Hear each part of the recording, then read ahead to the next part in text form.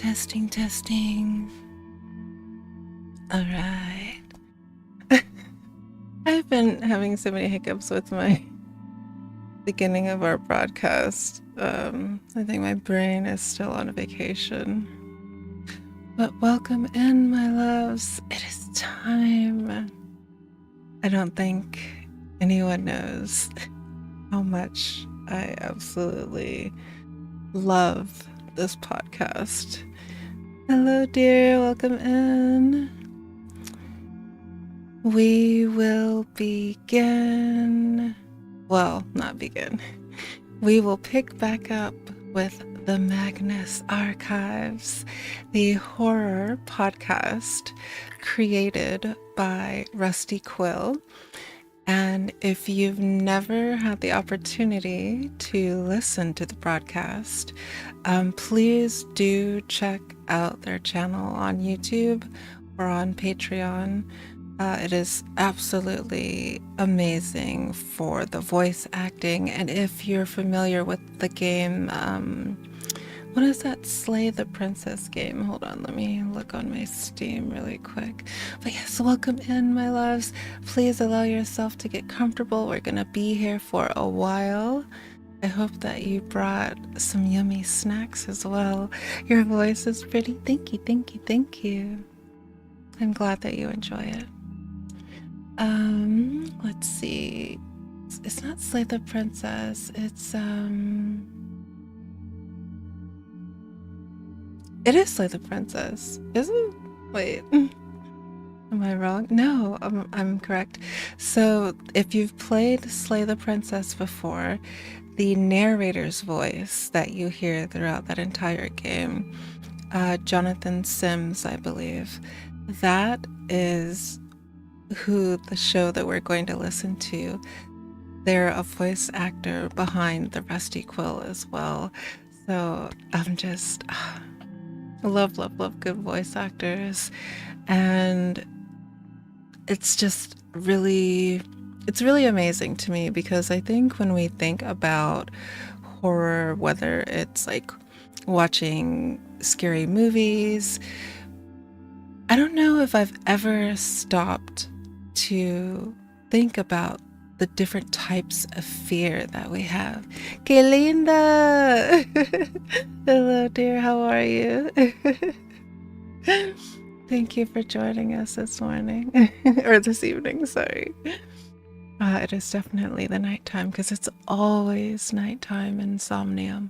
Always, always, always. That is my favorite time of day, and it is the best time to dream. But I've never stopped and thought about the different types of fear that we can experience. And the Magnus Archives really does a magnificent job of really laying out hi with all the I's and the H's of really laying out what type of fears we experience, whether it's a primal fear, whether it's a fear of the vast openness of the world, or think about the sea and how terrifying it can be if you're on a ship and all this blue ocean around you. Or what about the fear of enclosed spaces? Or maybe, just maybe, you have a fear of being watched. It's so delicious. I love it. So we're diving back into, where did we leave off? It's been, I think, about a month since we last listened. But I'm going to add here the channel that we're listening from in case you want to listen on your own. There are 200 episodes, so there's quite a bit. There is quite a bit to listen to. So please, I encourage I encourage you to listen. It's absolutely worth it. But that is where you can really experience the show, because I think we're on episode 35 right now, so we've gone ahead quite a bit. But yeah, I hope you brought snacks. I hope that you are comfortable wherever you are, because we're going to be here for a while. We tend to listen to these until I get a bit sleepy. And am I the only person here? We have a very lurker-friendly space. So when we're not listening to horror, I like to read fairy tales or bedtime stories. So a lot of our viewers are here just to listen and to relax. So there's no pressure to chat. You can just show up as you are. So yeah. Vino. So I'm not sure why the bot didn't like that. But that's okay. I hope everyone brought something to eat, because we will be here for a little. And don't forget to check out the rules as well that are in our description box to make sure that you get to have a comfortable experience and that any nightmares that may pop up don't catch you out in the wild.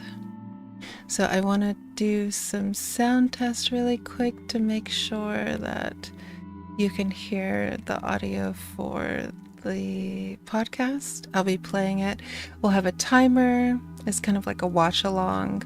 We'll have a timer down in the corner of the screen, so that way you'll be able to catch up and see where we are. So I'm going to do a sound check really quickly. You should be able to hear this, so hold on.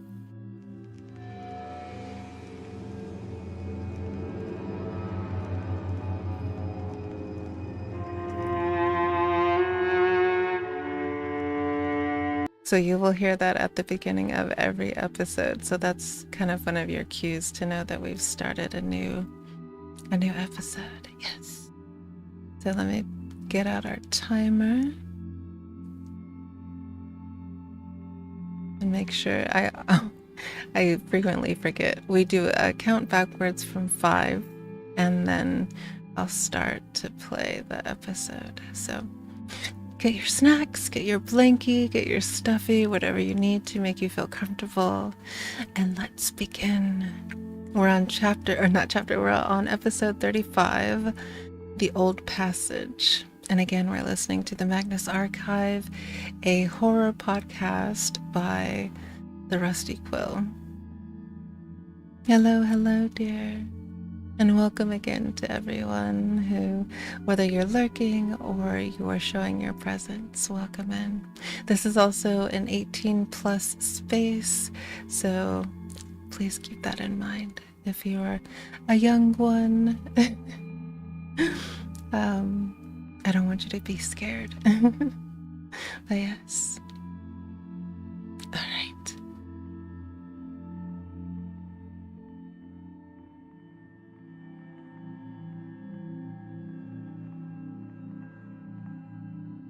And our countdown starts now. 5, 4, 3, 2, 1.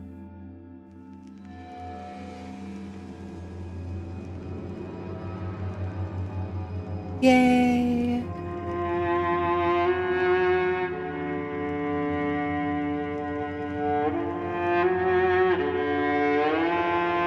Rusty Quill presents the Magnus Archives. Yay!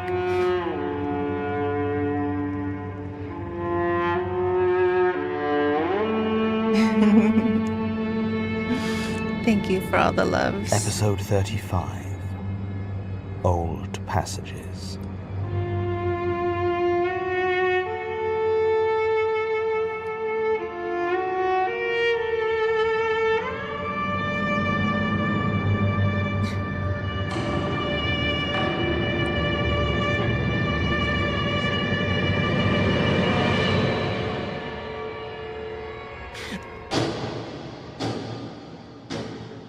think I know what the... Oh, Statement of Harold Silvana regarding careful for discoveries made spamming. during the renovation of the Reform Club, Pall Mall. Original statement given June 4th, 2002. Audio recording by Jonathan Sims, head archivist of the Magnus Institute, London. Statement begins. I'm a builder, sort of. I always find myself using the word craftsman or artisan, but that's mostly because of my client base. I specialize in renovation and alterations on listed buildings and those of historical or architectural significance. In simple terms, it's not much different to any other sort of construction work, except it takes about 3 times as long and costs 10 times as much. That's not to say I rip people off. You need to spend almost half the time just planning exactly how you're going to tackle any given job, while preserving or recreating the original architecture as much as possible. And then you have to be incredibly careful when you're doing the work. I'm quite serious when I say that if you're not paying attention and keeping the alterations well documented, you can get sued for millions over knocking out the wrong brick. Plus the materials aren't cheap. So yes, my services are expensive, but me and my team are worth every penny. And the sort of people I deal with, or should I say the sort of people whose personal assistants I deal with, can afford it. I don't have a company per se. People hire me for me, and I have a small team I trust to help out with the work itself. They're technically freelance contractors, but the pay's good enough, and in London at least, there's enough work that they're happy to wait on my call. I found plenty of interesting things in this job. I suppose that's not unexpected when you're digging around old buildings. We got kicked off a job once when we found some bones under a very venerable country house that will remain nameless, as the owners contacted the British Museum, who couldn't take over fast enough. There have also been a few jewellery pieces that found their way to other museums, and once we found a box of 17th century erotic poems that I think are currently languishing in the storerooms of the V&A Museum, but I never found anything like what was under 100 Pall Mall. We'd been called in to do some work on the basement and ground floor of the Reform Club. It wasn't anything major, some upkeep on a few of the historic pieces, replace a few of the earlier renovations. The amount of actual work involved was minimal, but it was a Grade 1 listed building, so the amount of care we had to take stretched it into a week-long job. It didn't help that we had to schedule around the fact that it's still a very active social venue, so we could only actually come out of the basement when it wasn't full of people too important to see builders. Grade 1 listing is a significant payday, though, so I certainly wasn't going to rock the boat. It was about 2 in the morning when the kid showed up. It was just me and Rachel Turley, who does most of our marble work, though we were mostly just doing surveying at that point. Alfred Bartlett was out getting coffee, though God knows where from at that time of night. We were just kicking our heels, really, since he's the plumber and we needed his expertise. Now, Alf has been in the business for nearly 40 years, and there wasn't a thing he didn't know about water or sewage systems. But we often joke that it's pushed everything else out of his head. I think he must have forgotten to lock the door when he headed out, and that's how the kid got in. That said, this was still the first week in March, and it was pretty cold, so I'm surprised we didn't notice the draft. In the end, I suppose it doesn't matter. The fact is that Rachel and I had been sat there chatting for maybe 5 minutes when we noticed we weren't alone. In the doorway, leading back to the stairwell, stood a thin figure. He looked to be in his late teens, I'd guess. He was dressed all in black, with heavy-looking boots and a t-shirt with the logo of some band emblazoned on it, Megadon or Mastodon or something like that. His hair was long and greasy, almost down to his shoulders, and looked to be dyed almost the same black as his clothes.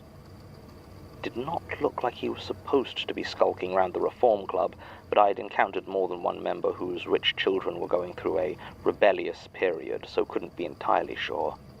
I decided to be gentle in my initial inquiries and asked him if he was lost. Told him this part of the basement was off-limits due to renovations. The kid shook his head and asked if we'd found anything yet. Any of Leitner's pages. Now this took me aback a bit. I wondered how long he'd been standing there, because Rachel and I had just been talking about the man. Jürgen Leitner was a businessman from Norway, I believe, who used to have offices in the ground floor of the building next to the Reform Club at 100 Pall Mall. I don't know what his business was, but When I was first getting started, back in '87, we got a call from Mr. Leitner requesting a consultation in his Pall Mall office. At that point it was just me and Rachel, and we mostly did stone restoration and alteration, so we assumed Mr. Leitner wanted our opinion on a property outside of London. Our reputation back then was not sufficient to get us access to any of these sort of central London buildings we now work on. When we first met Jürgen Leitner, he looked very much like I had imagined him. Portly, middle-aged, short blonde hair in the middle of going grey, well-tailored business suit. His office surprised me, though, as it was almost completely bare, save for a desk and 2 chairs in front of it. There were no tables or bookshelves or filing cabinets or anything like that. He asked us to sit down, and though he spoke with a very faint accent, his English was perfect.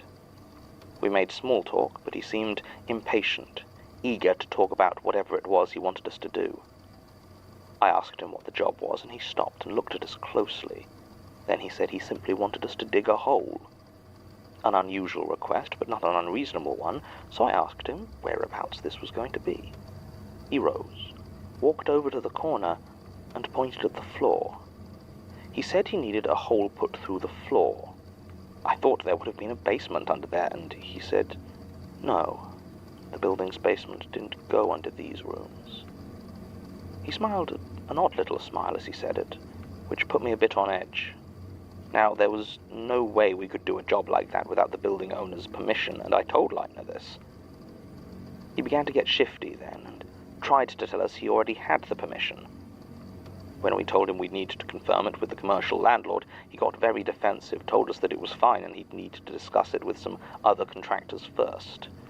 When we told him we'd just needed to have a quick phone call with the owner, he started screaming that we didn't understand what we were talking about, that he didn't need to explain himself to the likes of us, and there were some things that were too important, too powerful to be owned. Then he just started yelling at us in Norwegian until we left.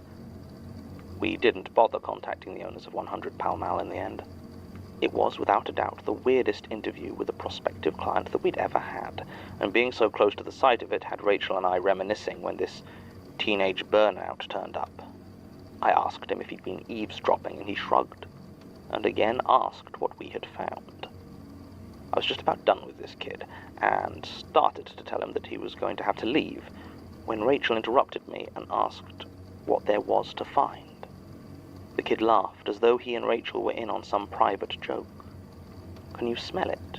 he said, and for a brief moment I could smell something. Damp old stone and musty paper, just a faint whiff.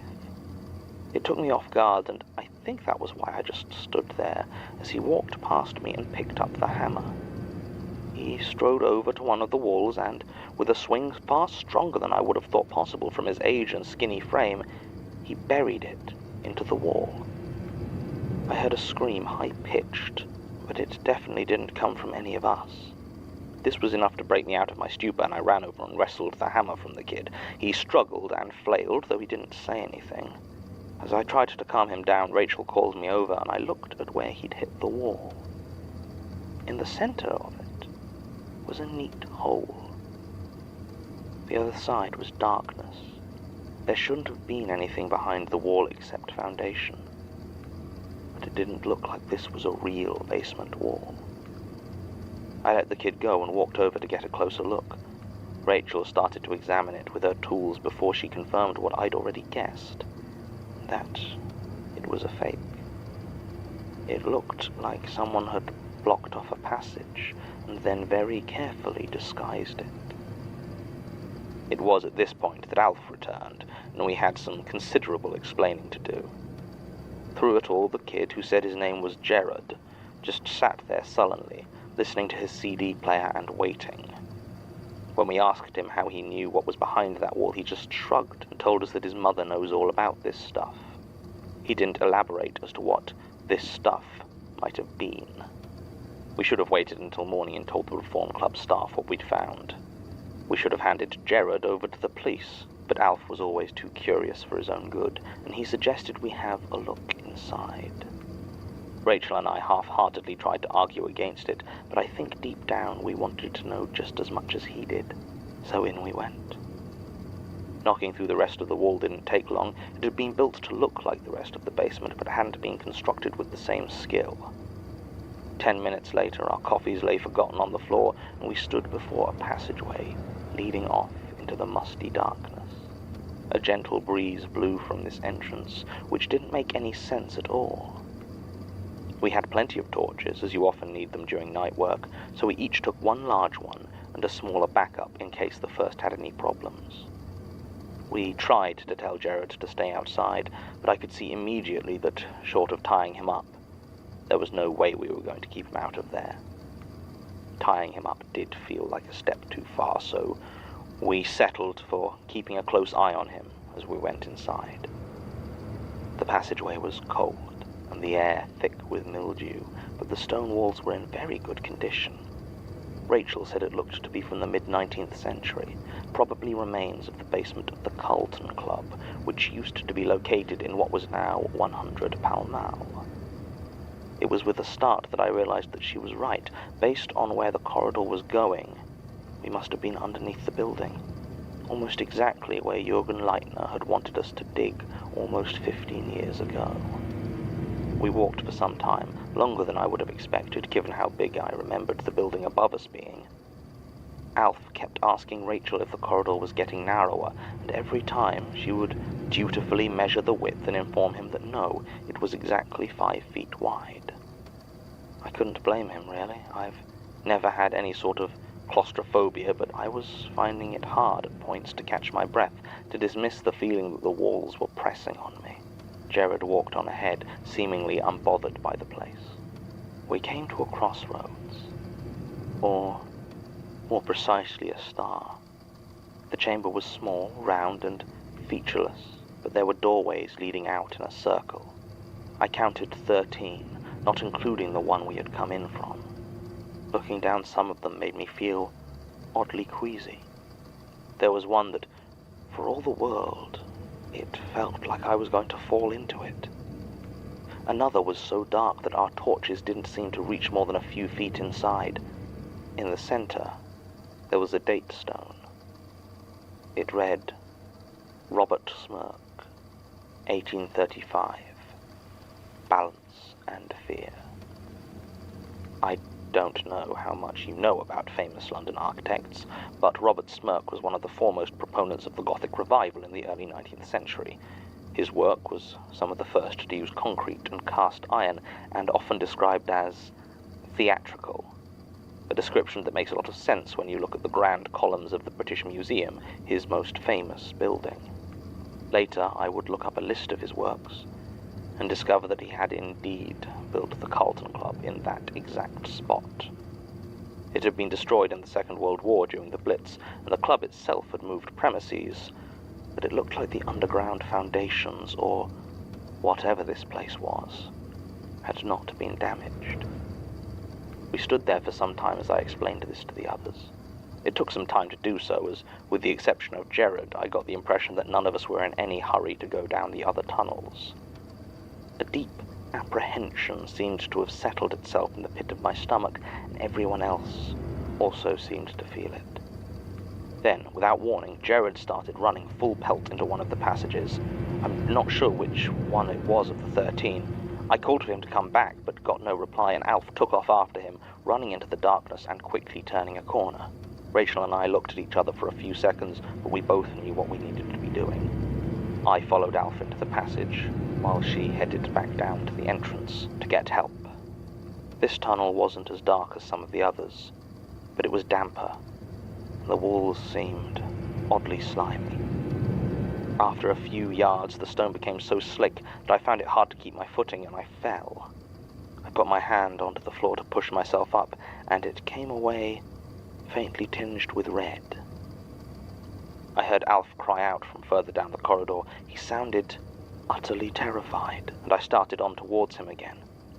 I saw lights from up ahead, and was about to call out when Jared came running back out of the darkness. He was clutching a book in his hands, and clearly wasn't paying attention to where he was going. He barreled right into me, knocking me to the floor again. He was only a skinny kid, but He was so strong and kept his footing, disappearing back into the darkness towards the entrance. As he passed, I heard a small clattering sound, as though something were falling behind him. I reached out slowly to try and raise myself off the ground, and felt something small and oddly smooth lying there. I shined my light on it, and saw a small bone, from a bird, I think, or maybe a rat. I looked around, and there were a few more scattered about the corridor. I'd fallen harder this time, and managed to hurt my knee quite badly. I was just about able to limp to the end of the corridor, and there I found a small, round room. Against the walls were old bookshelves, decayed and empty, save for a few mouldering pages. They were stained and rotten, and one of them looked like it had a mummified hand laying on it. In front of that one, in almost the center of the room, lay Alf. He was dead. I couldn't see any injuries on him. He didn't even seem hurt. But looking at how still he lay there, the terrified, awful expression frozen on his face, there was no chance that he was alive. On his motionless chest, and around the base of the bookshelf, I saw more of those tiny bones. That's where my memory begins to blur. I know I made it back to the basement of the Reform Club where Rachel was waiting with the police, but I think I got some of the wrong passageways first. I have the vaguest memories, flashes of a pile of paper completely covered in cobweb. A figure stood in the darkness, a stranger I didn't know, but was sure meant me harm. My skin burning, hot, choking on smoke down there in the dark. When I was out, I was questioned by the police, who followed Rachel in to retrieve Alf's body, and were successful, though they came back out pale and shaking. There was no sign of Jared, nor had Rachel seen him. I was then questioned again by the staff of the Reform Club, who instructed us in no uncertain terms to rebuild the wall and finish our original job. We were given to understand that the police were handling the matter, and if we pursued it closer, then we would not be getting any further work from members of the club. As this covers almost everybody who can afford our services, we complied. It makes me feel sick, though, like we're just abandoning Alf, dishonoring his memory. It's not even like he had any family to miss him. It just feels wrong. I guess maybe that's why I'm talking to you. Do try to keep my name out of it if you follow it up, though. Okay? Statement ends. On the one hand, this statement represents a complete dead end, as no one involved is both able and willing to talk to us. Over the last 3 months, Sasha has attempted to contact Mr. Silvana, Rachel Turley, the management of the Reform Club, and any of the police officers involved. All of them flatly deny any of this ever took place. Alfred Bartlett's death was listed as a heart attack, suffered during routine maintenance work, and none of the coroner's reports provide any details out of the ordinary. The kid, who I think it is reasonable to assume is none other than Jared Key, remains just as impossible to contact as he ever was. From an evidence standpoint, this case is a complete bust. However, too many of the names and features match with other statements for me to dismiss it, not to mention the fact that business records do list Jürgen Leitner as having hired out an office on the ground floor of 100 Pall Mall between 1985 and 1994. He was, apparently, one of the premier worldwide dealers in rare and antique books at the time, with items selling for the sort of sums where an office in Pall Mall doesn't raise any eyebrows. If this strange basement is really there, then perhaps his choice of location was not simply a display of status. Clearly some of his books were there, and I can't help but wonder whether that was where they were found or just where they were stored. The other major point of interest is the fact that this complex appears to have been designed by Robert Smirk. You should have seen Tim's face when I told him. Architecture is one of his specialist areas, and he has always talked of Smirk as one that fascinates him. How did he phrase it? A master of subtle stability. From a professional standpoint, it also interests him that Smirk's buildings have higher percentages of reported paranormal sightings than any other architect of similar profile. He hasn't been able to find out much about the Carlton Club specifically, at least not anything relevant to this statement. In his later years, following Smirk's official retirement in 1845, there were all sorts of rumors about his interests and religious preferences. If there was a scandalous sect or bizarre cult, his name would always be seen mentioned among those meeting with them. He also started putting his name forward to design churches, despite his claimed retirement. He was never taken up on these offers. Interesting, but fundamentally not that useful for the case in hand, especially since we have been unable to get permission to physically investigate whether this place even exists. It seems we've reached something of a dead end. No pun intended. End record. Oh, God damn it! Martin! Martin, where did you put the rest of the extinguishers? Martin!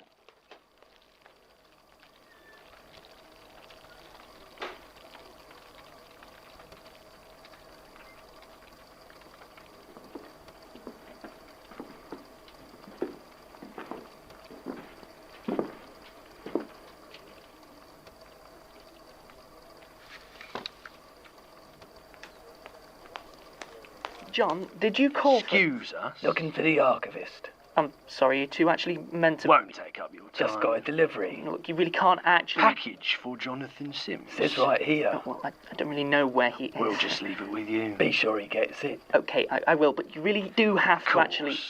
Much obliged. Stay safe. I'll try.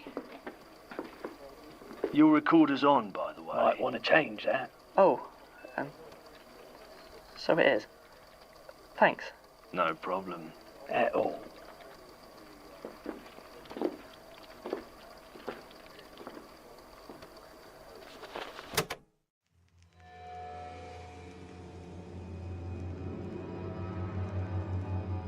I'm just now realizing. The Magnus Archives is a podcast distributed by rustyquill.com. That was two important people that just showed up at the very end of that. All right. Episode 36, Taken Ill. And our timer. All right.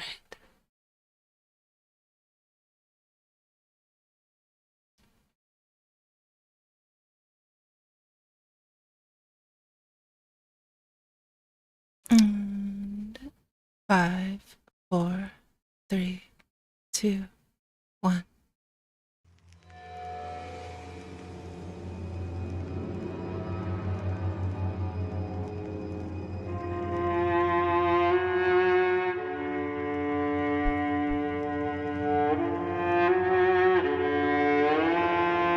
Rusty Quill presents The Magnus Archives.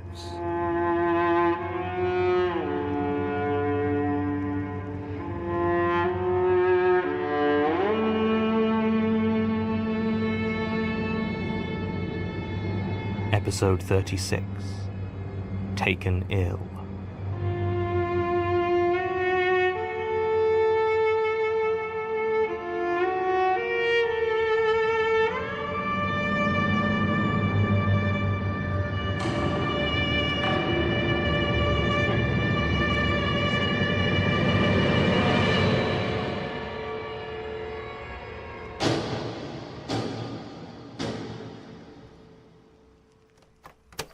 Statement of Nicole Baxter regarding visits culminating in the fire that consumed Ivy Meadows Care Home in Woodley, Greater Manchester.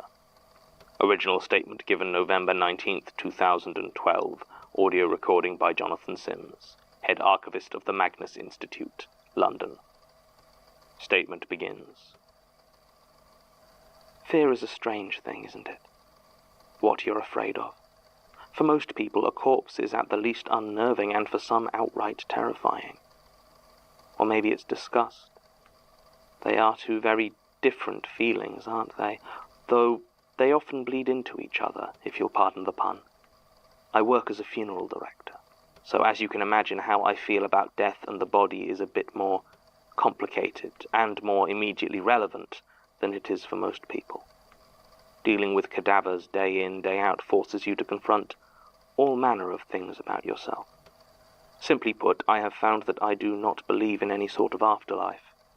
I have seen people cold and lifeless upon the mortician's table who I knew, who I remembered as vibrant and lively.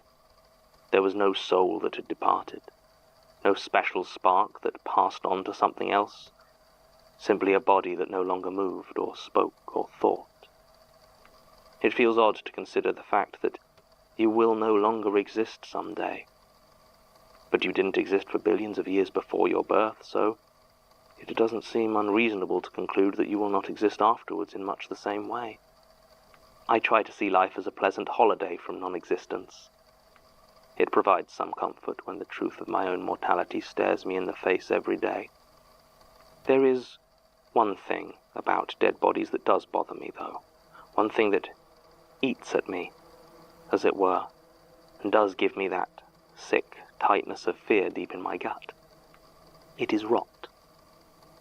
I don't know why it gets to me so. Perhaps it's precisely because I don't think there is anything beyond the body, and even dead and unaware, seeing a person's form begin to putrefy and fester, becoming just a home for the crawling, feasting things, is too much for me.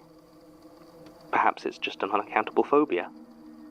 Regardless of the reason, the fact is that to see the corpses decaying, to see their flesh corrupted, it is the one part of this job that I find uncomfortable.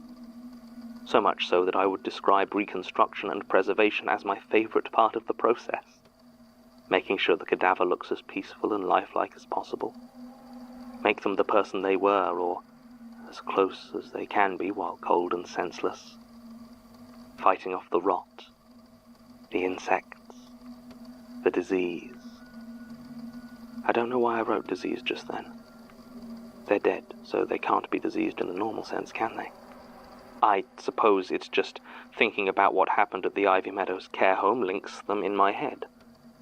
But it's not just that, is it? That the fear, the feeling, that tingling, squirming fear at the back of my mind, it feels the same when thinking of the germs that corrupt and twist our bodies, lurking invisibly on any table or surface, or when I saw those swarming flies. How many more moved and buzzed just out of sight? I've never had any mental health issues before, but perhaps after my experience I should consult someone. I read once that OCD can come on later in life, if a severe experience sets it off. I'm rambling. Disregard this first page, I'll start again. I work as a mortician at Baxter & Gordon Funeral Directors in Woodley. By rights, it should now just be Baxter Funeral Directors, as William Gordon passed away himself about 5 years ago, leaving my Uncle George running the place on his own. He kept the name, though, as he always said it was one of the most respected in all of Manchester. God knows there was no sentimental reason to keep it. From the way he talked, he and William Gordon hated each other by the end, to the point where the will expressly stated that the body of William Gordon was to be handled and prepared by Fenchurch and Sons, one of my uncle's great rivals. Maybe that's why Uncle George is so keen to keep it in the family. He hired me and my cousin Josh to help, and now Baxter & Gordon Funeral Directors is entirely run by Baxters. I've been there for almost 4 years now and have taken over most of the client-side arrangements of the business. My uncle has gotten somewhat brusque in his old age and is now more suited to organizing things with churches and crematoria rather than handling the recently bereaved. As such, I've gotten to know the various nursing and care homes around Woodley rather well. We generally get a few removals from any given one each year, maybe as many as a half dozen if the winter is bad. It's certainly our most reliable source of business. Of them all, Ivy Meadows was my favorite. For a funeral director to say she has a favorite nursing home probably sounds a bit like the Grim Reaper talking about his favorite hospital, but it's true. Ivy Meadows Care Home was on the outskirts of Woodley, where the suburbs gave way to pockets of green countryside. It wasn't remote, exactly, but it was removed enough from the main road that it stood alone, surrounded by rather lovely gardens on 3 sides and a long open field behind it. It had been a country house once, I believe, but not much of the original structure remains, having been modified and expanded to provide accessible accommodation for about 30 residents. It was an odd building, with modern glass and concrete sections sprouting from old turreted brickwork, like blocky stone tumours. The look of the place wasn't why I liked it, though. No, that was the residents. Ivy Meadows was almost entirely populated by those elderly who were entirely supported by the state.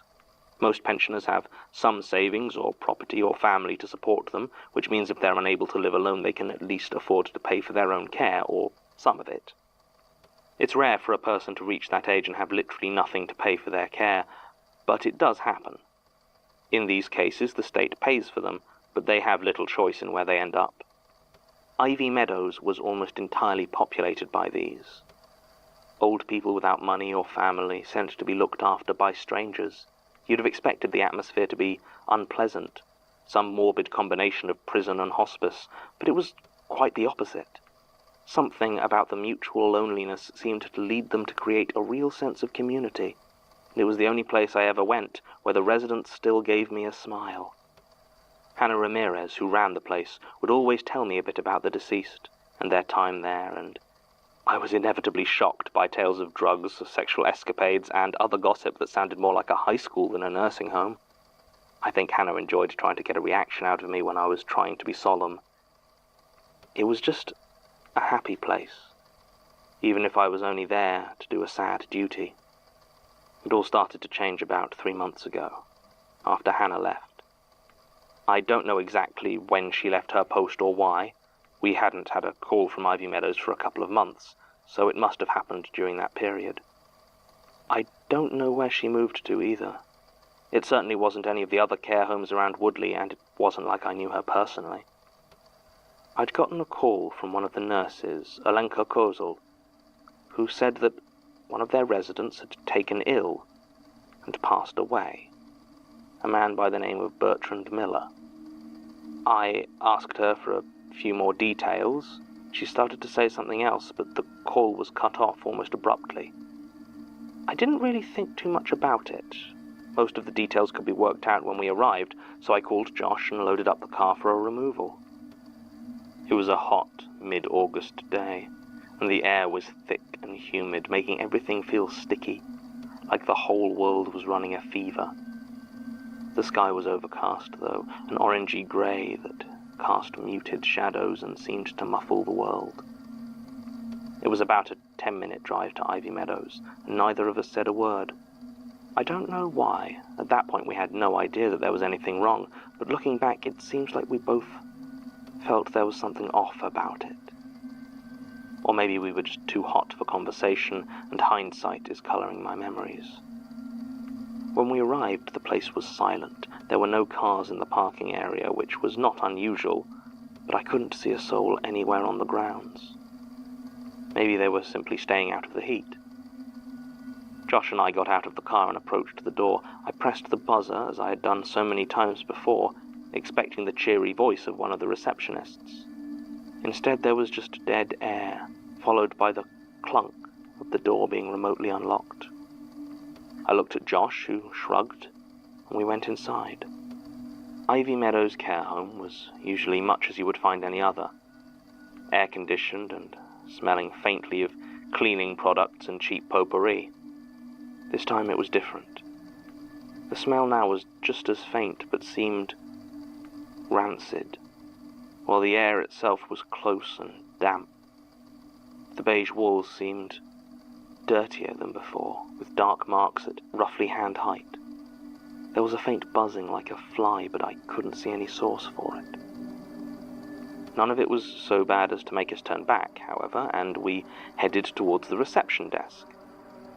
There was nobody behind it, and I rang the bell. I always wore gloves when on a removal, and was glad of that fact now, as I noticed a greasy residue on top of the small brass bell. The door to the reception opened and a tall man stepped out. He was rail-thin and wore a faded brown suit that seemed to have been cut for a much fatter man. His eyes were a watery blue, and his dark hair stood on the top of his head in an unruly mess. He must have been around 40, but had a nervous sort of energy to him. He was quite a surprise, to say the least.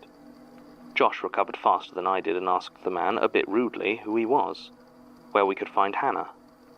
The man shook his head at this and said that Ms. Ramirez had left the position and he was now director of Ivy Meadows. He introduced himself as John Amherst and held a hand out for Josh to shake. My cousin stood there for some time, staring at the thick, sweaty hand of this strange man, clearly not wanting to shake it. Mr. Amherst just stood there, arm outstretched, apparently unconcerned. A fly landed on his face, and if he noticed, he didn't give any sign of it, not even when it walked across his eye. Eventually, the now clearly shaken Josh stuttered out some semi-polite excuse and backed away. At this, John Amherst lowered his hand and turned to me. He asked why we were here. This took me rather by surprise, as there's generally only one reason undertakers show up in such a place. We told him we had received a call and been told Mr. Miller had passed away. Amherst asked who had called us, but with such a sharpness in his voice that I lied and said the caller hadn't given their name. He paused, clearly considering what to say next very carefully. Finally he nodded and said that yes, Bertrand Miller was dead, and we could have him. Then he gestured for us to follow and began to walk back into the main building. As we walked, he began listing the details for Mr. Miller's funeral, such as they were.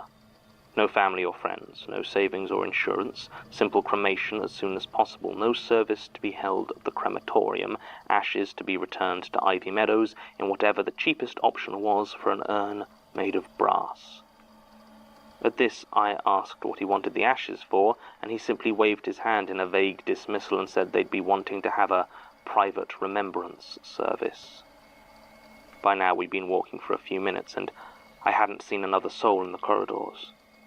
I thought I spotted one of the nurses at one point, but they had turned and walked away as soon as they saw us. We arrived at a room bearing a small plaque. It read, Bertrand Miller. John Amherst opened it without hesitation and went inside. The smell was what hit me first. I've smelled plenty of corpses in my time. I'd almost say I'm used to the smell. This was different. There was some deeper taint there than simply putrefying flesh, and it made me gag. By the look on his face, Josh smelled it as well.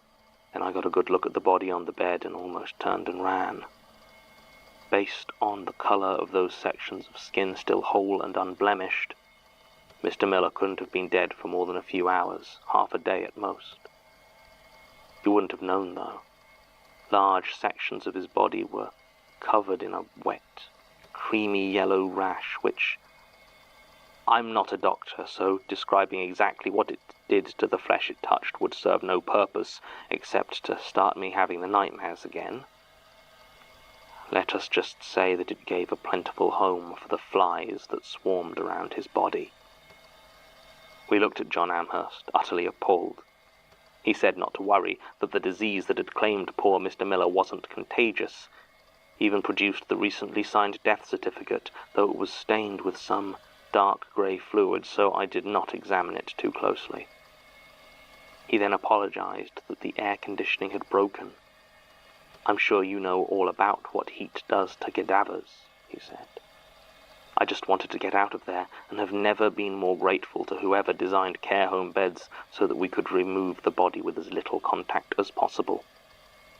Even then, on the way out, I felt a sudden tickling pain on the back of my left hand, and looked down to see the thick leather glove in contact with one of the patches of yellow. I nearly screamed and dropped the body, but did neither. Ivy Meadows did not feel then like a safe place to do either of those things.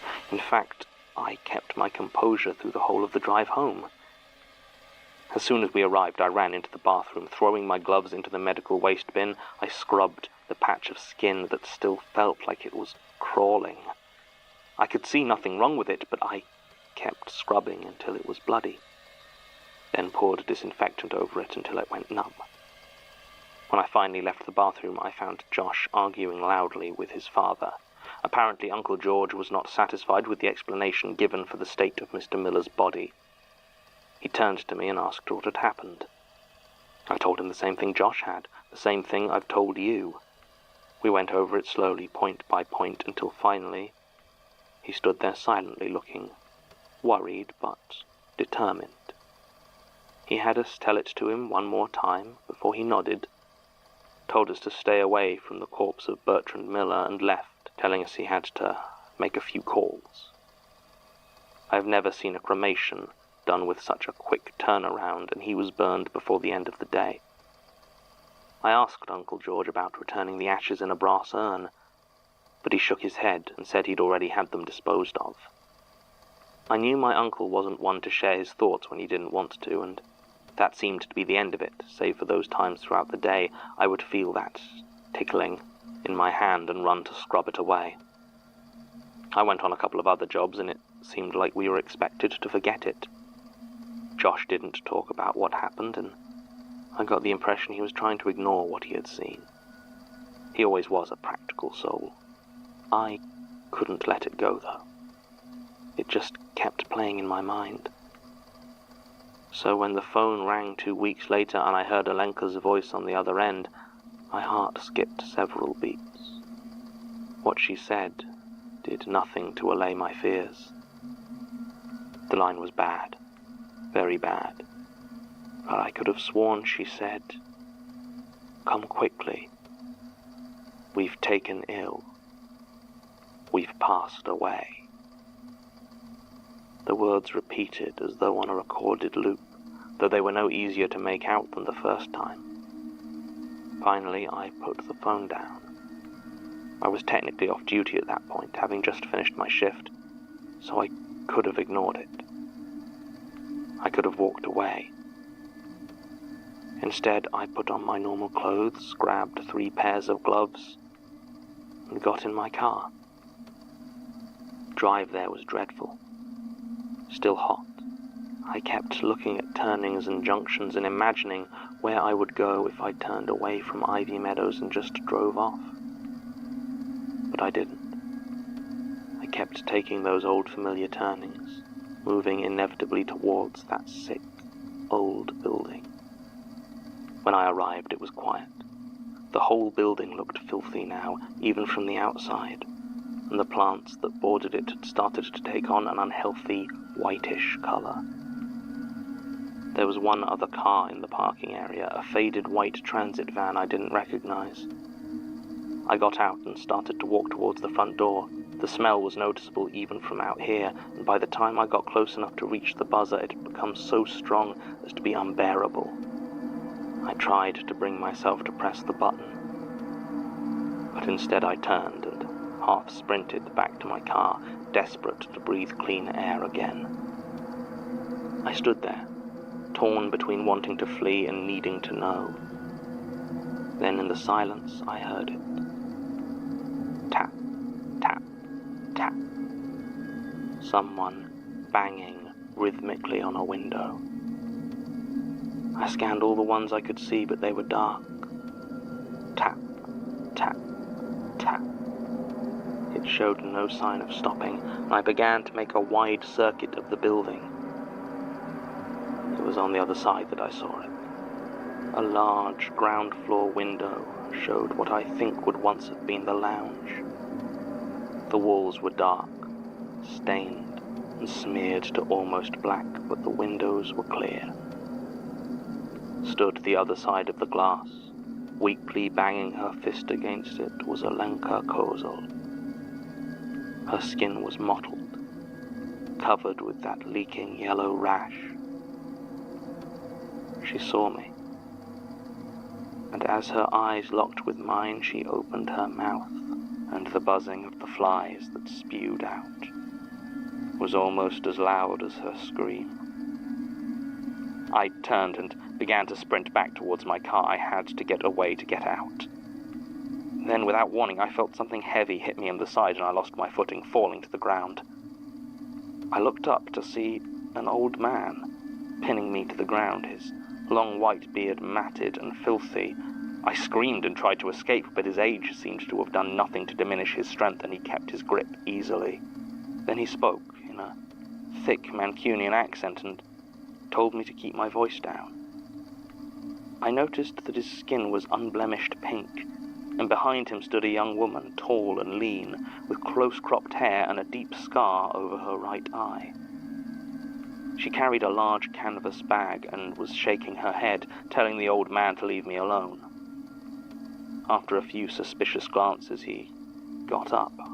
I could swear I recognized him from somewhere, but when I asked the two of them who they were, they just shook their heads and told me to leave.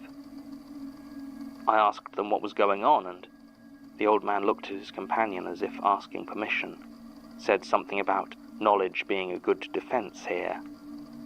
She shook her head and said that leaving quickly was a better one. I didn't need to be told a third time. I got in my car, and I left them to their work. I didn't turn around even when I saw the smoke start to rise behind me. And that was the last time I went there. Now, if you'll excuse me, I need to go wash my hands. Statement ends. The Ivy Meadows care home in Woodley was officially decommissioned in July 2011, a month before the first of these alleged calls came in. It burned down on the 4th of September that same year after a leaking gas main caught fire. If the gas was already leaking, this might have resulted in hallucinations or other problems during their initial visit. There is no record of the body of Bertrand Miller being processed or cremated by Baxter and Gordon funeral directors, but based on this statement, that's not necessarily a point of incredulity.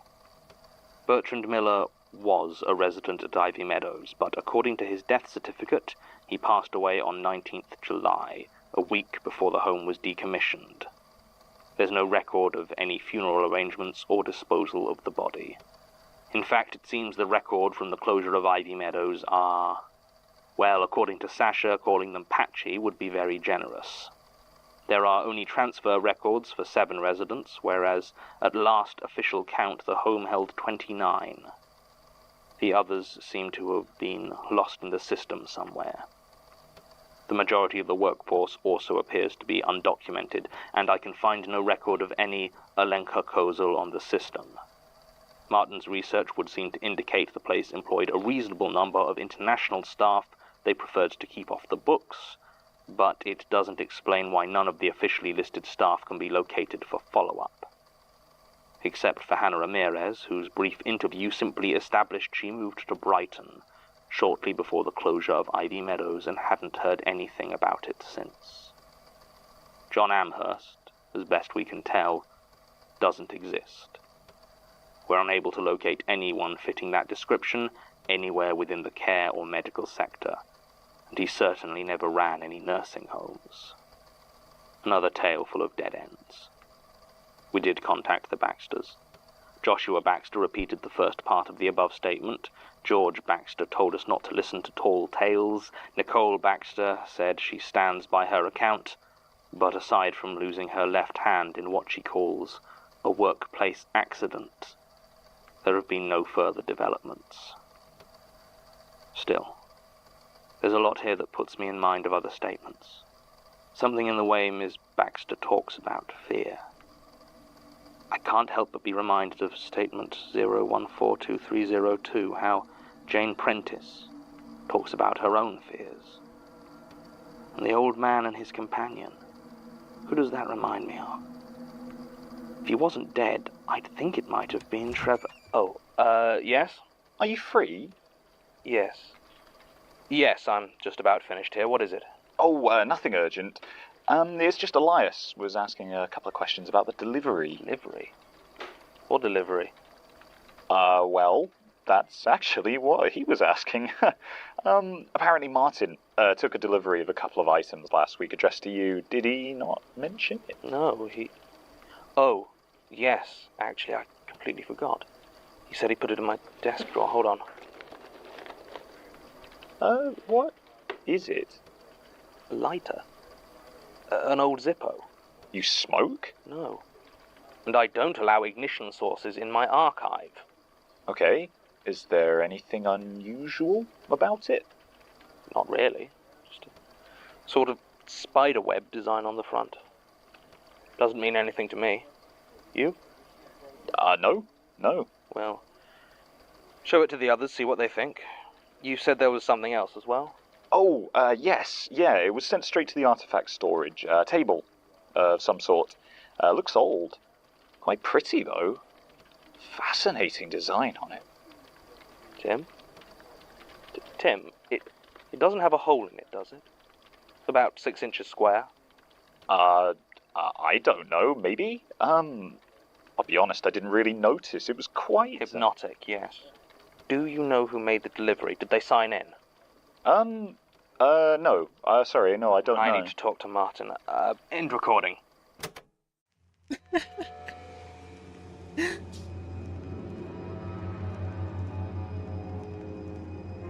The Magnus Archives is a podcast distributed by rustyquill.com and licensed under a Creative Commons Attribution Non-Commercial Share-alike International License. Today's episode... I would be so petrified. And so, like during the episode, they're talking about OCD, but I think it's more like, have you ever come in contact with something and you've like touched it or it's been near you and you feel so much disgust for it?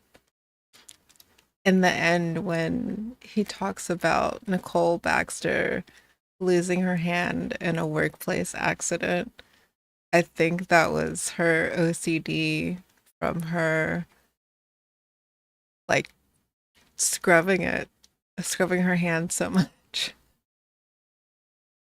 And like in another life, having worked in the medical field, I can definitely remember some of my workmates who were so taken back by what disease can do to the body and going into this like OCD-ish scrubbing, even after having worn, your PPE or your protective gear at work.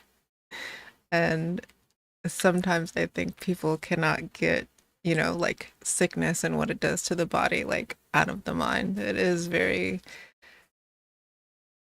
disturbing sometimes, or disgusting, because we always, I think, imagine ourselves always just being healthy. But yeah, the body definitely has different forms when it is ill. All right, next episode of the Magnus Archives, episode 37, Burnt Offering. Also, I had curry. That's what I was numbing on. That was my snack, well, part of my snack. Green curry and green tomatoes with salt and pepper. And everything's green. Even my juice. I'm having a Suja organic Uber Greens.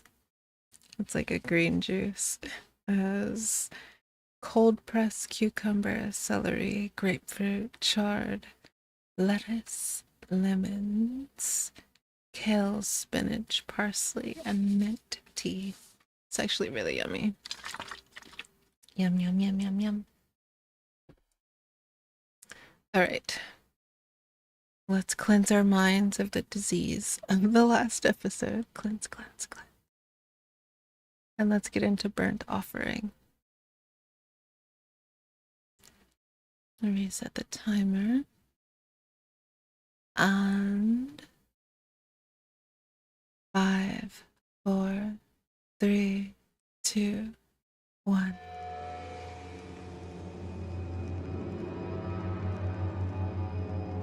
Bum, bum, bum, bum.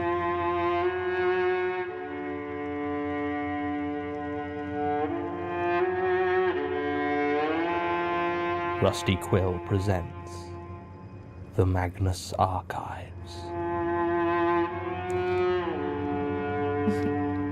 Nuzzle, nuzzle, nuzzle.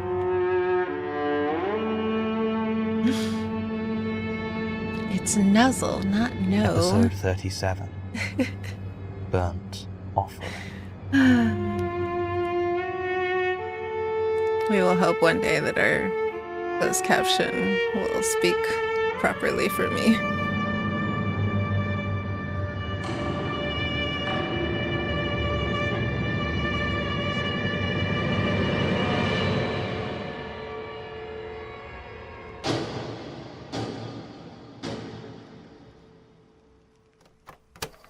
Tell me again. Again? I want it on tape. What? Why? I just want a record.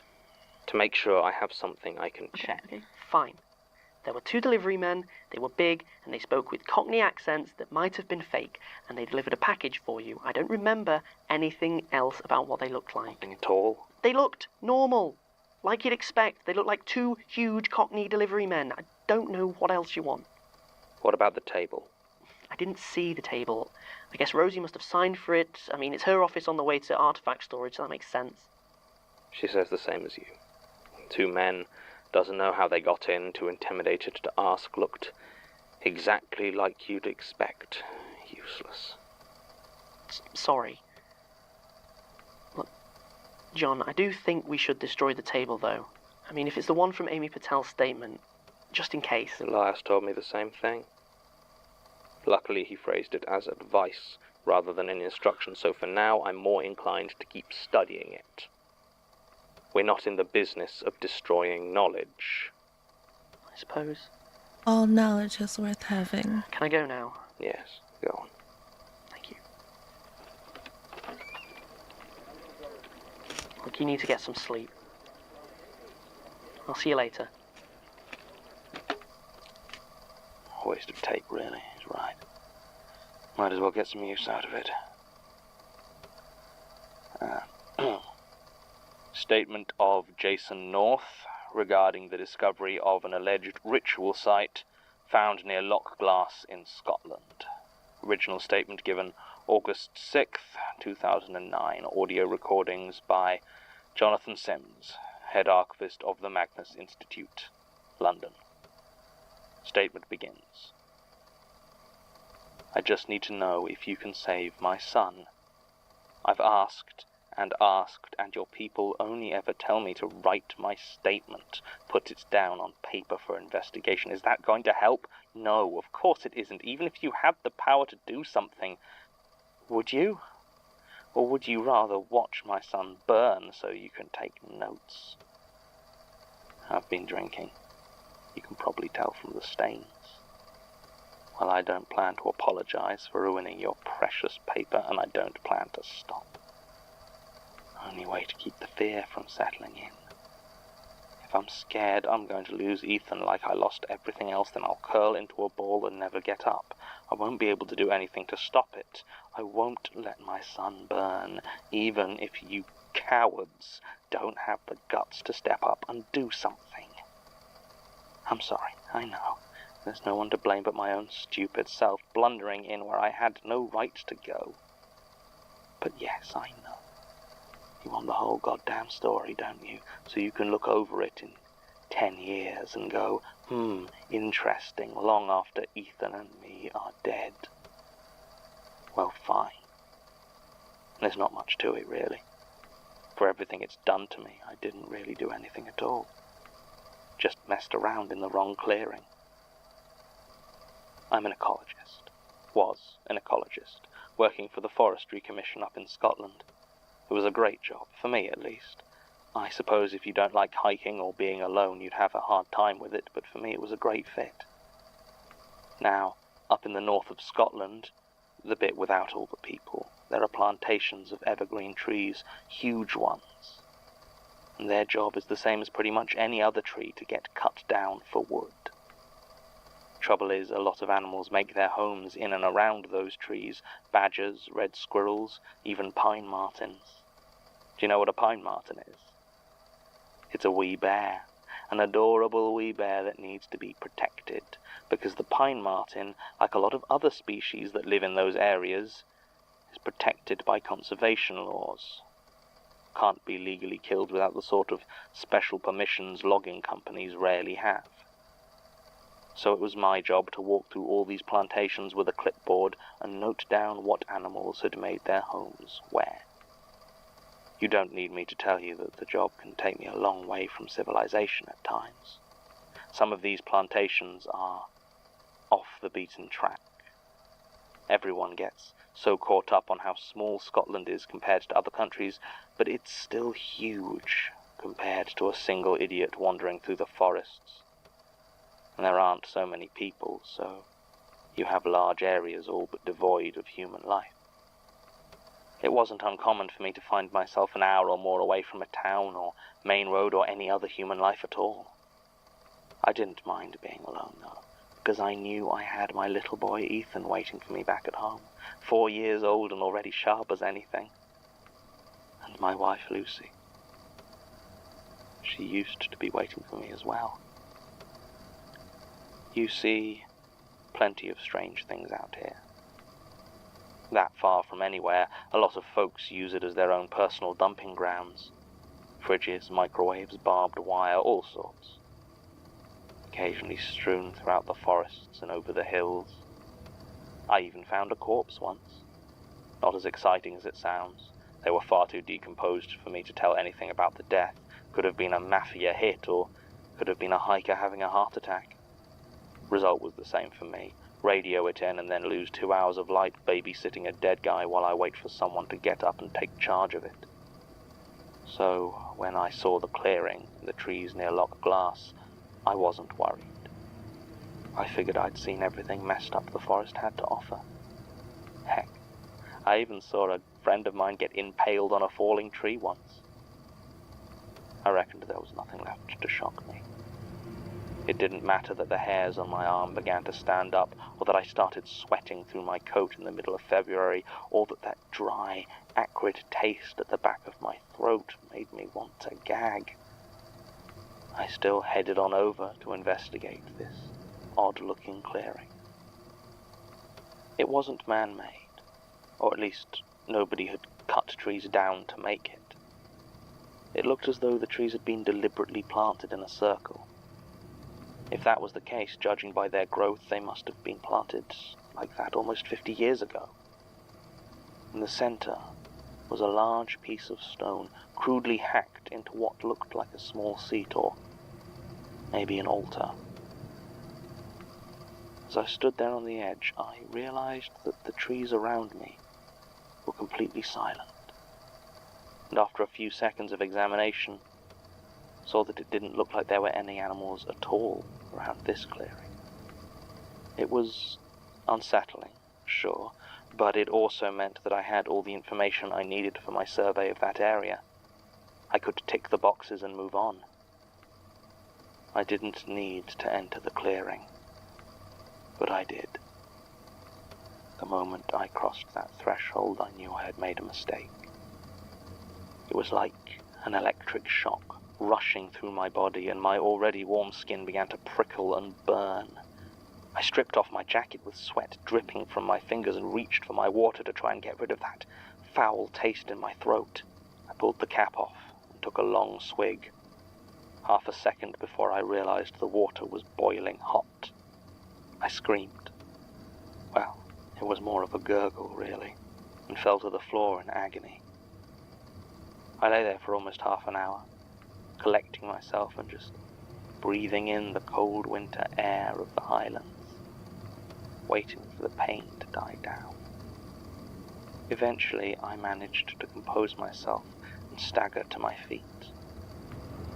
The strange sensations were still there, but I was able to mostly choke them down, at least until I had a proper look around the clearing. The altar was the focus of the whole thing, but in many ways it was the least interesting part. Clean, smooth stone. No markings of any sort, nothing on top, just a rock. Around it, though, on the ground, were scorch marks. They didn't seem to radiate out from any one angle, they just covered areas of the forest floor. There was no ash, though, or debris, or anything that might have meant a fire. Just the burn marks. It was following these scorches that led me to the really messed up stuff, because what I saw around the edges of the clearing put them to shame. See, it looked like there were animals in that place once, but now each one lay just beyond the edge.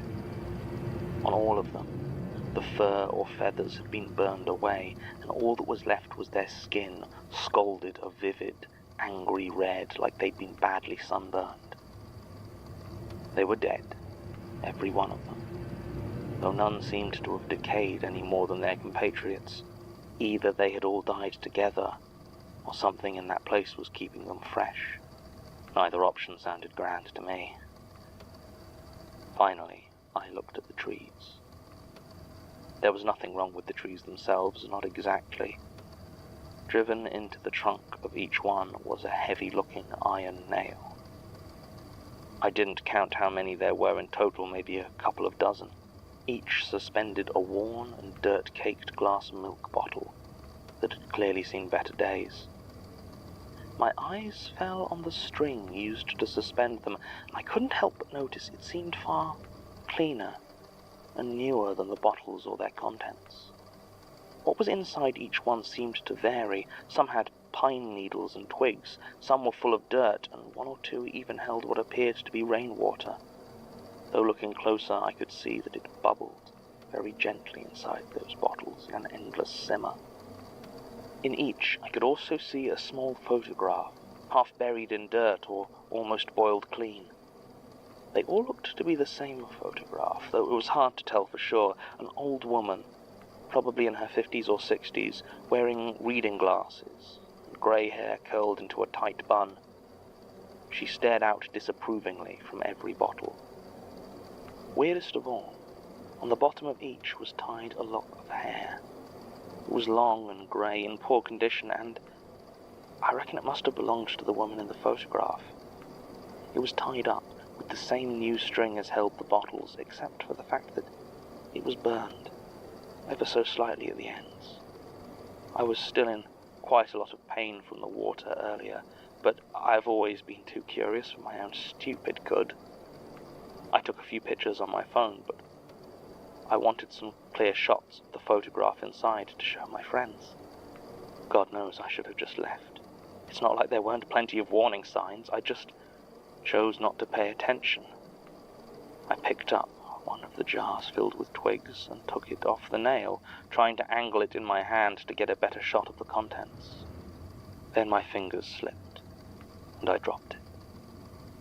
I watched it plummet towards the hard winter ground, willing it not to shatter, not to break. It was falling so slowly, but I was even slower.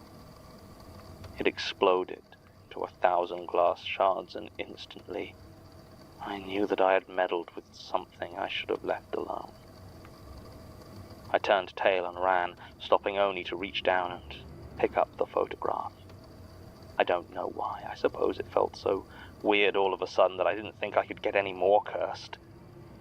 And I wanted a copy of that picture, just to prove to myself that what I had found was real. It was real. You can have the damn thing now, though. I'll leave it with my statement. I know in my heart getting rid of it will make no difference, but I have to try. Because from that moment on, everything I love and value has burned or been destroyed.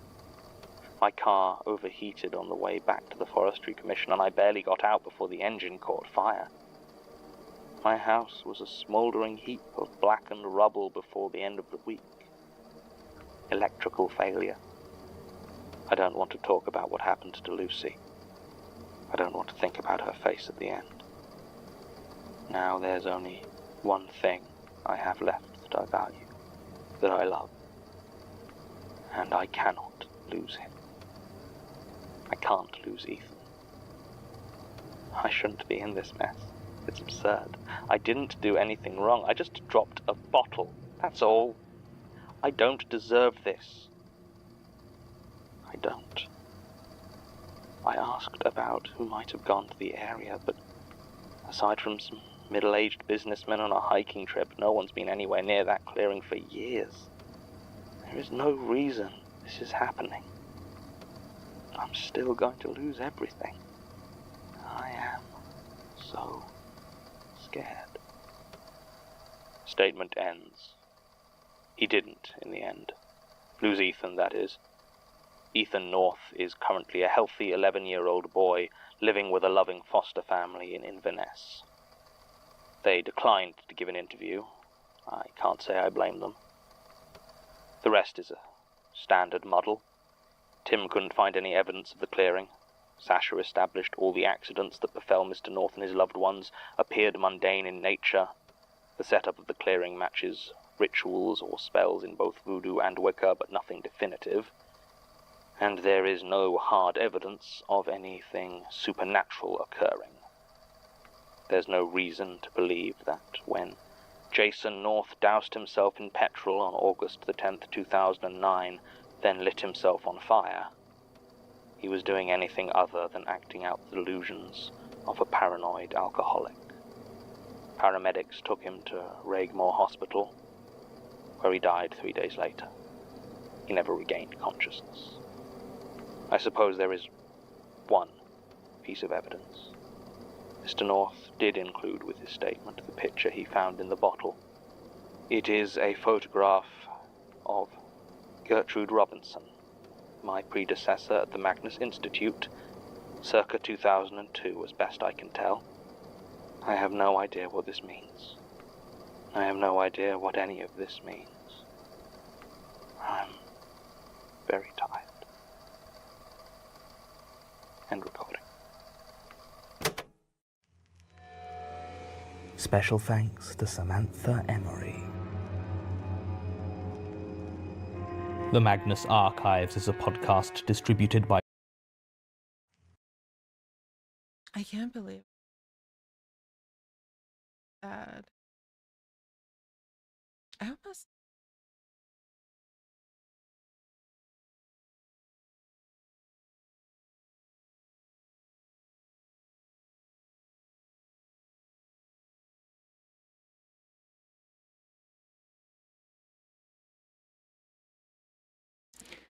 Um,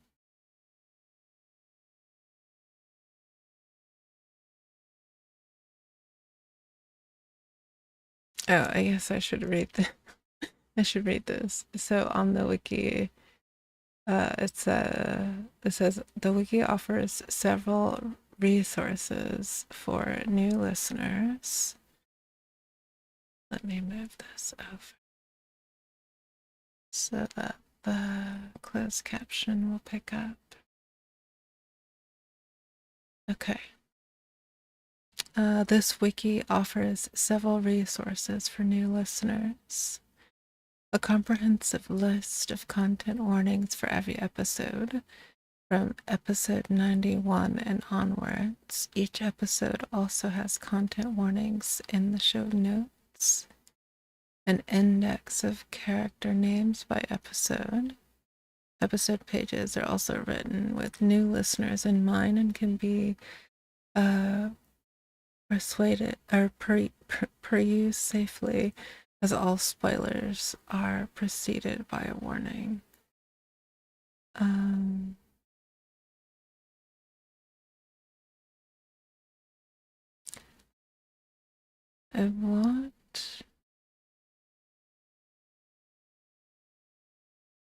want to go over the fears. Is it the lore?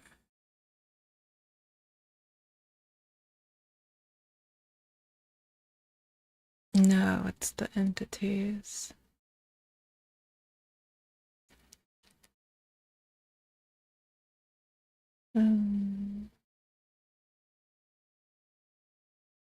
Okay, so the way that they... Oh, my kitty is crying. Hold on.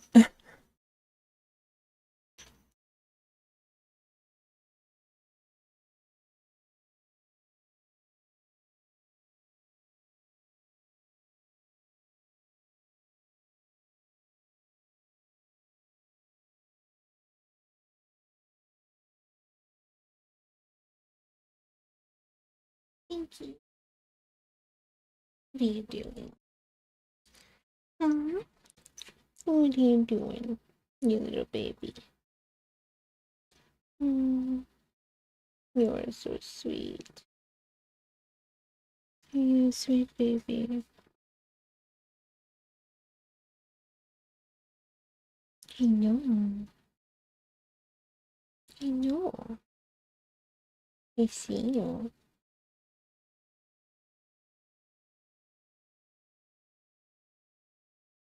Can I put you in your chair? You ready to go to sleep?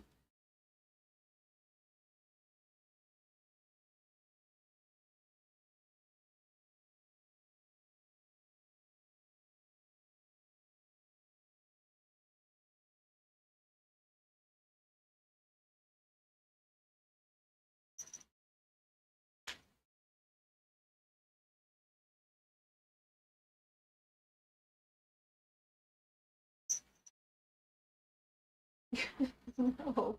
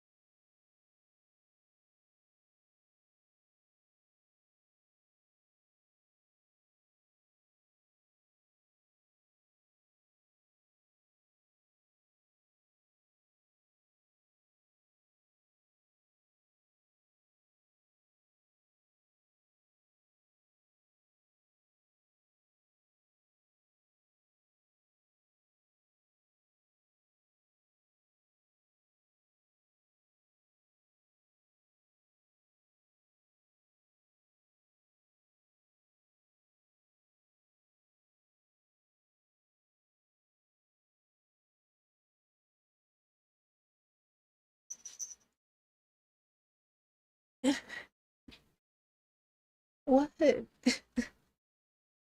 You have to sit in my lap right now. Hmm? You don't want to sit in your chair and go to sleep? No, you want to sit in my lap instead. Come on.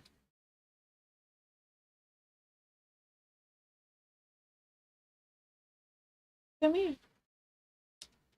Come on. Come up. Come on. Come here. Hey, now you have to sit here. Alright. Sorry. Let's see.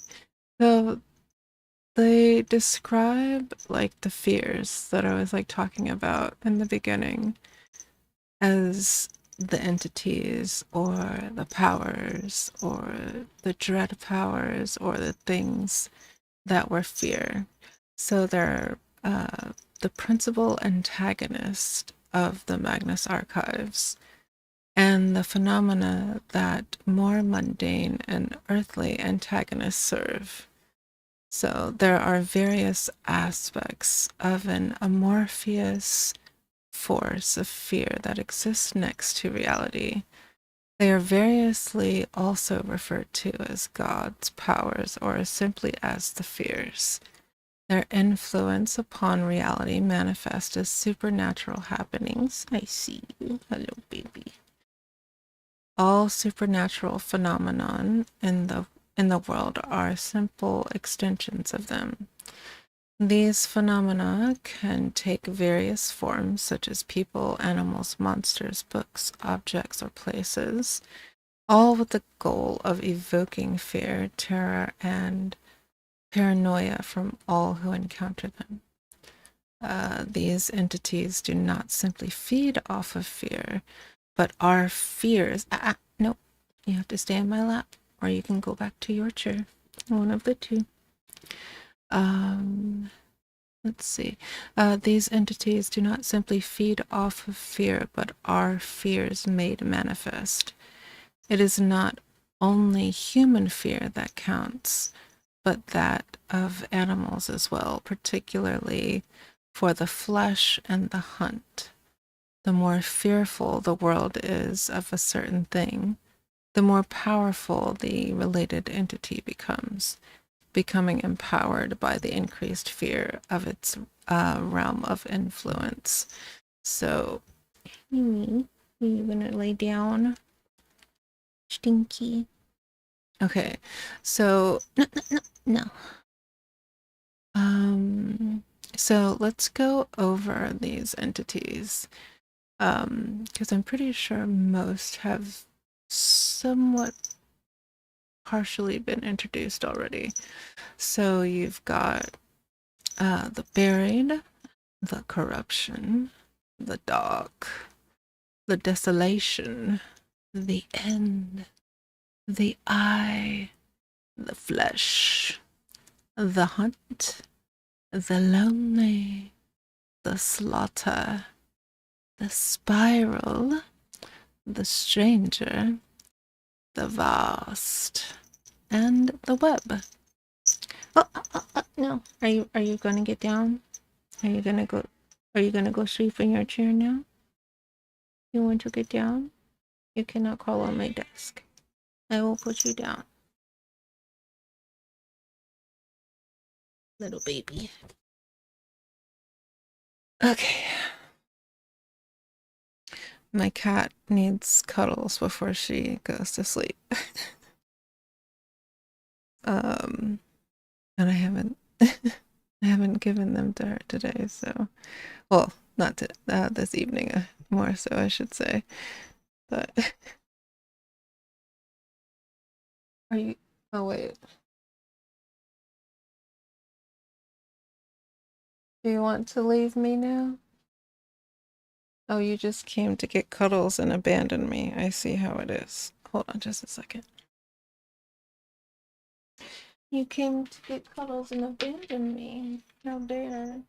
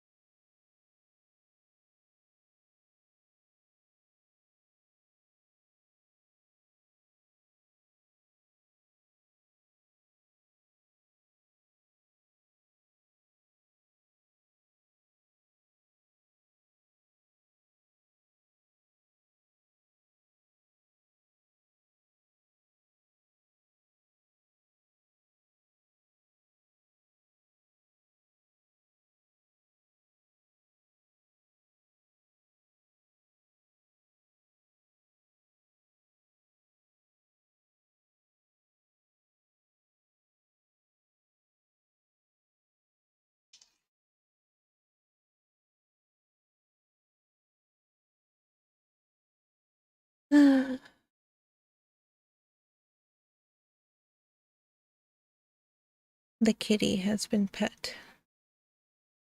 All right.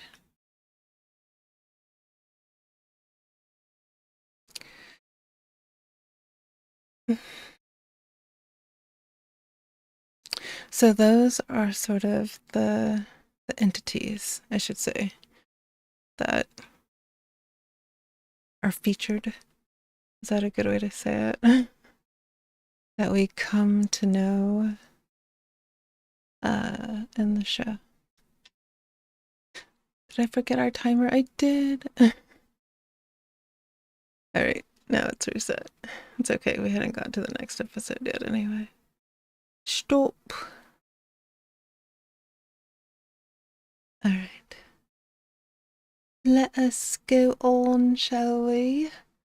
Episode 38, Lost and Found. and our countdown timer. All right. 5, 4, 3, 2, 1.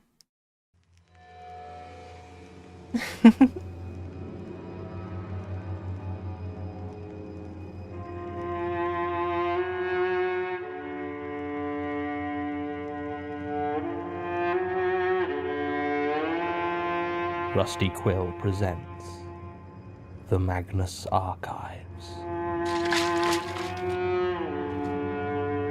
That's my green juice.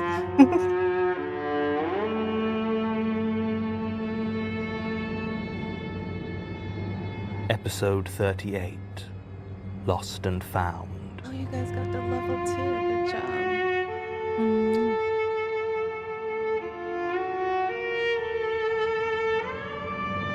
Oh, I had my mic down. Good job getting to level 2.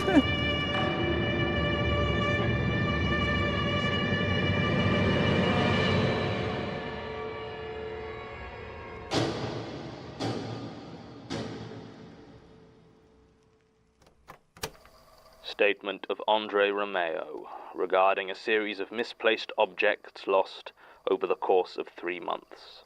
Original statement given June 6, 2012. Audio recording by Jonathan Sims, head archivist of the Magnus Institute, London.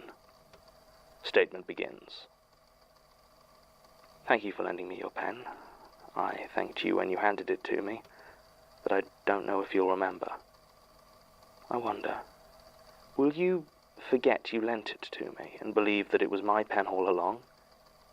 Maybe instead you'll forget that I ever had one to begin with, and think of me as an idiot who turned up to give a statement without a pen, so you had to lend me yours. My own fault for putting it down, really, assuming I did ever have one. I'll try to keep a slightly closer hold on this one. I've been in the antiques business for a long time. It's not what it used to be. I'm sorry, I know. I always did that. Try to make myself feel more comfortable with jokes. There's a follow-up to that one, you know? Something along the lines of the joke being so old only an antiques dealer would be able to sell it. I love that one. I think it's clever. But in my whole life it's only ever gotten a laugh once. That's why I remember buying the vase so clearly. I remember that the seller laughed. In the old days, I never would have considered buying wares from the likes of Mikhail Salesa. He has a good reputation for quality, but a bad reputation for legality, as it were. I've had more than one acquaintance sell on a particularly valuable find they got from him, only to discover that it didn't have proper import papers, or that it had been reported stolen years before. Charlie Miller even did some jail time over a Georgian brooch he bought off him, so as a general rule I'd have given Salesa's stuff a wide berth, but, well, the antiques business isn't what it used to be. That isn't a joke. I had to close up my shop a few years ago, you see. Actual antiques don't sell to the mass market anymore. Oh, young people will snap up vintage clothes or have any number of cheap faux antique replicas strewn about their living rooms, but as soon as they get a look at the price tag for the real thing, they're out of there like a shot. So I went the same way as a lot of my peers. Lose the premises, start selling only high-margin goods direct to specific clients who can afford them, or shift a few guaranteed sellers on the auction. It's the only real way to stay afloat in the business nowadays, but the competition is intense, and getting the caliber of artifact you need has become a more cutthroat affair. I'm not the only one in the business to recently soften their attitude towards buying from people like Mikhail Salesa. It was my first meeting with him, back in March, and I was nervous, so I told my joke. Just offhand, almost a reflex. I didn't expect any reaction, really. I certainly didn't expect him to laugh. But he did. This sudden, deep, throaty laugh that seemed to come out of nowhere. He didn't say anything afterwards, just continued discussing business, but it stayed with me. There was nothing particularly strange about the laugh, not really. Why do I remember it so clearly?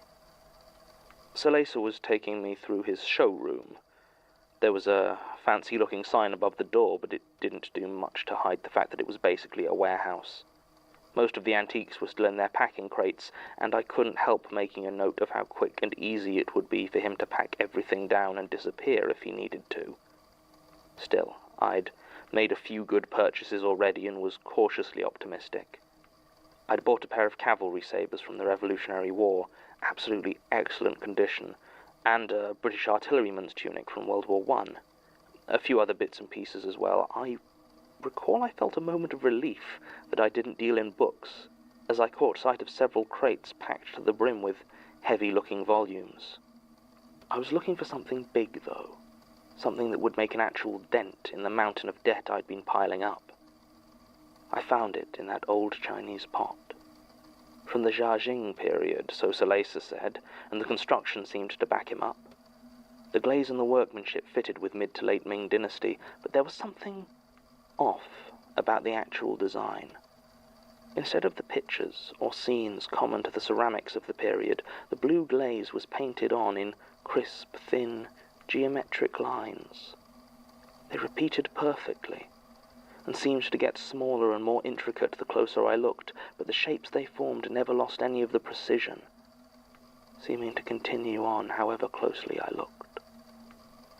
The effect was disorientating, and made the vase seem smaller than it actually was.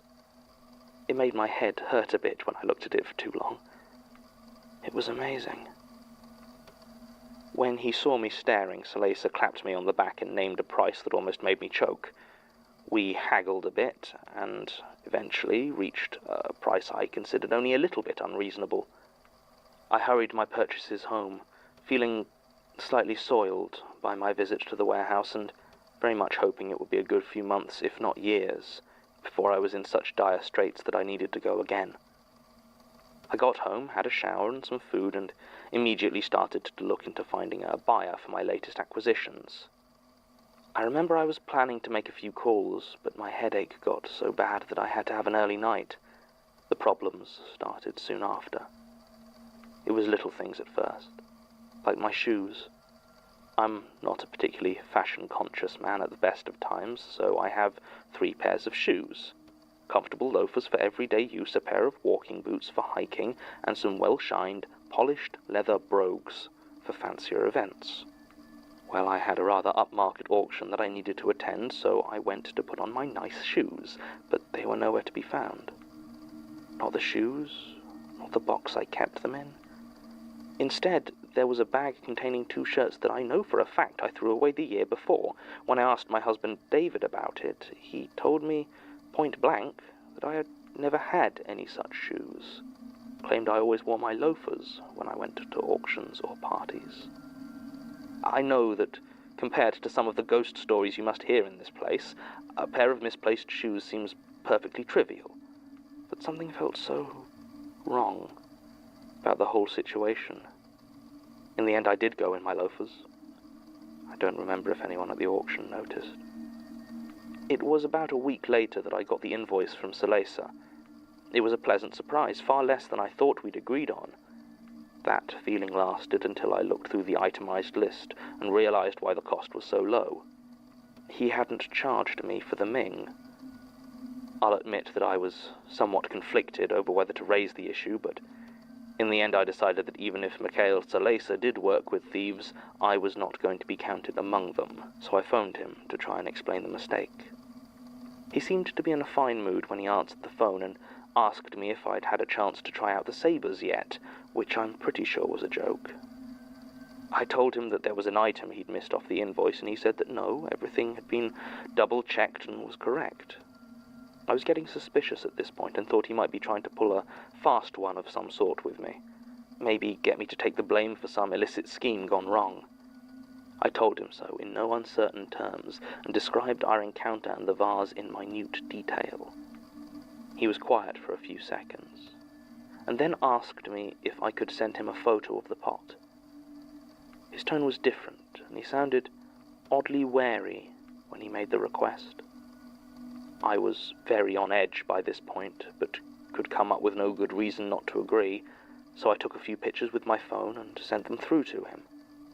It was a long time before he spoke again, and when he did, he sounded different, almost scared, I thought. He told me that I could keep it, no charge. I began to protest again, but he ignored it. I remember his exact words. "I do not remember having that thing, which means it belongs to you." Then he hung up. This was all very strange, of course, but even then I wasn't worried. Not like I should have been. It was my book next. A signed copy of Catch-22, my favourite book, vanished from its place on the bookshelf, leaving only an empty space behind. David just gave me another blank stare when I asked him about it. I admit I almost lost it at him then. Shoes were one thing, but that book meant a lot to me. I accused him of playing some stupid joke, and tried to remind him what I'd gone through to get it, flying over to America for Joseph Heller's last book tour, queuing for hours, and then that dreadful evening I thought that sudden rainstorm had ruined it all. By the end, he was looking very alarmed indeed, and started to ask me how I was feeling. He wanted to know if I'd been under a lot of stress at work, if there was anything I wanted to talk about. I left. Maybe he was right. Maybe I am crazy. It makes a lot more sense, doesn't it? It would make it neat. Except no. I would need to have gone mad a long, long time ago, before this, for the idea of it being in my head to hold up. My perceptions are the only ones I can trust. Maybe. I don't know. This went on for months. A tie I got for my last birthday, my grandfather's teapot, the tunic I bought from Salesa. Things just kept going missing, and every time David would tell me that whatever it was didn't exist, or it wasn't mine, or I was misremembering. For a while I thought he was actually trying to gaslight me, make me think I was losing my mind. But when the tunic went missing, I called Salesa again. This time he laughed when he told me he didn't remember selling any World War I items to me on my visit. I checked the invoice, and it was no longer listed there. Just empty, accusing paper where the words had been. I know these things were real. I know they existed. Why won't anyone just believe me? This is where I started to come undone a bit. To be honest, I don't think anyone would do much better in my situation. I hadn't made any connection between the old Chinese pot and the disappearances. I mean, why would I? But I also hadn't been able to sell it. Whenever I tried, something would get in the way. The other person would forget to send through a crucial email, or they'd stop responding. Once I managed to get it as far as posting it out to a buyer, but it was returned immediately with a note asking why it had been sent to her. Gradually, I began to get suspicious of the thing. Sitting there, with its cascading, maddening patterns in that vile cobalt blue, trying to tell me that things didn't exist, that they hadn't vanished when I know they have. I took to watching it. I wasn't getting much sleep, and David was worried sick about me. I know he was talking to various doctors about getting me help. There were certainly a couple of points I was worried about him having me sectioned. None of it helped in the end. It was about a month ago.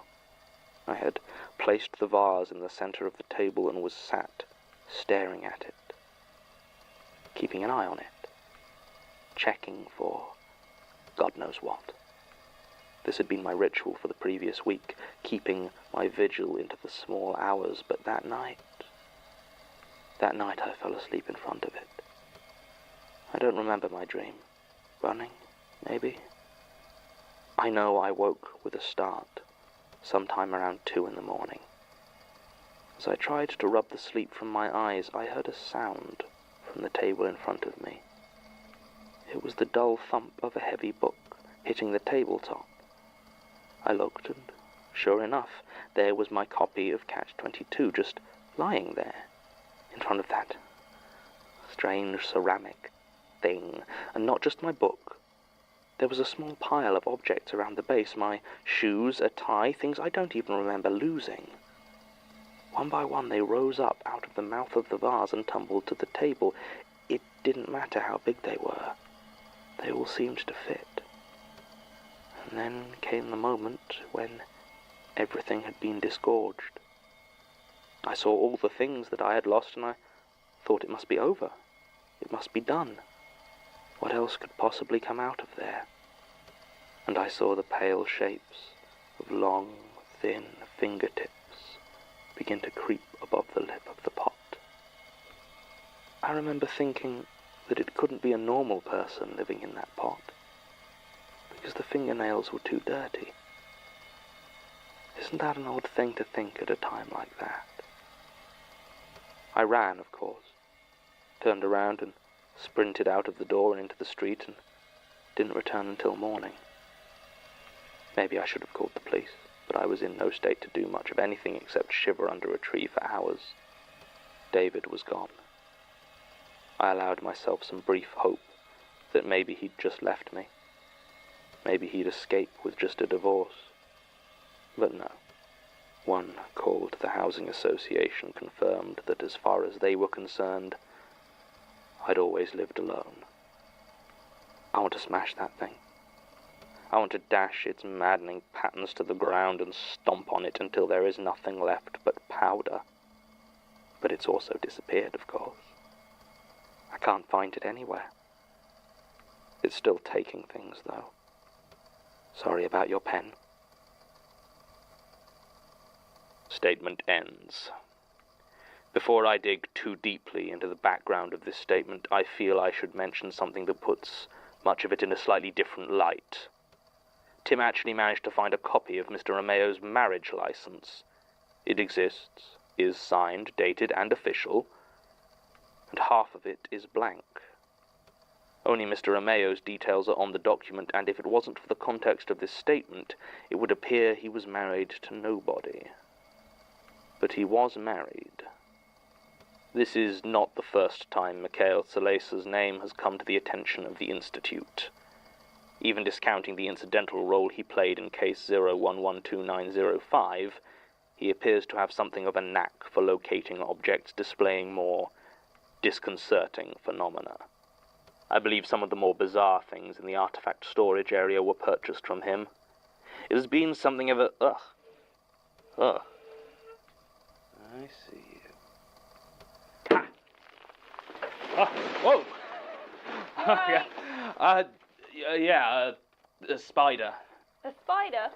Yeah, I tried to kill it. The shelf collapsed. I swear, cheap cells are just... Did you get it? I hope so. Think so. Nasty looking thing. Well, I won't tell Martin. Oh, God. I don't think I could stand another lecture on their importance to the ecosystem. What? Look. Oh. Got dented when the shelf collapsed, I guess? No, it goes right through. I thought this was an exterior wall. It should be. I think it's just plasterboard. Do you see anything? No, I don't think so. Sasha, run. Run!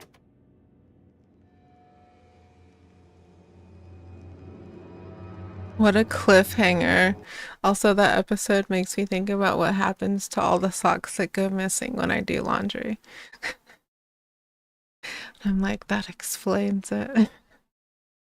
That explains it all. That book that I'm still missing from 2 months ago. I can't find it anywhere. Alright. The next episode, we're doing pretty good. Also, I don't know if it picked up, but oh, sorry, hold on. Closed caption. That I said good job for getting to level 2, and a sweet little kiss ensued. All right, chapter 39. Not yet.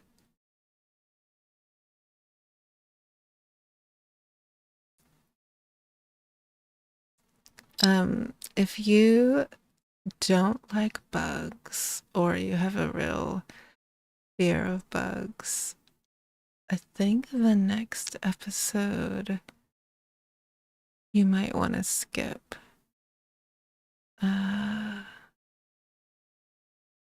Infestation.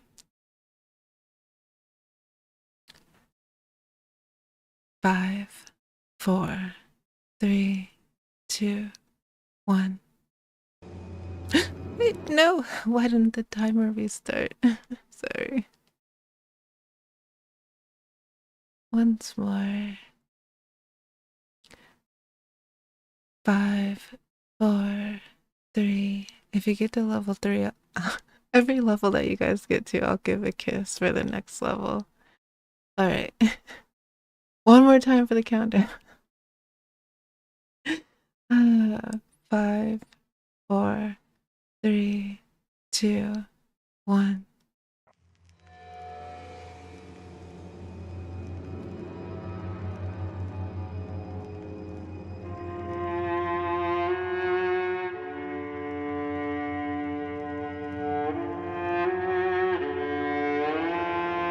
Rusty Quill presents the Magnus Archives.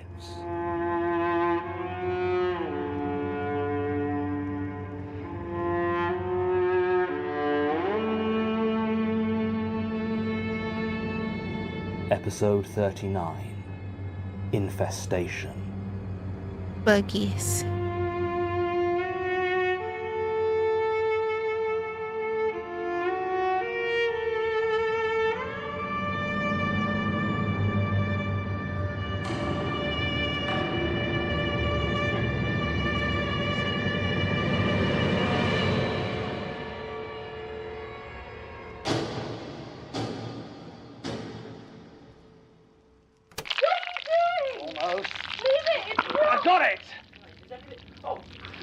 Get the extinguishers.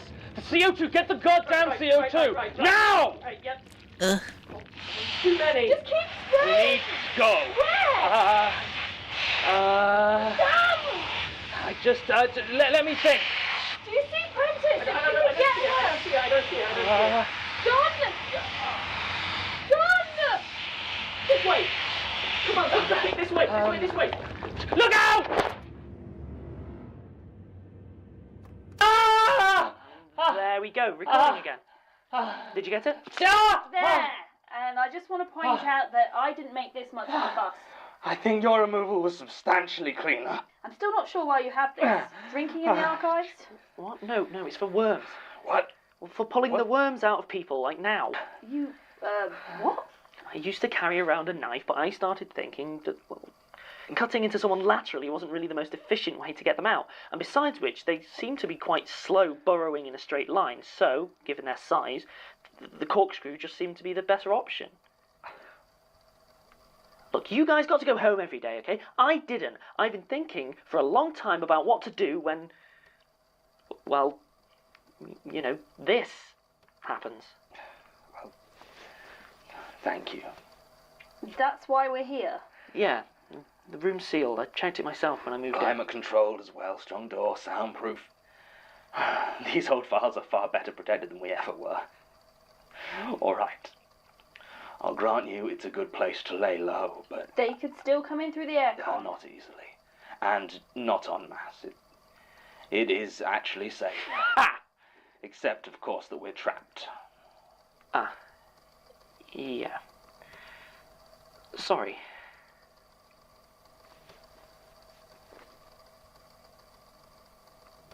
Why record it? What? Before, in the office. It was stupid going for the tape recorder like that. And then when you dropped it out there... I said I was sorry. If I'd known Martin had another one stashed in here, I never would have... It's fine. I just don't understand. I thought you hated the damn thing. You're always going on about it. I do. I did. I don't want to become a mystery. I refuse to become another goddamn mystery. What?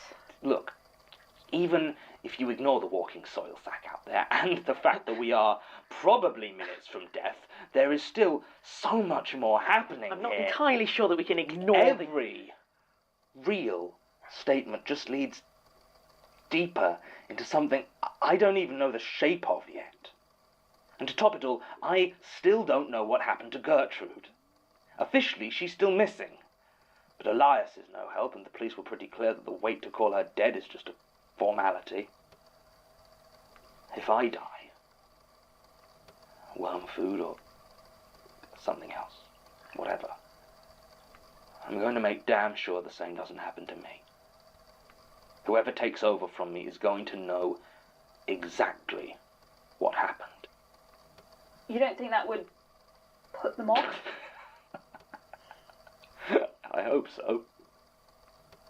Only an idiot would stay in this job. Wouldn't that make you an idiot? Yes, Martin, that was my point. Can you see what's going on out there? Ish. When did we last clean these doors? What can you see?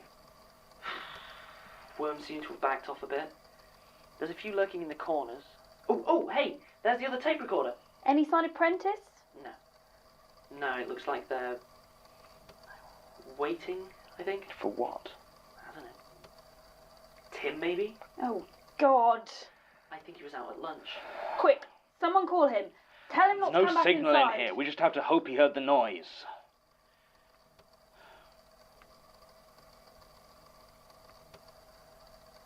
John, what did you mean by real statements? You know what I mean. The ones that have weird wrinkles. Well, they just seem to have something solid to them. They all have one thing in common. They don't record digitally. And we have to use the tape recorder. At this stage, if it records to my laptop, I almost don't bother. I don't... There, I see him.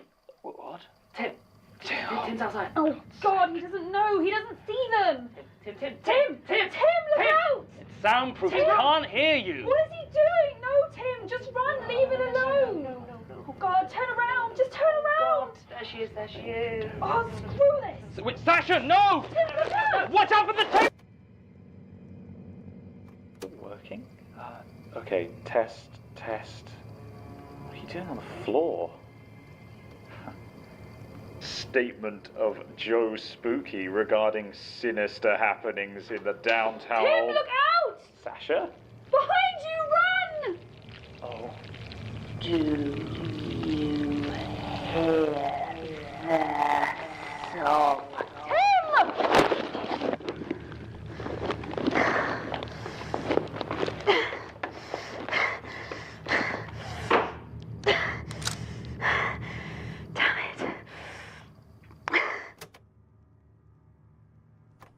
Right. There we go. Martin, what do you see? What? I can't really stand up yet. I need you to describe what's going on, for the record. Yeah, sure. So, Sasha tackled Tim, and there was a kind of struggle, but she made it out of the archives. That was about 2 minutes ago, and she's gone to get help. Probably. I mean, she couldn't. She wouldn't just run. So... Did it look like any of the worms got her before she left? No, I don't think so. Tim neither, I think. It was hard to tell after she tackled him. There was a lot of movement and shouting and wriggling. Stay with it, Martin. Tim. What happened to Tim? They got split up and he ran into the office. And you said that's where you made the hole. When you were recording, and they all came through, so... He's dead. He's dead in there, and he's covered in worms. We That's don't it. know that.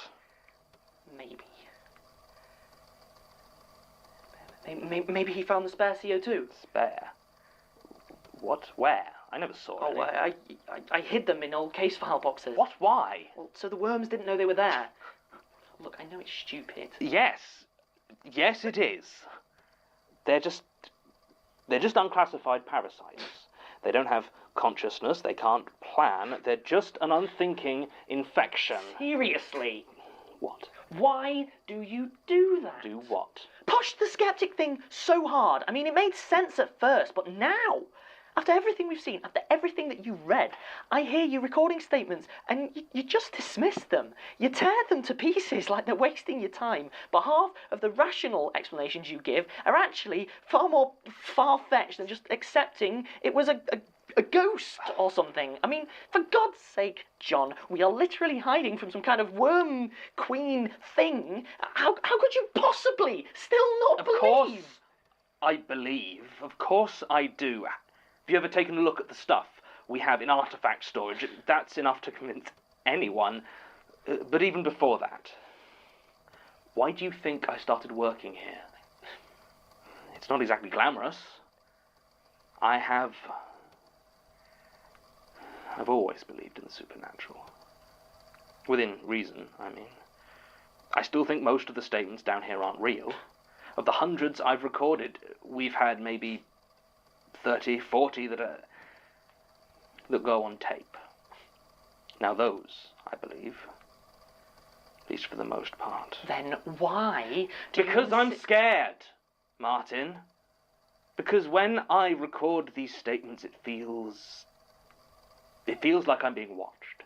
I lose myself a bit, and then when I come back, it's like if I admit there may be any truth to it, whatever's watching will know somehow. The skepticism, feigning ignorance, it just felt safer. Well, it wasn't. No, it wasn't. Still, it's not my fault we're going to be eaten by worms.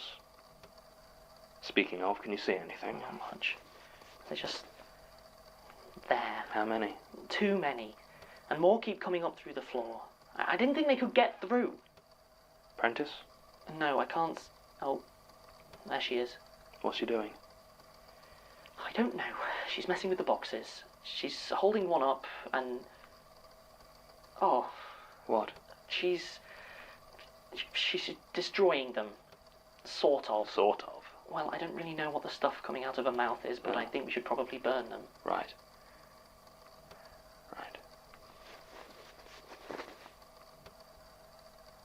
Why are you here, Martin? Well, Prentice is out there and you can't run. I mean so at the archive, in general. Why haven't you quit? Are you giving me my review now? No. We're clearly doing a whole heart-to-heart thing, and truth be told, the question's been bothering me. You've been living in the archives for 4 months. Constant threat of this, sleeping with a fire extinguisher and a corkscrew. Even you must be aware that that's not normal for an archiving job. Why are you still here?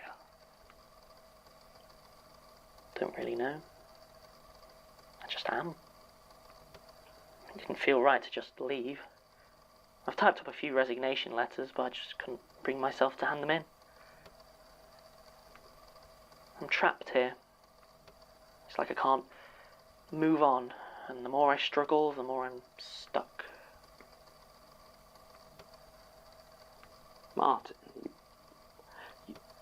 you're not...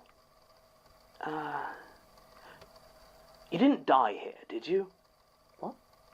No, what? No, just the way you phrased that. Did you think I was a ghost? No, it's... No, that's just that whatever web these statements have caught you in, well, I'm there too. We all are, I think.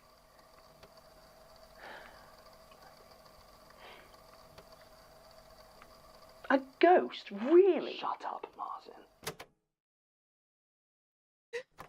Right, tell me again, You're please. kidding!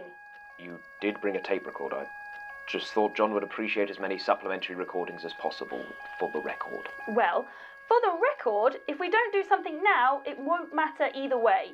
So, these are the worms he and The Martin have been ones going on. terrorising us for months, yes. To be honest, I always thought they were just overreacting. Other staff have seen them around, but no one's reported any aggressive behaviour or anything like that. You know how those two are. John puts on a good show, but sometimes I swear he's worse than Martin. Look, Elias, I don't know what you think is going on, but I have just seen thousands of flesh worms pouring out of the wall. God knows how long they've been hiding. Tim might be dead, and the others... Well, of course. The fire alarm was a good move, but it does mean most staff have evacuated, so we'll have to deal with them ourselves. There are thousands of them, Elias. Not quite what I meant. On John's insistence, I recently changed the archive's fire suppression system to use carbon dioxide. I should have done it So years ago. why hasn't really, it gone off? because there isn't an actual fire. Right. Can we set it off manually? I think John's got a lighter somewhere. He's not smoking again, is he? Anyway, it shouldn't be necessary. There is a manual release a few floors down. Wait, will it hurt Martin or John? Almost certainly. I'm not a doctor, but I know dumping a lot of CO2 on people isn't generally considered a good idea. I really don't want to have to find another archivist so quickly after Gertrude, but from what you say, it might be a mercy. You know the situation best, so... Let's go. I thought that wall was meant to be solid. So did I. We don't have any sort of weapon, do we? I mean, I suppose we could Don't use... say the corkscrew. Okay. How many of them are outside the door? I don't know. I can't see because the window is covered in worms. Right. Damn. Well, Martin, I guess this is... Hi, guys. Tim? What the hell? I thought...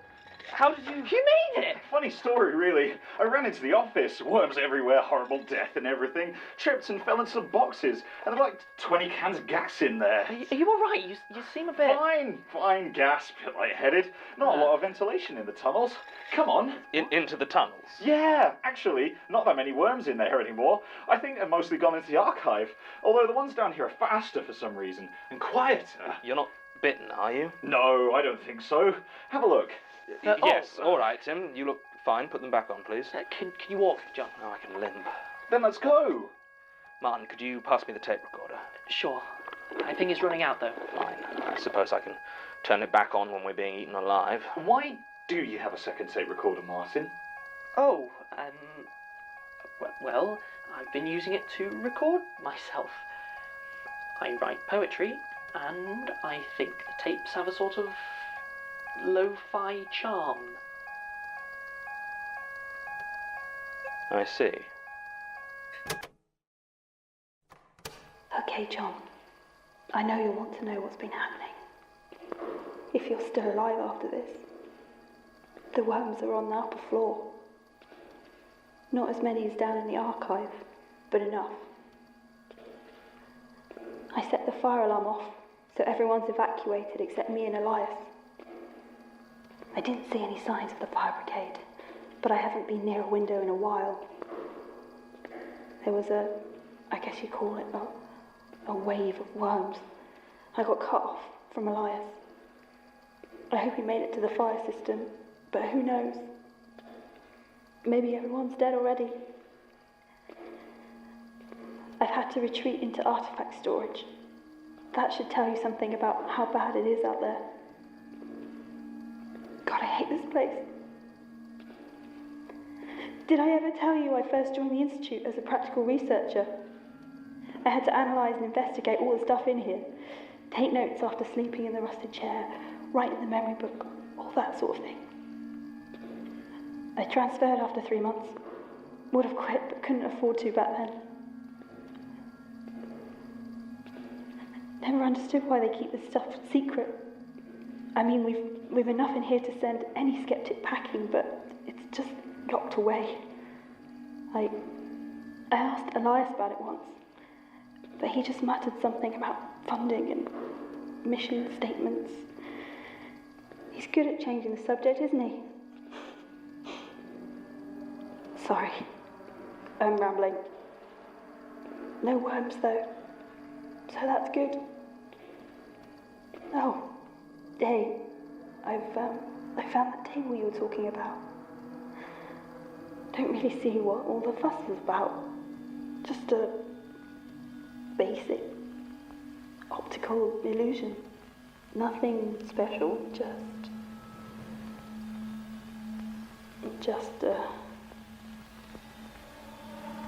wait. John, I think there's someone here. Hello? I see you. Show yourself.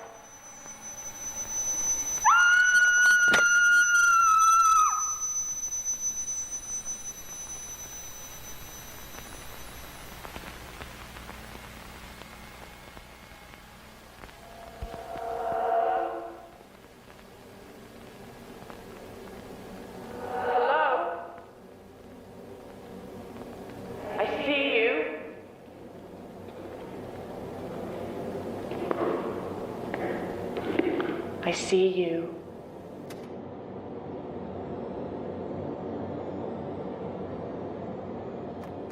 Update. I don't know how long we've been down here. These tunnels are a maze, and we don't know where we are. We have Martin's four gone. of the... I'm getting to that. Martin has disappeared. Tim was right about there being fewer worms down here, but they are much faster, more aggressive. None of us have been hit yet, but during one of the more alarming encounters, Martin ran off. He thought we were behind him, I think. He didn't think at all. Tim was with me, and my leg slowed me down. He must have taken a turn we didn't see or something. We lost him.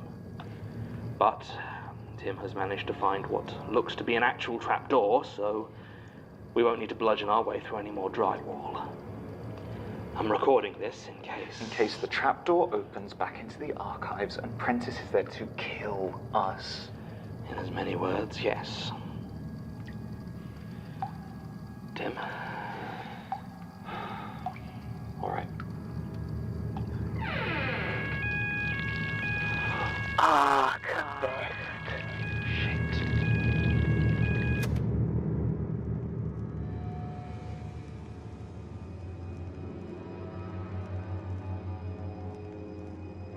The Magnus Archives is a podcast distributed by rustyquill.com and licensed under a Creative Commons Attribution Non-Commercial Share-alike International License. Are my dears who are afraid of buggies doing okay? That wasn't too bad, was it? I hope you're all right. Thank you for staying if you did. You know, I forget what the name of... It's not arachnophobia. I think that's just fear of spiders. But people who have real fears about bugs are genuinely terrified out of their minds. So thank you if you were able to sit through that. And if you had to step away, that's okay too. All right. There was a lot going on in that episode. Now, if you're just joining us, you're probably like, what is happening? But they work in, I guess, like an archive. Like they're archivist for these supernatural phenomena events that we've been listening to. And one of the entities that we discussed earlier, or the person who's working with one of these entities, they've sort of planned like an attack against the archivist and their team, because they're finding out things that maybe they should not be finding out about. So that was kind of what is happening with that story. And I think I talked about one of the, where is it? The law.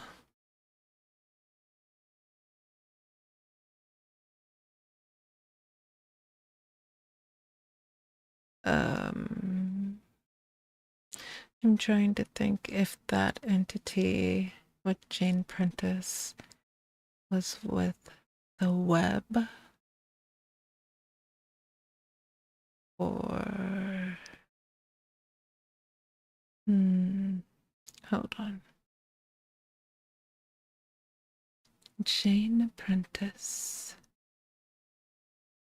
also known as the flesh hive. So that's where all of the bugs are coming from. And sorry, the fear entity that she works for is, or that is possessed by, is the corruption. So Jane Prentice, also known as the flesh hive, was a woman possessed by the corruption through an infestation of parasitic worms throughout her body. So she was used to attack the Magnus Institute in London, which is what we just witnessed in the story. So again, check out that wiki. It has a lot of good information, but don't spoil it for yourself. Wait. Be patient. Be patient. It'll be worth it once you get to the end. All right. Our timer is reset. All right. Episode 40 of the Magnus Archives. Human Remains. And 5, 4, 3, 2, 1.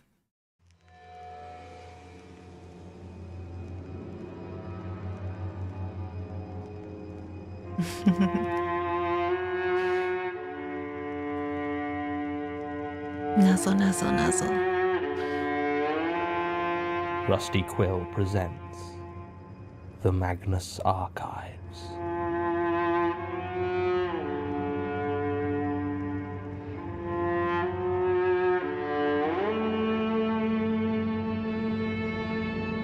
Episode 40, Human Remains.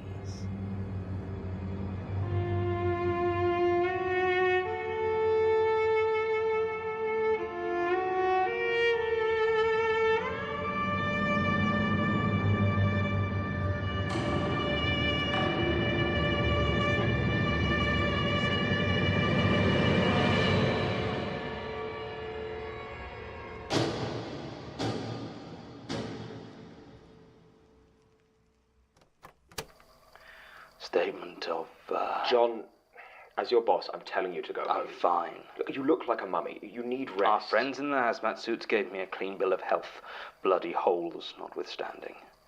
And they seemed quite keen to quarantine anyone showing even the slightest sign of infection. It's just pain. The paramedics said your lungs need fresh air. Tim's as well. It's fresh enough down here. A basement filled with 1,000 rotting worm carcasses.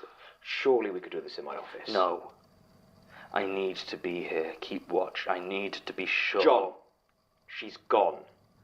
I went with the ECDC people when they took her away. I watched her body burn. Jane Prentice is dead. You can relax. You know why I can't. When Martin found... That's a matter for the police. Fine. Fine. I'll go home as soon as I have everyone's statements. Very well.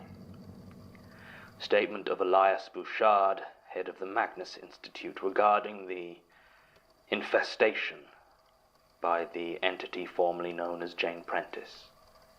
Statement recorded direct from subject 29th July 2016. Whenever you're ready. There isn't a lot to tell for my part. This afternoon, just after lunch, I was going over some budgets in my office as I normally do on a Tuesday when the fire alarm started going off. It was annoying, but not too worrying at first. I packed my work away and began to calmly head towards the evacuation point when Sasha came barreling through the door, babbling about worms and clutching a tape recorder. I told her that whatever was wrong should wait until we were out of the building, as there may be a fire. She told me she had set off the fire alarm to get everyone out, and that you and Martin and Tim were currently trapped by Jane Prentice. Obviously, this got my attention, and I suggested she turn the tape recorder on largely so this sort of debrief wouldn't be necessary. Did you not get the tapes? No, there was some sort of problem. Sasha told me the tape was lost. Well, I explained to her about the recently installed fire suppression system and said that as there was no actual fire, we'd need to activate it manually. We hurried down and it was clear everyone else had already evacuated. We had reached the ground floor when, well, I know I've often seemed dismissive of your concerns before, and in fact I was getting ready to raise the issue of Martin's continuing to live in the Institute's basement, especially as I believe he's been stealing fire extinguishers. But honestly, I didn't fully appreciate what you've been talking about until I turned that corner and we saw what I can only describe as a tidal wave of filth rushing towards us. I feel somewhat ashamed to admit I didn't really pay any attention to Sasha as I ran and must have lost her at some point. We became separated. I composed myself and decided on a more roundabout route to the boiler room. Luckily, it seemed the things were mainly concentrated in that one mass, leaving the other corridors largely vacant. It took me 10 minutes, maybe 15, but I made it with only one close call. The sight of rows and rows of huge red CO2 canisters was certainly something of a comfort. I do apologize that it took me quite so long to figure out how to actually work the system. If I'd been It's quicker... fine. We're alive. Yes, well... I turned on the fire suppression system and that's when I heard the scream. I can't really describe it, but... Well, I'm sure I don't need to. You were a lot closer to it than I was. It's the last thing I remember before blacking out. Tens of thousands of things without mouths screaming as one. Yes. Horrible sound. Anyway, I called the fire department, ambulance, and a contact at the ECDC who had previously been involved in the Prentice investigation. Once I was sure most of the gas would have dissipated, I headed down to the archives to see what had happened. Sasha was already there, but you and Tim were in a bad shape. It looked like a few dozen worms had been going into each of you when the carbon dioxide killed them. It was bloody sausages. Yes. Thank you. I remember everything from when the ambulance arrived. Quarantine, bandaging, etc. When did Martin get back? It was about an hour after they'd taken you and Tim away. They were prepping Prentice's corpse for disposal when Martin burst out of that trapdoor you found, screaming that he'd found a body. So we called the police. Tell me what happened to Gertrude Robinson. John, how many times do we need to go over We've this? never got it on tape. You can barely stand. Just why don't we do this tomorrow? Fine. On the 15th of March last year, I had a query about a statement one of our researchers was after and went down to the archives. Gertrude wasn't there, but her desk was covered in blood. I called the police and there was a huge search, but there was no sign of Gertrude, alive or dead. She didn't have any assistants, so there were no witnesses, and no one saw or heard anything. The police tested the blood and confirmed the DNA matched to Gertrude, though I don't know why they had her on file. They judged there to be almost a gallon of blood spilled, far more than the human body can lose and survive, so I assumed she was dead and left the investigation to the police for all that good it did me. And I appointed another archivist. Martin finding her body in the tunnels is as much a mystery to me as it is to you. Right. Right. Thank you, Elias. Statement ends. Can you send in Tim? Do you need much? I'd really like to go home. I sympathise. It won't take more than a few minutes. I need the parts that weren't on tape at the time. Sure. Just quarantine, you know, not as much fun as it sounds. You were certainly in there longer than I was. Everything all right? Yeah. I just made some joke about itching and suddenly they were doing a whole bunch more tests. Well, itching is one of... I know. I was trying to lighten the mood. I'm fine, though. Except for the holes. And the pain. And the blood. And the nightmares. Could have been worse, though, eh? Another couple of minutes and... Yes. Yes. It was... Anyway. Statement of Timothy Stoker, archival assistant at the Magnus Institute regarding the infestation by the entity formerly known as Jane Prentice. Statement recorded direct from subject, 29th July, 2016. Just take it from when you got back from lunch. Well, I could tell something was wrong as soon as I got back. It was quiet. I mean, it's normally quiet, but it was dead quiet. I spotted the tape recorder lying on the ground and went over to see if it was damaged. And as I was checking it, I heard Sasha shouting. It's a bit of a blur, to be honest, because when I turned around, there she was. Prentice. Her face so full of holes, it's like my eyes are up here, but they're not, you know? They're just... She tried to say something, but I don't know. I couldn't really understand her through all the... So, I could see the worms were coming through the floor, the walls everywhere, the whole "we're safe inside the archive" thing, not so much. I don't know what I was going to do. I think I was going to try and hit her, but that's when Sasha knocked me to the floor.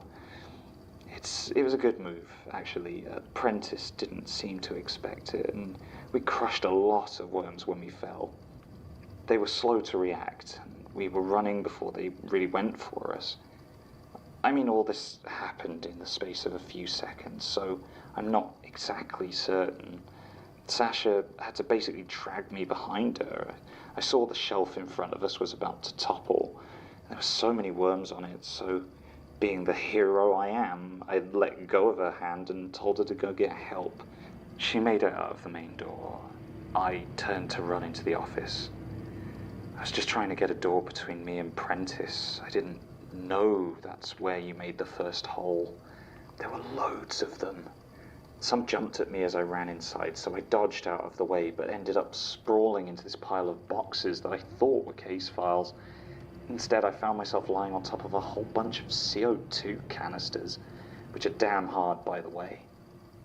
The worms were still coming, so I used them. I went full gas Rambo. After that, my memory gets a bit fuzzy. I think the paramedic called it respiratory acidosis, from breathing in all the carbon dioxide rather than your more traditional oxygen.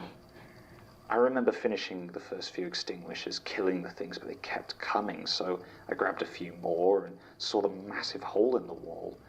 There didn't seem much point in staying, so I went into the tunnels. They were cold, dry. You know that worm smell, that earthy, rotten smell? Oh, yes. Well, yeah. There weren't so many down there. I think they were almost all in the archives. I have a theory, actually. I think they weren't ready to attack when you found the tunnels. It's like something in the Institute slows them down and makes them, sluggish. And that noise they make, that squirming sound, they don't make it when they're in the tunnels. I don't know why. It was only when they came into the Institute, maybe the light or the aircon or something, I'm not sure, but I think it made them weaker, and they've been down there for months, breeding, building up their numbers until there were enough to properly bury us. Except you found that hidden passage, and they had to act. Maybe. Could you describe the tunnels? You were there. Humour me. I remember they sloped down and up and around. I couldn't keep track of where I was. I did see some more worms, though. They were fast. I only saw a couple, but it was still proper jump scare territory. I got them, though. It was really surreal. I only had my phone's torch, and it was hard to keep an eye out. I was so lightheaded. I wandered for, I don't know, maybe 10 minutes before I found a wall that seemed different. It looked like someone had just put some plasterboard over an entrance, and I could hear you and Martin on the other side. I broke through, and, well, you were there for the rest. Quite. You weren't there when Martin found the body, though, were you? No. I was quarantined, same as you. And you didn't see it in the tunnels when you were first exploring? No. I did see... maybe... What? No, it's just... I think I was still gassed and it was dark, but I found a room. Go on. I didn't stay long because it had a lot of worms in and they weren't acting like the others. They were sort of wrapping around each other like they were trying to form a thing, like a structure or something. A ring. I was probably still out of my skull and half hallucinated the whole thing, but it looked like they were trying to make a doorway. Doorway? Is it still there? No. I pumped 2 full extinguishers into that room. Nothing was getting out. Good. Good. Go home, Tim. Get some sleep. Yeah, sure. Statement of Sasha James, archival assistant at the Magnus Institute regarding the invasion by the entity formerly known as Jane Prentice. Statement recorded direct from subject, 29th July 2016. In your own time. Yes. Where do you want me to begin? I was with you until I ran out to save Tim. Then we were separated and I fled into the Institute proper. I pulled the fire alarm. because the worms were following me and I didn't want anyone else to get hurt. I went to Elias, we talked. We were going to save you, but the worms came and I fled into the artifact storage room. You know I hate the artifact storage room, so it must have been bad. You used to work there, didn't you? Yes. For 3 months. It was dreadful. I used to think that it was the most dangerous place in the Institute. Not anymore. Yes. Not anymore. It was safe enough. The worms didn't get in, and I stayed there until the fire system deployed. Then I ran out to get to a window. I saw the worms in the main institute. They shriveled and died. I don't think I'll ever forget that scream, though. I could hear Prentice screaming even from there. Well, it's thanks to you, to be honest. If you hadn't met that Michael thing... Yes. Michael. With the bones in his hands. We still don't know much about him, do we? No, not yet. Sorry, getting distracted. You got as far as Jane Prentice's death? Yes. I returned to the archives, and all the worms were dead. You and Tim were lying there, but you weren't moving. You just lay there. The dead worms still half inside you. The trapdoor was open next to you, and more were inside. I went over to check, and you were alive, so I pulled you back to where there was more air, and began to remove the worms. Are you all right? Sorry, just difficult to hear, you know. Yes, I understand. That was when Elias arrived with the fire brigade and the doctors and the hazmat people. They talked to me for a long time, and I did my best to explain the situation. They checked me for worm marks, but I was fine. They took you away, so I waited with Elias. He was looking at me strangely, but we were both quiet. It had been a very strange day. After an hour or so, we heard cries from the trapdoor. It was Martin. He was shouting about a body. We got him out, and Elias tried to get him to calm down and explain.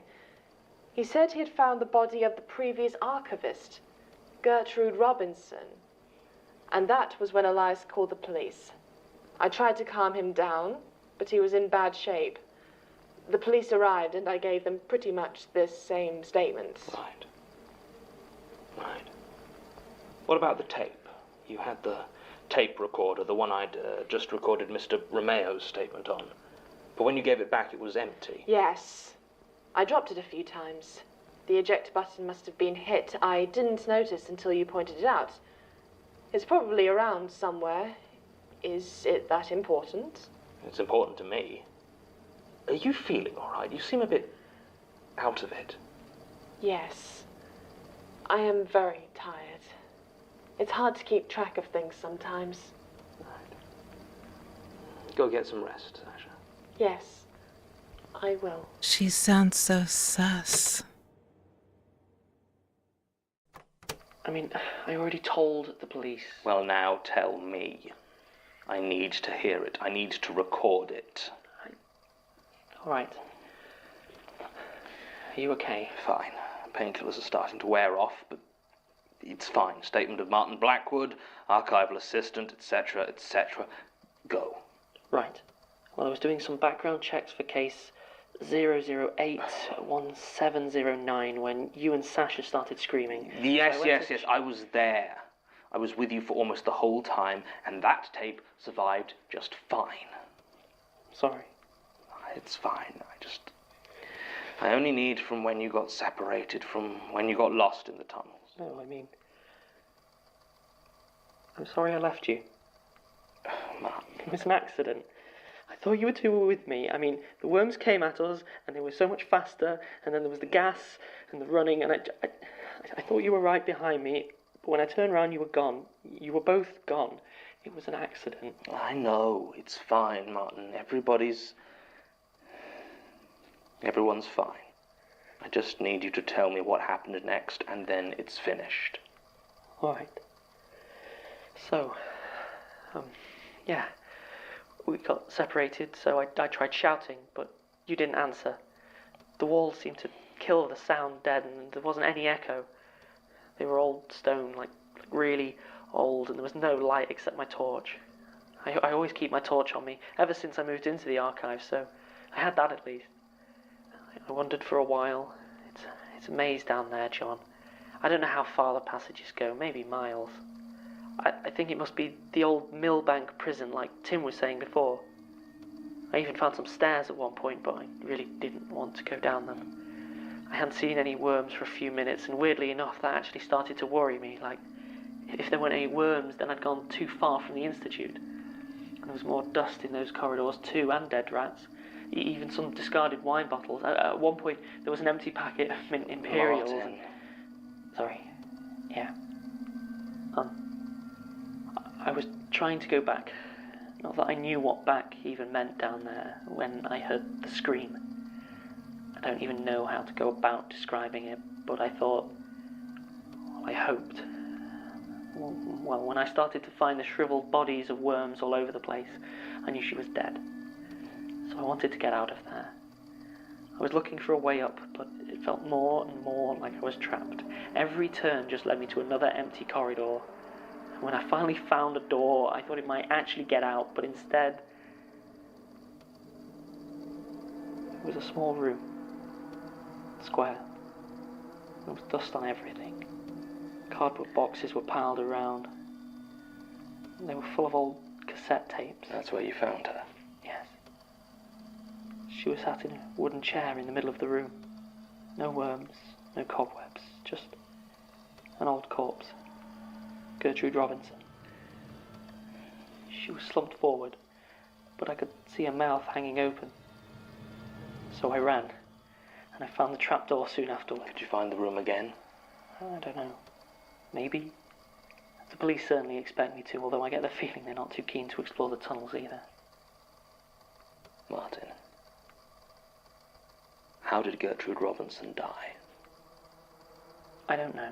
Not for sure. It was so dark, and I only saw the body for a few seconds. The police were quite clear that the cause of death could be absolutely any. Martin, how did she die? She was shot.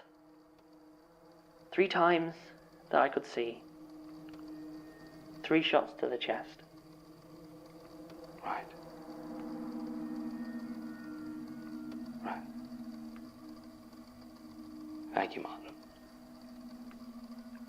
Sure.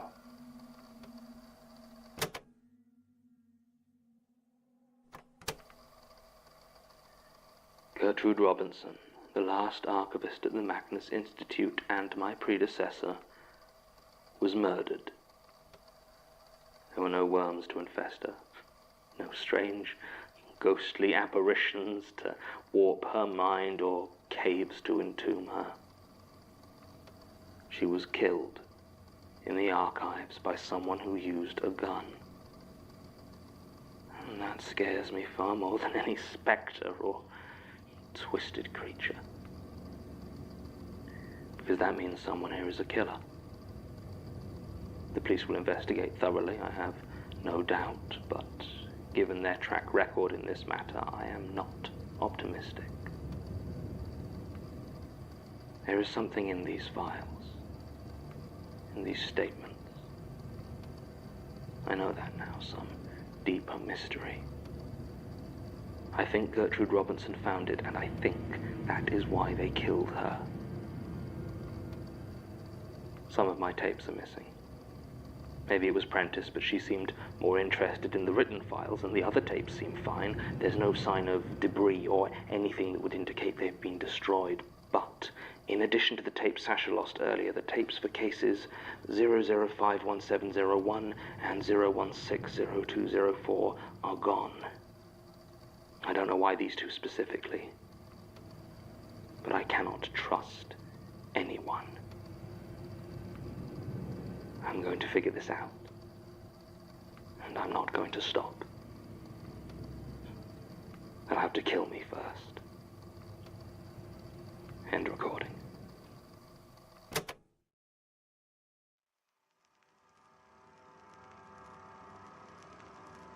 The Magnus Archives will return. Season 1 has featured Jonathan Sims as the archivist, Alexander J. Newell as Martin Blackwood, Mike LeBeau as Tim Stoker, Lottie Broomhall as Sasha James, Ben Meredith as Elias Bouchard, Lydia Nicholas as Melanie King, Martin Corcoran as Dr. Lionel Elliott and Bregan, Stephen Violich as Hope, Katie Davison as Naomi Hearn, Hannah Brankin as Jane Prentice and Laura Popham, and Evelyn Hewitt as Not Sasha. The series was produced by Alexander J. Newell, Michael LeBeau, and Murray Porter. It was written by Jonathan Sims and directed by Alexander J. Newell. This podcast is distributed by Rusty Quill and licensed under a Creative Commons Attribution Non-Commercial Share-alike International License. For more information, visit rustyquill.com. Thanks for listening.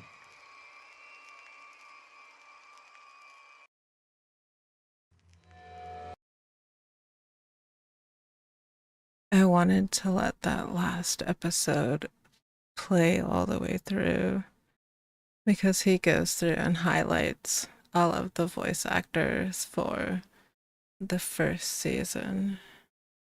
So I wanted to give the opportunity for their names to be recognized.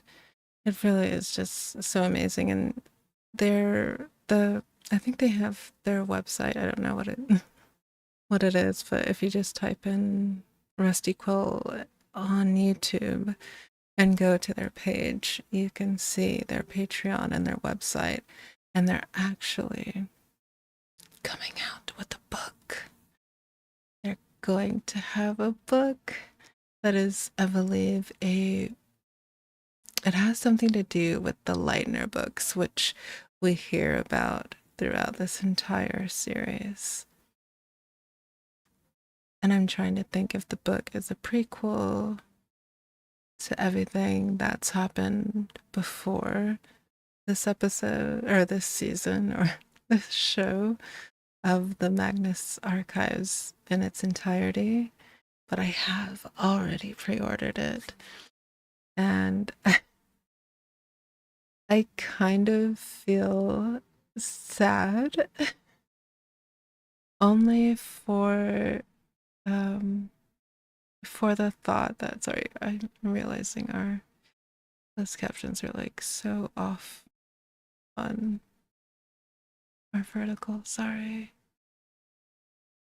But I don't think, well, we can't read it. The copyright, unless they have it where it's like their podcast, where they have the Creative Commons licensing, and that means that anyone can share their show on their channel. I kind of really hope that they have that, because I would love to read that to all of my dreamers. I think that would be purely amazing. I'm so excited. It's in my birthday month as well too, so early gift for me. All right, we're on episode 41, Too Deep, and I believe this might then be the beginning of the second season, just based off of the last bit from that last episode. So thank you for being here with me. I appreciate you so much. I hope that you're enjoying our scary horror podcast hours. I really do love the show a lot. I have such a love, like, even though this is a comforting space, right? This channel, and my job as a dream siren here, to help my dreamers to be able to have comfort and to fall asleep and to reach their dreams. But I cannot deny my love of the horror genre. I truly love good horror.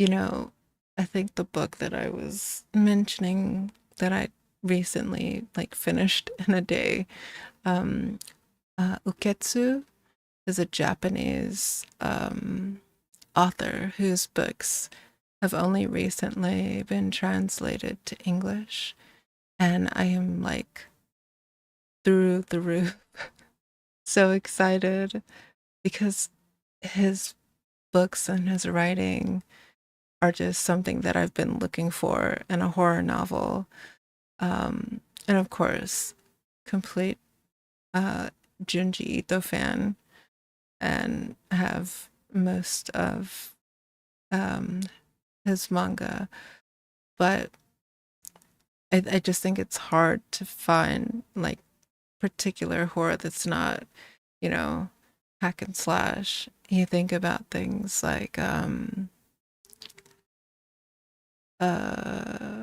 want to say Hiragami. It's not Hiragami. What is it called? Why is it leaving my brain? But you know, some of the more like visibly violent, bloody gore. Like I really don't care for that type of horror. I love psychological horror so much more because it sticks with you. And maybe from in another life, having worked in the medical field, blood and things like that really don't bother me so much. But the mind, sometimes you can't get away from the things that are really, you know, that really mess with your head. And I think that in a way is real horror, you know. We are very imaginative humans, we are. And sometimes we can just scare ourselves just in our own mind. So I really appreciate that. But yes. All right. Episode 41. Too deep. 5, 4, 3, 2, 1.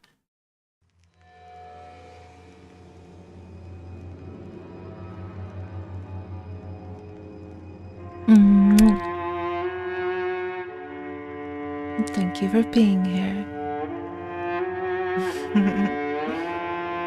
Rusty Quill presents The Magnus Archives. I'm sorry.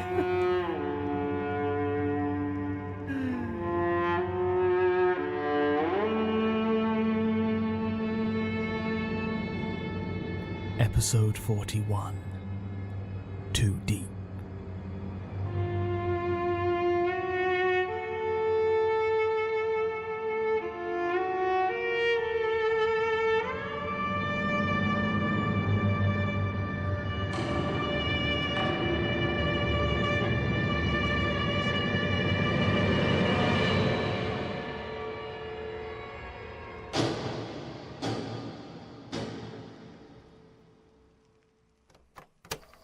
Statement of Jonathan Sims, Head Archivist of the Magnus Institute, regarding exploration of the tunnels recently discovered below the archive.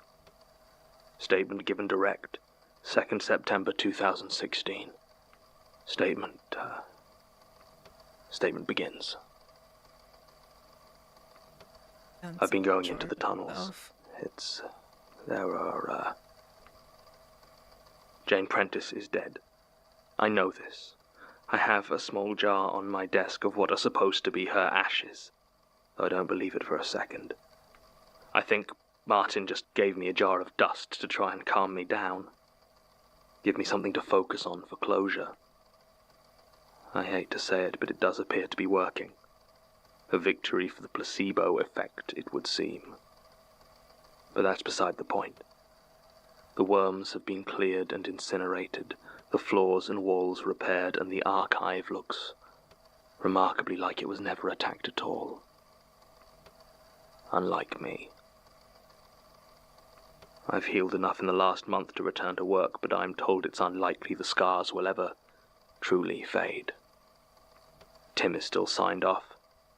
Truth be told, I could have stayed away longer. Probably should have, but I don't think the boredom was good for me. I tried to come back earlier, but Martin wouldn't hear of it. Almost threw me out of the archive. Is he hiding something? No, of course not. He's probably just legitimately concerned for my health. Why do I still feel like I'm being watched? I'd just about convinced myself it was Prentice, watching me in secret while she filled the walls with her writhing hordes. But no. She is dead and gone, and still, whenever I talk into this damn thing, I feel this... I'm being watched. I know I am. I'd think it was some aspect of the recorder itself, but it still happens even when I'm just reading these files. Not as strongly as when I'm recording them, perhaps, but still there. Is it... You know, I always despised those witnesses who rambled on, unable to stay on topic, couldn't give a concise statement. Yet here I am, mumbling my vague suspicions of being watched and completely ignoring the reason I'm making a statement of my own. I have been exploring the tunnels. It's been a couple of weeks now, from before I was officially back. If you listen to this, Martin, I'm sorry. I've gone behind your back to explore the tunnels on several occasions. I took the key from Elias's desk some time ago. I don't think he noticed. Since Martin stopped living in the archives, I've had ample opportunities for exploration by night.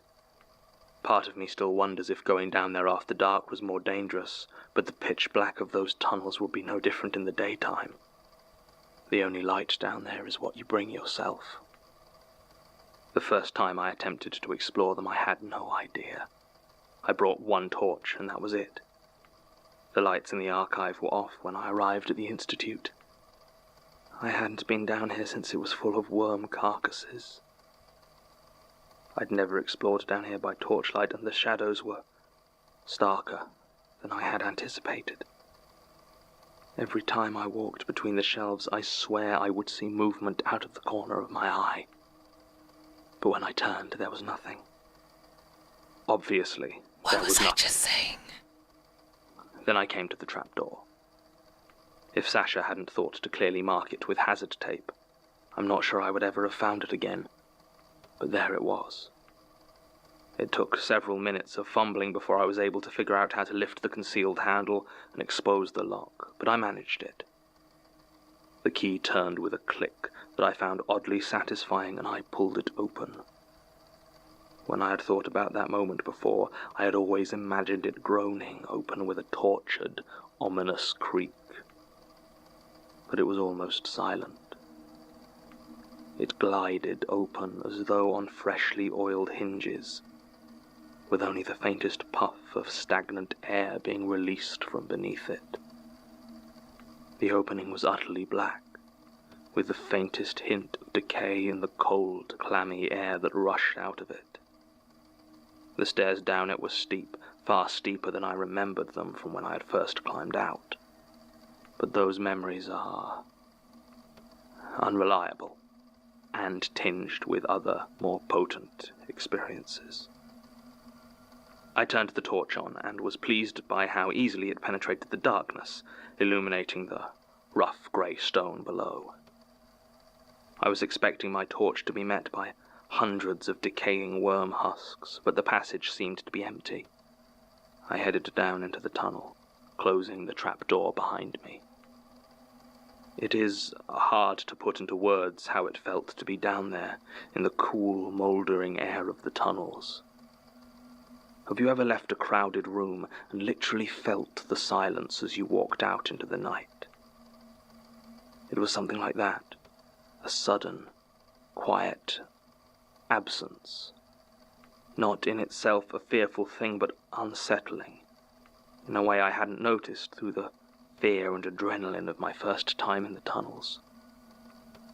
I took a moment to examine the feeling, but couldn't trace it to anything obvious, so I began to explore. It was almost unreal how quickly I became lost. I generally consider myself to have an excellent sense of direction, but within minutes I became unsure of exactly which passages I had come from. I didn't even have the excuse of the corridors all looking the same, as they varied significantly in height and construction. Some were built of sturdy brick. Some seemed almost as though they had formed naturally, though in all cases it was the same dull, grey stone. To call it a maze wouldn't quite be accurate, as a maze is designed. It is set out with an obvious goal, even if that goal is to confuse and disorientate.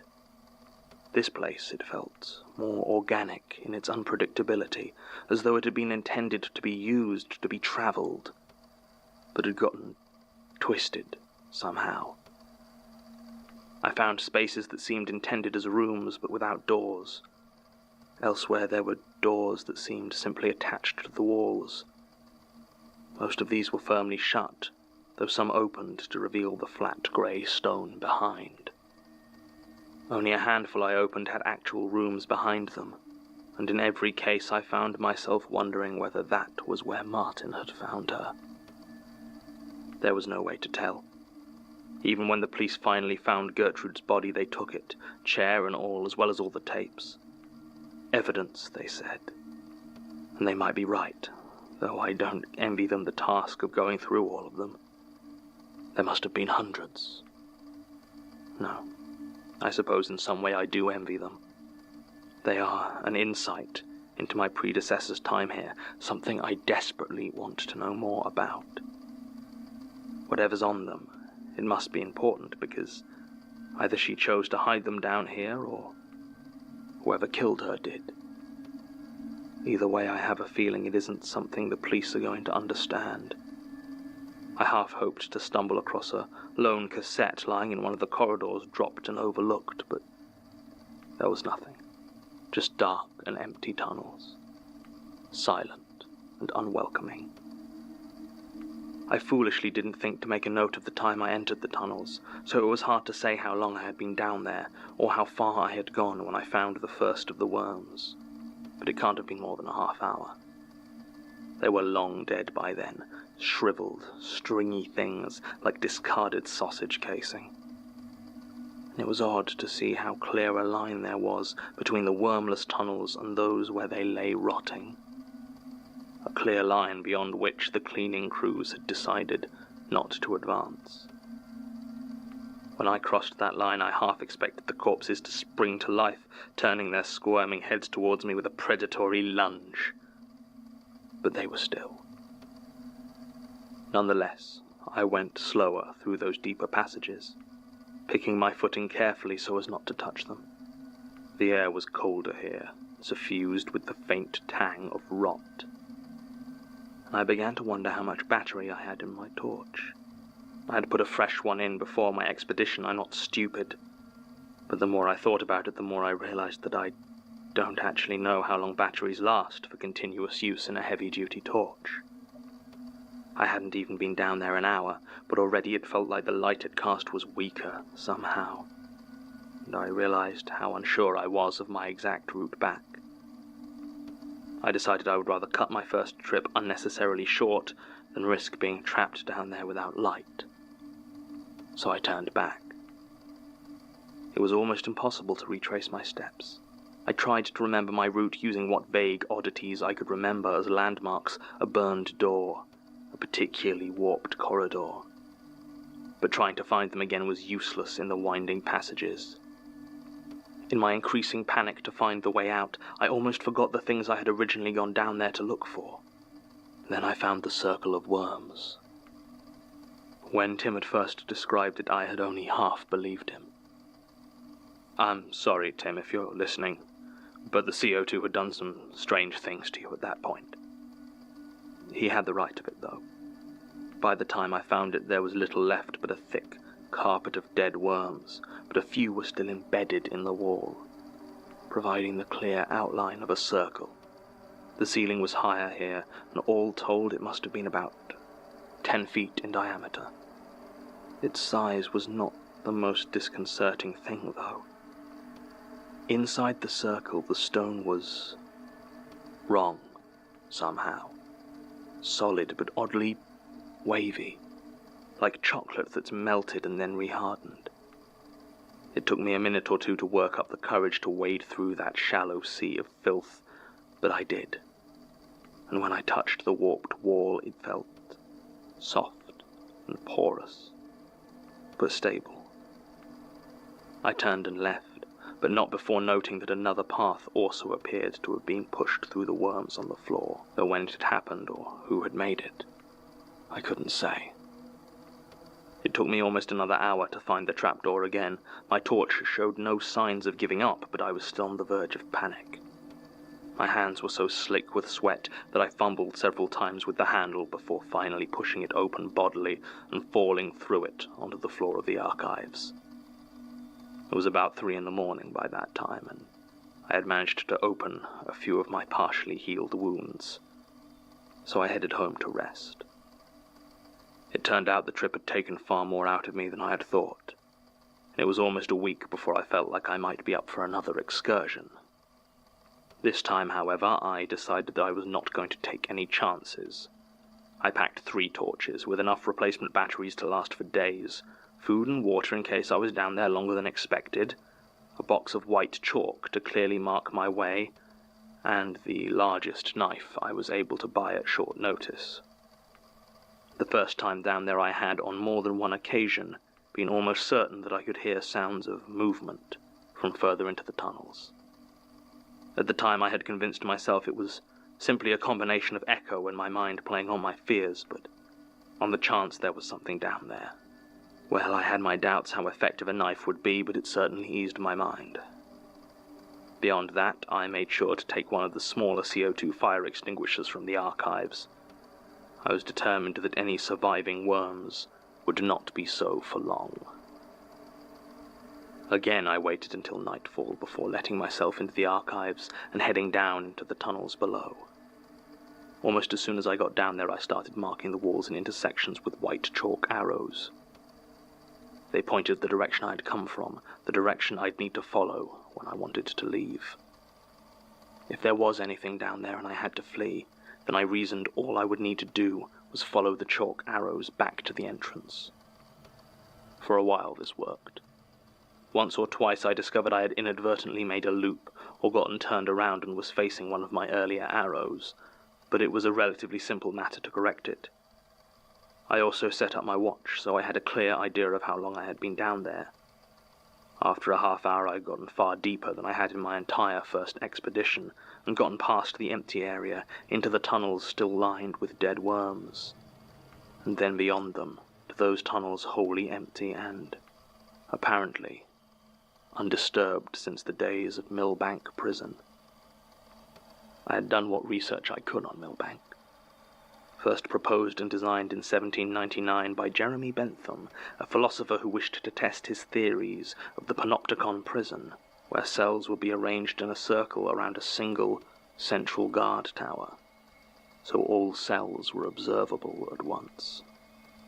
It was to have 6 such areas, arranged in hexagons, giving it from the air the shape of a vast, angular flower. It's not clear why that original plan was abandoned, but from 1812 onwards, a succession of other architects were brought in to try and finish the project. Finally, 3 years later, they brought in Robert Smirke. He saw the project to completion in 1821 with a design remarkably similar to Bentham's original. However, whereas Bentham's would have been geometric and easy to navigate, Millbank Penitentiary as it was built was more often described as an eccentric maze, twisting corridors, doors at strange angles and narrow passages so poorly lit inmates would need to feel their way along.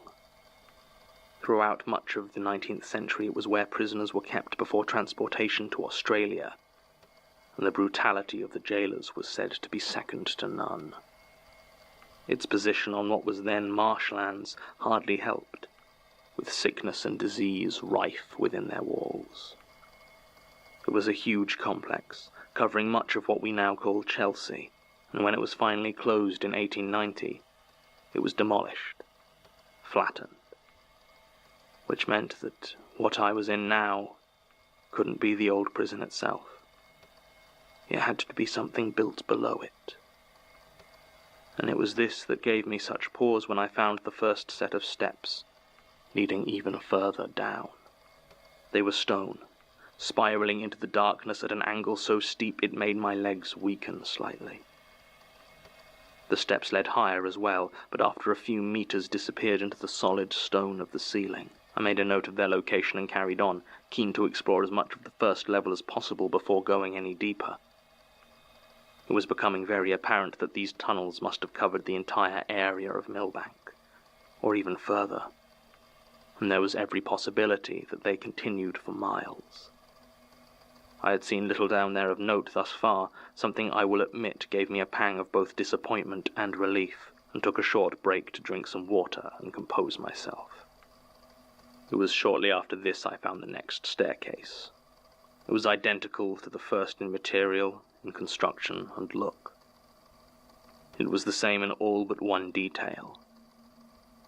The large chalk arrow pointing downwards. I'm sure I don't need to say that I had not drawn it. My own arrows were jagged, workmanlike things. This was curled and neat, pointing the way with a flourish. That was when I heard the noises again. They could have been footsteps, I suppose, but if so, they were soft, quiet. Was someone running around those tunnels barefoot? I froze in place and listened, but the noises did not return, and I gripped my knife. I am not a brave man.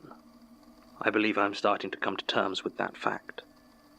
But I am, in certain circumstances, a very stubborn one.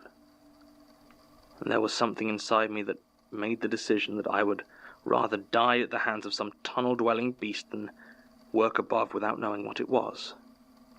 Maybe I'd be lucky and find a crazed, gun-wielding madman a convenient killer for Gertrude.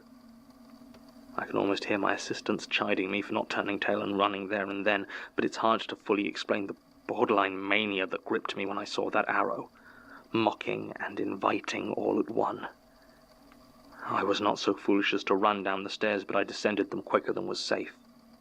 Down and down and down they went, each rotation revealing more tunnels and doors, but I saw no sign of reaching the bottom. I had gone down about 4 levels, when my torch caught what I thought was movement in the corridors beyond. I left the stairs in pursuit, but was unable to find any sign of life. Or death, I suppose. Only an empty wine bottle. The label all but rotted away, but the year was still legible as 2003. The passages here were more pronounced in their difference than the ones further up, some being so irregular and seamless as to almost seem organic, while others were almost unnervingly square and regular, with sharp angles and precisely laid bricks. It was in one of these that it happened.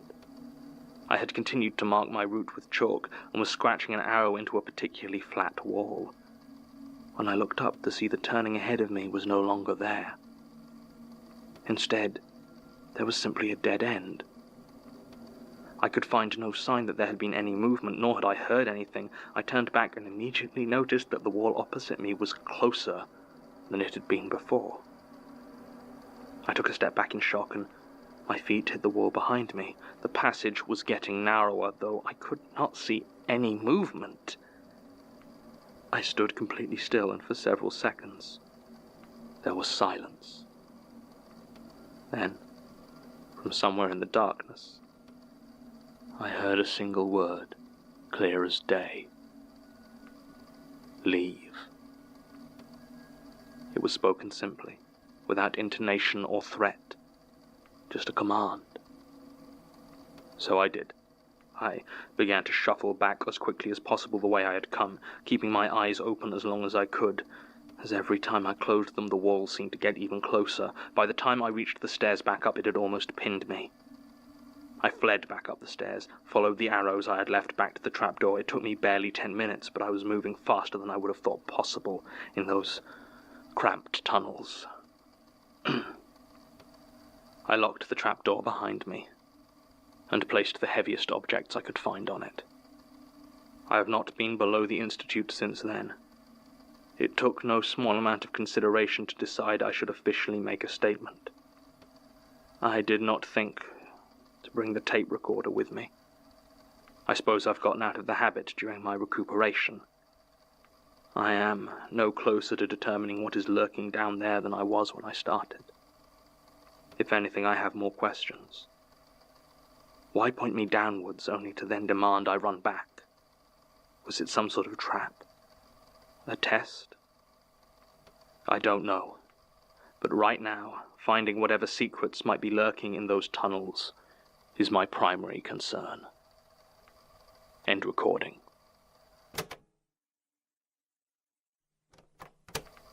Supplemental. I don't care about the tunnels, or the secrets they might hide. That's not strictly true, I suppose.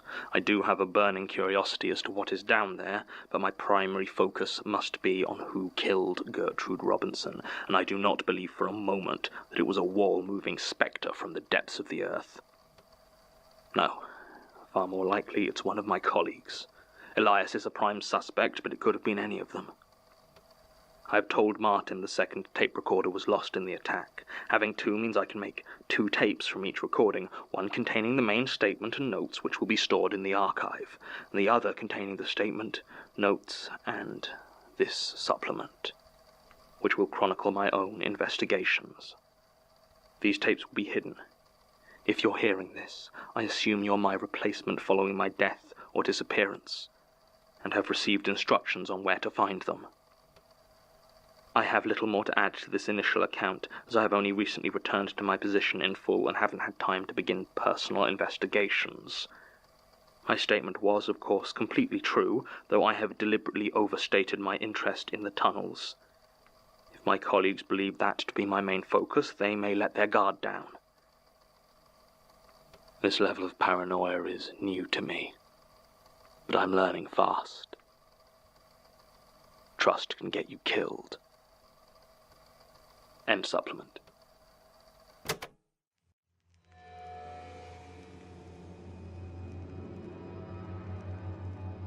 It just got real for him. The Magnus Archives is a podcast distributed by rustyquill.com and licensed under a Creative Commons Attribution Non-Commercial Share-alike 4.0 international license. And yes, this is the second season because what is the name of the... not Jonathan Sims, Alexander J. Newell. He's the director. And the second season, he starts doing the outros. And then I'm trying to think when they start like doing thank yous to their Patreon supporters, I believe, and they start doing it at the end or at the beginning of the episodes, but all right, episode 42, Grifter's Bone. I'm kind of wondering why I don't remember some of these. There were some episodes when I listened the first time that I would have to go back and replay one because I would fall asleep.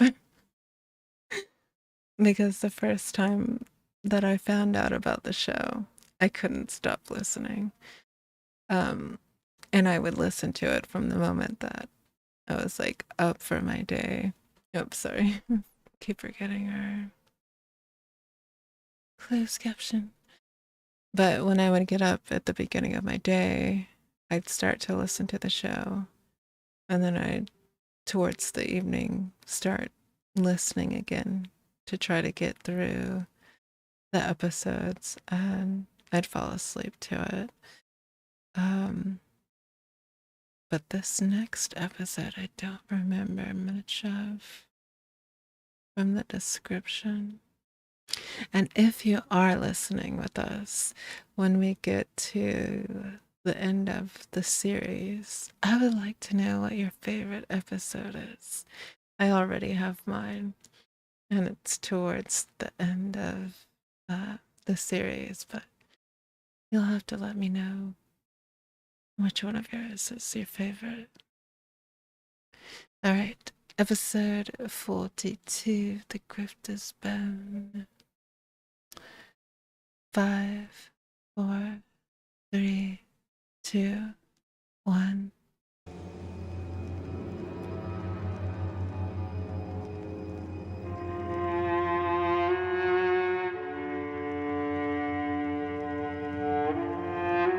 It's a little behind. Rusty Quill presents the Magnus Archives. By like a second.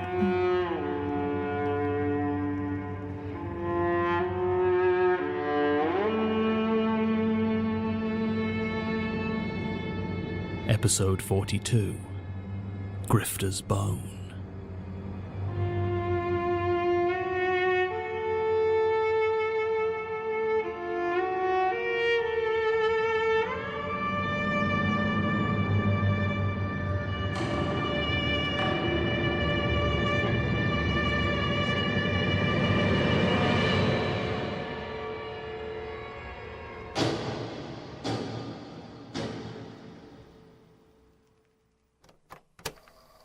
Statement of Jennifer Ling regarding a live musical performance she attended in Soho.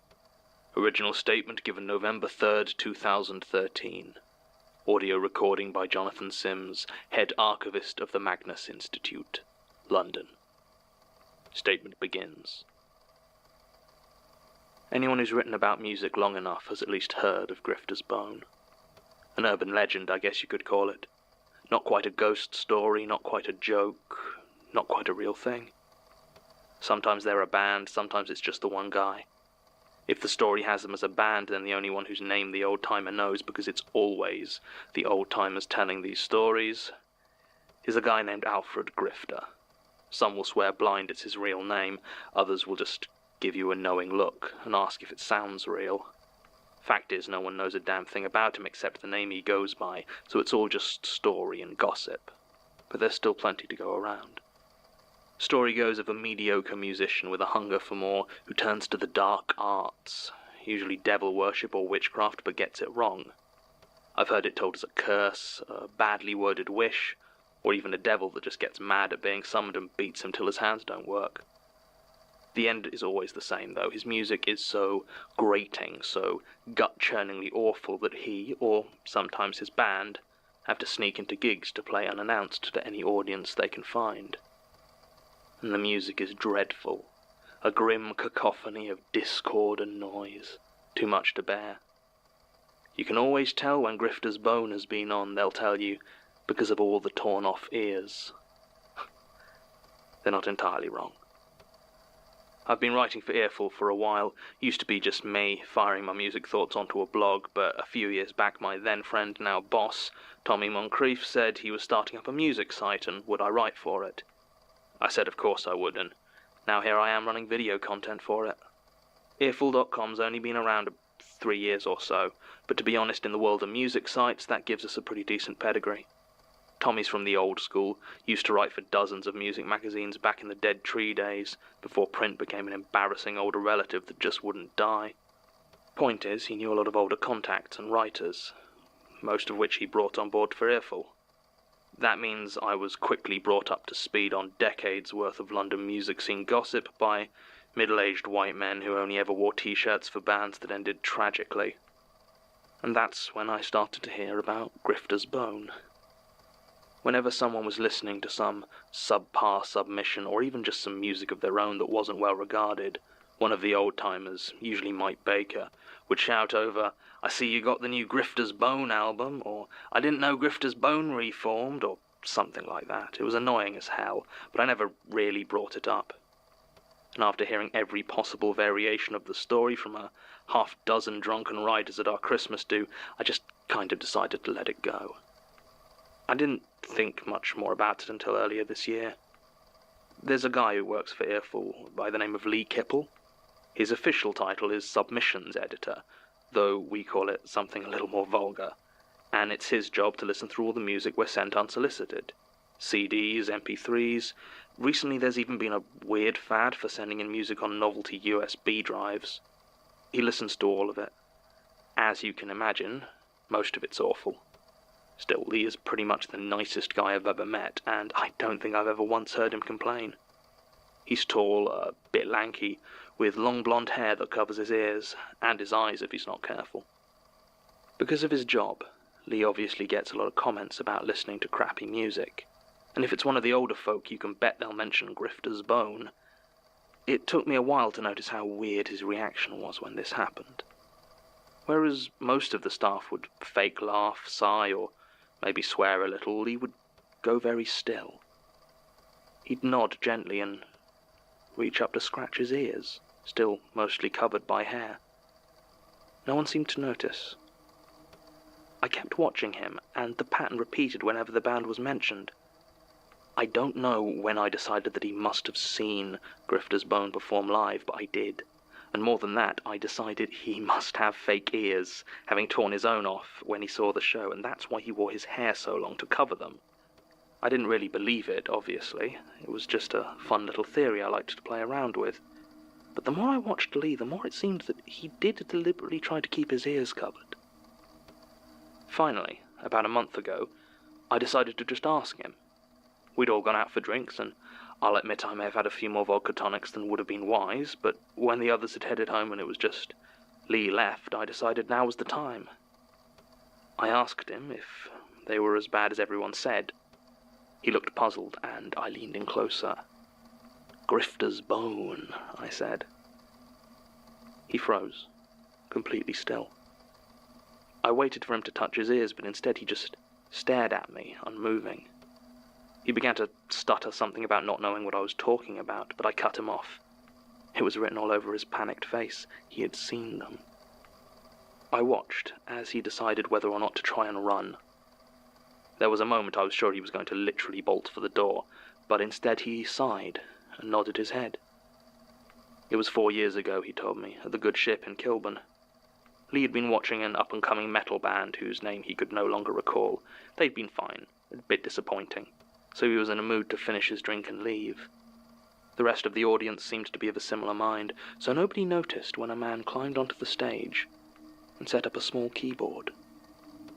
The man was short, so Lee said, and painfully thin, wearing a ratty old brown suit that draped around him like, in Lee's words, flaps of ill-fitting skin. His thinning black hair was slicked back, and his face had a strange look of cruelty to it. As he placed his fingers on his instrument, they left behind dark red spots on the bright white keys. Lee said he had never heard of Grifter's Bone before that moment, but somehow he knew that's what he was looking at. And then the music started. After he said this, Lee went very quiet. It was clear he was concentrating very hard. I waited, not wanting to interrupt, but in the end he just shook his head. He couldn't remember the music, he said. He'd tried, but it was just blank. He'd come back to himself, wandering the streets of Kilburn almost 2 hours later, his shirt soaked in blood, mostly his blood. At this, Lee unbuttoned his shirt and showed me a series of vivid scars slashed onto his chest. The hospital had said it was likely a box cutter of some sort, but he had no memory of it. By then it looked like he was on the verge of tears, but I couldn't leave it alone. I asked about his ears. He actually laughed at this and said no, he hadn't torn them off. Reaching up, Lee pulled back his long blonde hair to reveal an ear that, at first glance, appeared normal. Looking closer, though, I saw that he was wearing earplugs, flesh-covered so as not to be obvious, and caked around the edges of them was a ring of dried blood. He said it was the only way he'd found to stop it dripping down and ruining his shirts. I was a bit freaked out at this, understandably, I think, though it was entirely my own fault, and I had told him he needed to see a doctor if his ears wouldn't stop bleeding. Lee just shook his head, said he'd seen enough doctors to know they couldn't help, and that he had learned to cope with it. We drank the rest of the night in silence before heading our separate ways. I know I should have left it alone after that, and I certainly didn't bother Lee again, but I found I just couldn't let it go. Either Lee was mad, or Grifter's Bone was real. I started doing research online. There were a few sites that referenced it as an urban legend. There was a punk duo in Oregon who proudly announced that they had named themselves Grifter's Bone after what they described as Britain's musical Jack the Ripper. There were a lot of posts on music forums from newbies to the scene asking what Grifter's Bone was, but nowhere had anything even remotely like Lee's story. Finally, having kind of run out of steam, I threw my findings together into a short feature article and sent it to Tommy, who dutifully approved it. I figured I'd wasted enough time on the subject that I could at least put it towards something decent for the site. It did all right, though it wasn't enough of a hit to justify the time spent on it. Lee didn't mention it when we next talked. I had asked if I could write up his experience after thoroughly anonymizing it, and he'd shrugged and said fine. All in all, it felt like whatever it was that had hooked me, it was over, and I wasn't too broken up about it. Then someone left a comment on my article. It just read, "Tonight, Soho." I wouldn't have paid it any attention if it hadn't been for the second line. No earplugs required. Lee's earplugs, and the reason behind them, had been the only thing he requested I leave out of the article. I mentioned it to Tommy, and he just said something about time wasters and how I had better things to do than spend an evening wandering around Soho, randomly walking into music venues. It probably says something really depressing about my personal life that actually I didn't have anything better to do. So that afternoon I was doing exactly that, wandering around the streets of Soho making a note of all the performers listed as playing that night. As expected, none of them listed Grifter's Bone as playing, but I made a note of them anyway.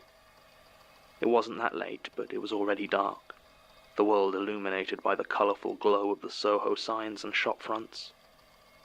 The wind was slow in the narrow streets, but still cut through my thin woolen coat as I wandered, looking for a small, cruel-looking man in a ragged brown suit.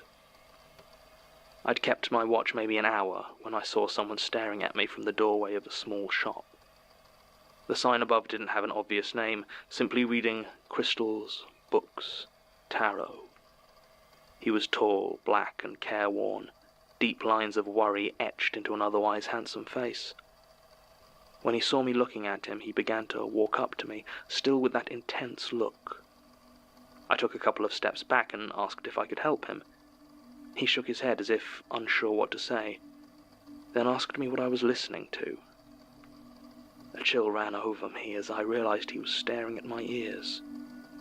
I said I wasn't listening to anything as I wasn't wearing headphones, and asked him what he wanted. He shook his head again and mumbled something about protecting my hearing. He turned away then and started walking back into the shop. I was about to follow him when I saw a small group of people turning the corner. Their features were hard to be sure of in the dark, but walking at the front, dragging a rolling keyboard case, was a short, thin man in an oversized brown suit. The three figures behind him were all much taller than him, but each was stick-thin and moved with a jerkiness to their motions. I looked back to where the strange, staring man had been, but he had retreated inside his shop, and the lights were now off, so I began to follow the man I thought to be Alfred Grifter, as he and his companions moved down the street. The others all carried instrument cases as well, and no one else on the street seemed to pay them any notice at all, not even when the tallest physically shoved a man out of his path.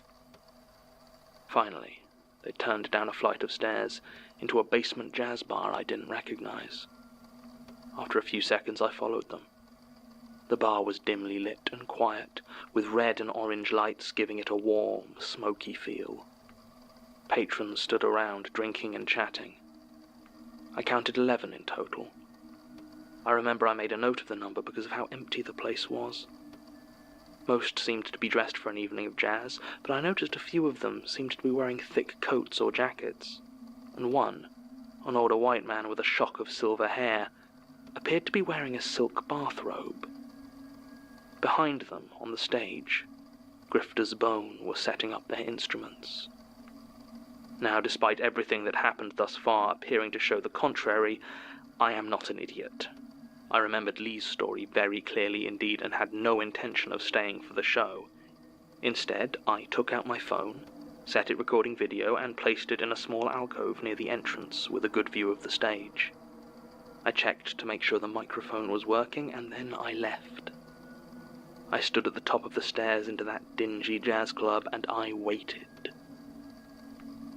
After a few minutes of shivering in the cold, I thought I had made a mistake. The streets were deserted and the previously mild November night had taken on a bone-deep chill. Then I heard it, muffled through the walls but still rising distinctly to where I stood, a note. A single clear note from what sounded like a cello. It was joined by others, a keyboard, a guitar, and over them all the pure piping sound of a flute. It was beautiful. It was some of the most achingly beautiful music I had ever heard. Then the screams began.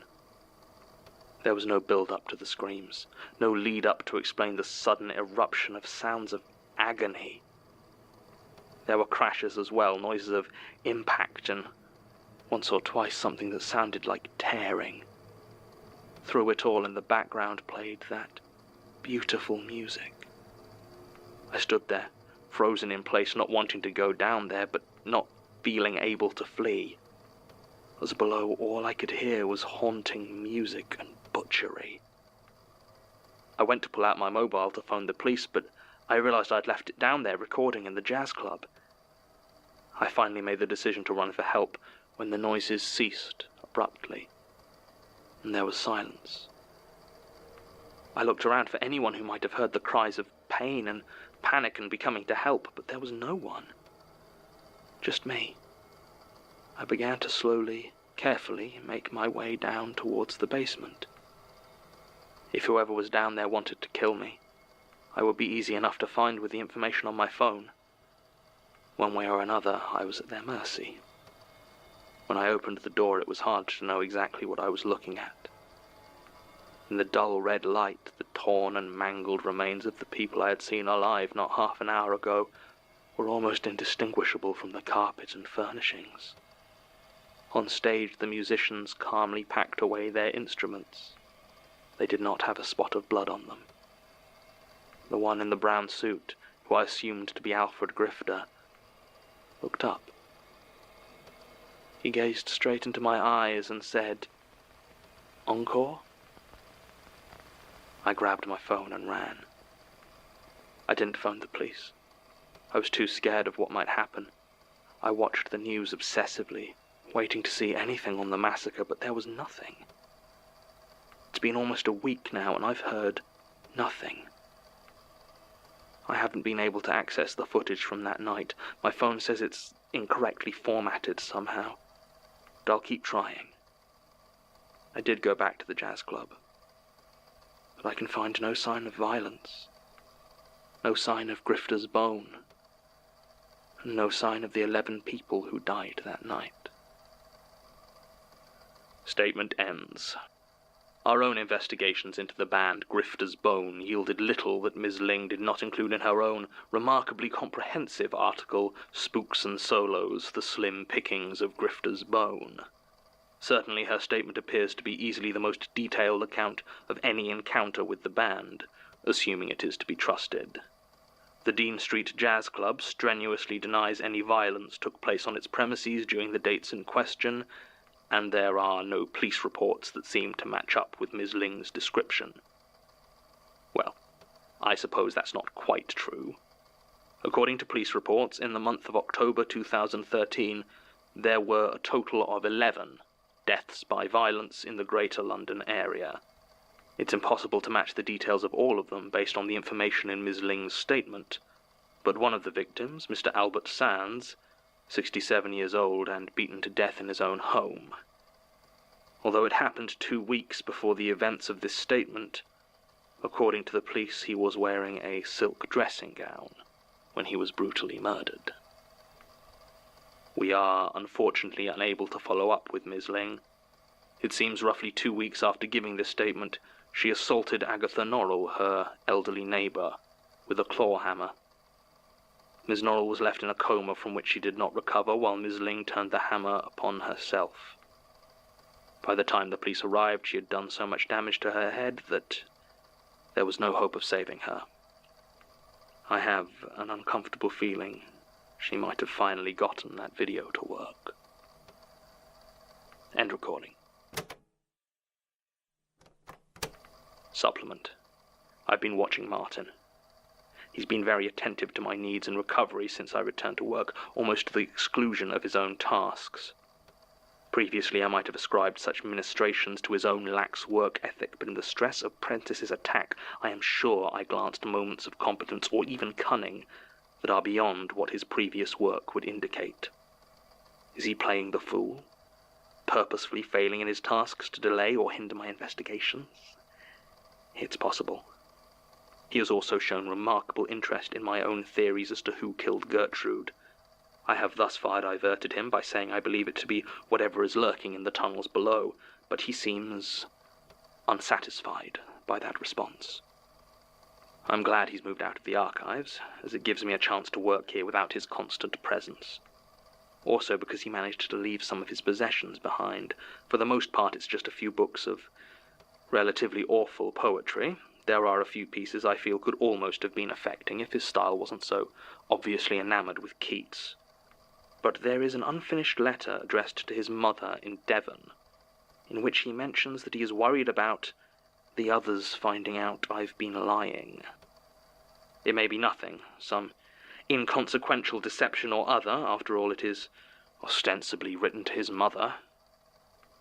But if it was actually to be sent to someone else, I will keep my eye on Martin. End supplement.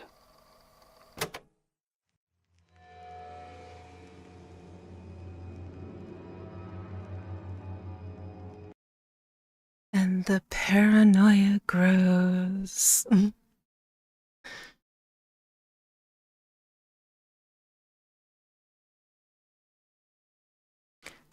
All right. That. So, I'm thinking about the last part of that where he's saying that the one guy that was in the bathrobe had died 2 weeks prior. So does that mean that all of the people who were in attendance were just corpses? They were not alive? And like, if this, I don't think they, and how do I say, later on in the series, they begin to list, like when we read on the wiki, like what the entity or fear is that's featured in that episode. And I don't think they've started to do that yet, but I believe that one is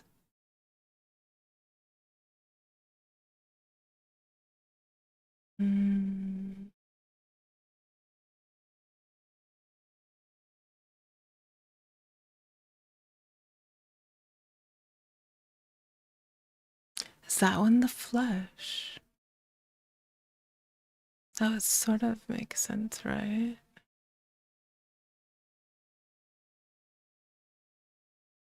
They also give a really great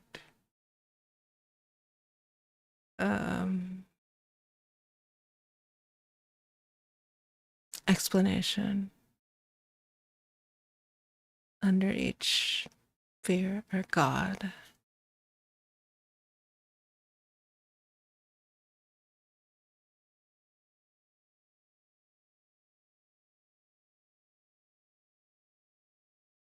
All right.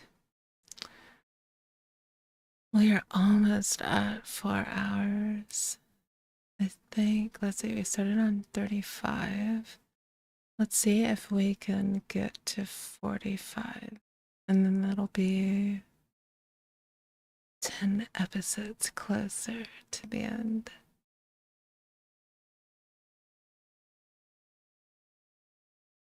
So, episode 43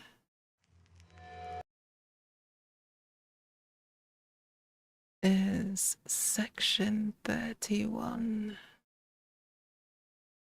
Is that like area? No. Area 51. What's Section 31 about?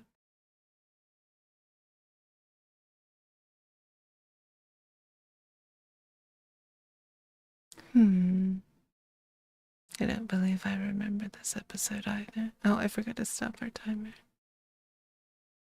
Clear. Alright. Let's knock out these last three. This episode is 18 minutes, and then the next two are about 20 minutes each. So we've got a little...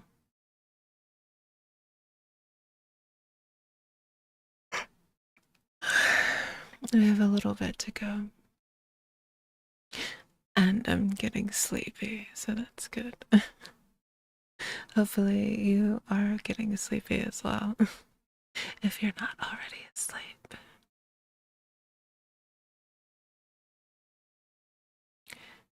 Alright. 5, 4, 3, 2, 1.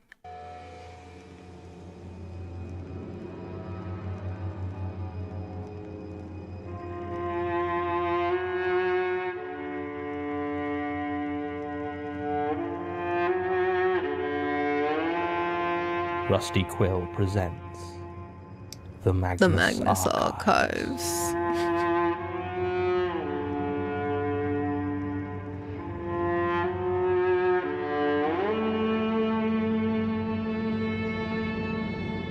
Episode 43, Section 31.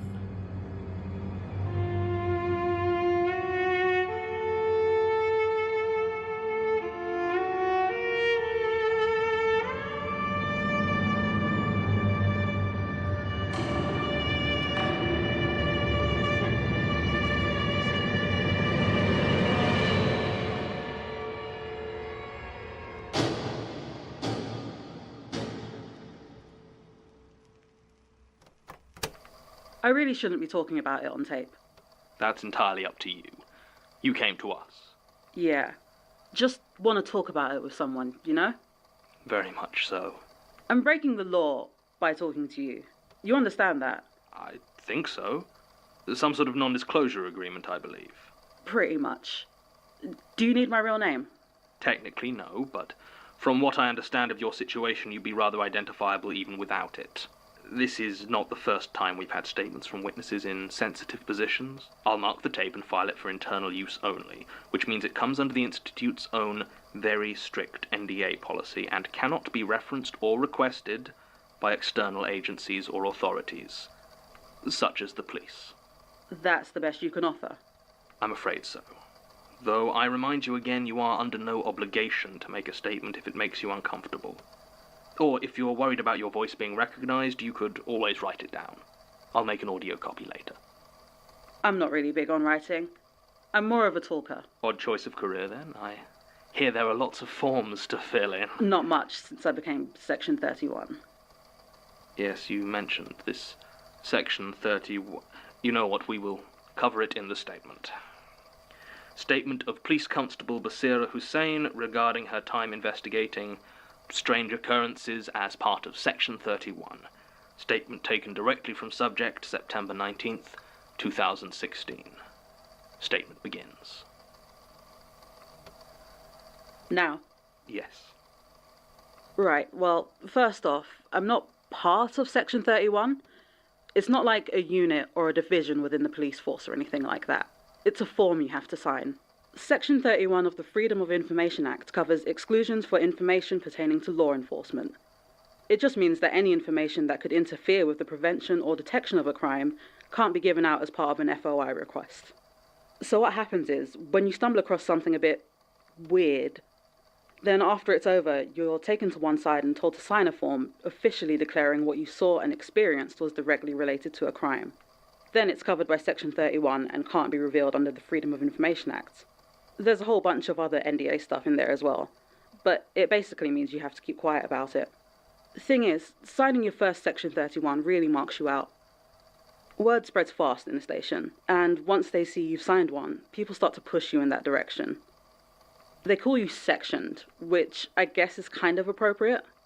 You're generally assigned to head out with others who signed, and if any officers get a whiff of something weird from a scene, they'll wait till you arrive, rather than going in themselves and risk getting sectioned themselves. I suppose in some ways it's kind of a unit, but not one with any funding or training or official power. Just a bunch of burned out cops with a retirement rate 5 times the average. That's why it took so long to get a car here when your friend found Miss Robinson's body. I was on a burglary call out with Carver, the only other sectioned officer on shift, and you can bet no one else was responding to a call from the Magnus Institute. No offence. None taken. And full names, please. What? Oh, PC Richard Carver. Thank you. I did notice you seemed less taken aback by the large number of shriveled silver worm corpses than I would have expected. Yeah, I mean, that was easily one of the most disgusting things I've seen on the job, but not the weirdest. Shall we start at the beginning, then? Okay, well, the first time I got hit with a Section 31 was 5 years ago, August 2011. I'd got my badge the year before that and was still getting used to some of the more stressful bits of the job. The week before this happened, I'd heard an officer got his leg shattered by some arsehole with a cricket bat. We were speeding towards the scene, but couldn't do anything but listen to it over the radio. That sort of thing, it does something to your brain. That mix of adrenaline and helplessness. So I was still a bit rattled when the call came in. There was a fire out near Clapham. A residential home had gone up and the fire brigade were calling for some police backup. Apparently the homeowner was getting violent and there were suspicions of arson. I was riding with John Spencer back then. We didn't really get on. Let's just say I wasn't a fan of the tone he always used when he said the word diversity. Though I never had enough to bring any real grievance about it. Even so, he didn't deserve what happened to him. So we arrive at the smoking ruin of a house, and the firefighters have got it pretty much locked down. Just a lot of smoke and damp rubble, except for where we see a couple of firefighters struggling to keep a guy restrained. He was a Hispanic male, probably mid to late 40s, heavy set with a completely shaved head. Another of the firefighters, this one with a fresh black eye, comes over to brief us. Apparently the guy had burst out of the house shortly after they arrived, not a single burn mark on him. The fire brigade had approached to see what help he needed, but instead he just started throwing punches and trying to run. That was an assault charge, sure, but why the arson? The fireman just sort of nods to him, and I realised for the first time the bald guy's saying something. Not loud, but intensely. I mean, this was years ago, so I don't remember exactly what he was saying, but it definitely involved the words cleansing fire, all shall be ash, and the name Asag, which I later learned is some kind of Sumerian demon. So that's fun. I reckon suspicion of arson was probably about right, and Spencer agreed. So he went to arrest the guy, maybe calm him down some while I got the handcuffs on. There's still part of me that feels guilty it was that way around. As I was cuffing him, there was this sudden, intense pain in my hand. It was just as I touched the metal to close them, it was incredibly hot. I once took a welding class ages back, just kind of on a whim, and made the mistake of forgetting that just because metal isn't glowing red doesn't mean it isn't scorching hot. It was that same burn, too intense for your mind to process for a second. Then all your nerves fire at once. It hurt, is what I'm saying. If I hadn't managed to get the cuffs closed before the pain really hit, I don't know what would have happened. As it was, I ended up with some badly blistered fingers, while in front of me the guy leaned over to Spencer and whispered something right in his ear. I didn't hear what he said, but Spencer went completely pale. He was shaking slightly as we shoved the guy in the back of the car, and I had to drive us back to the station. He refused to tell me what the guy had said. Our arsonist's name was Diego Molina. He was assistant curator at some Mexican museum come over with a loan to the Natural History Museum. But they hadn't heard from him for a few weeks. He didn't say much in questioning, though his English was clearly fine. Unfortunately, the arson case collapsed pretty quickly, so we just had to slap him with assault and let him walk with a hefty fine. Spencer didn't exactly help matters by getting himself suspended. The only thing Diego Molina had on him when we brought him in was a small book bound in red leather. They caught Spencer in storage, trying to destroy it with a Zippo lighter. I never saw him again. They told me he killed himself when he got home. Apparently he'd somehow filled the bath full of boiling water and just got in. Official story was he'd somehow done it using a kettle, which... That's just about the weakest cover-up I've ever heard. Anyway, after that happened, and I'd explained my burned fingers, they gave me my very first Section 31. I see. I see. How many potentially paranormal events do you generally investigate as a police officer? None. No one says the P word. Not paranormal, not supernatural, not even spooky. The words you learn to look out for are weird, odd, strange. And if you hear the phrase, "I'm not quite sure what I'm looking at," then yeah, you're not getting much backup. Almost all of them are false alarms. We get called to a lot of bad drug trips, animal attacks, and folks with genuine mental health issues. Those are the ones that have the potential to sound weirdish during initial contact. I didn't get another genuine Section 31 case for almost 3 years. July 18th, 2014. I remember because it was the hottest day of the year and the aircon in the car was out, so we were really suffering. It was me and Alice Tonner, who everyone calls her Daisy, but I can never get her to tell me why. Anyway, Daisy was sectioned years before I was even on the force. She's never been that forthcoming about any of her own experience, takes Section 31 very seriously. The most I could get out of her was that she was originally sectioned for something she referred to as spider husks. The way she described it, it sounded like she'd found a bunch of shells, the sort crabs leave behind when they grow, but I could never figure out if it was meant to be the husks of people-sized spiders or the spider-like husks of people, and Daisy never seemed like she wanted to clarify. I'm sure she mentioned vampires once as well, but I think she was joking. Probably. Maybe. Anyway, we were headed towards Kensington. This one had originally been called in for the ambulance, but then neighbours had reported gunshots, and we had a very strange call with the paramedics. They had specifically refused to confirm there was a gun on scene, so we didn't send an armed unit. They were still on standby, but something in the paramedics report made the other responders decide they should wait for us to get there. The building was pretty run down for Kensington. Still nicer than my house, but, you know. The paramedics met us at the door and showed us up. The lift was out, so we headed up the stairs. On each floor, I saw faces peering out of the cracks in front doors.